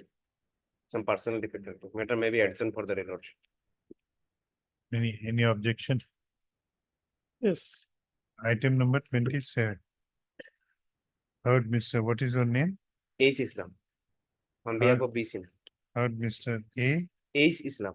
H. Islam, appearing on behalf of Mr. B. Sinha, who prays for an adjournment on the ground of personal difficulty of his senior, who is the conducting counsel in this case. Also heard Mr. and Islam. I am a respondent number one. N. Islam, appearing for Respondent number one. respondent number 1. You have no objection. No. Who- Lead the matter after vacation. Who raises no objection to the prayer made by the counsel for the appellant. Hence, the prayer is allowed. Let this matter be listed after vacation on a date to be fixed by registry. Lordship, may we fix on 24, Lordship? No fixed. October? To Okay. be fixed by registry. Okay. Failure of this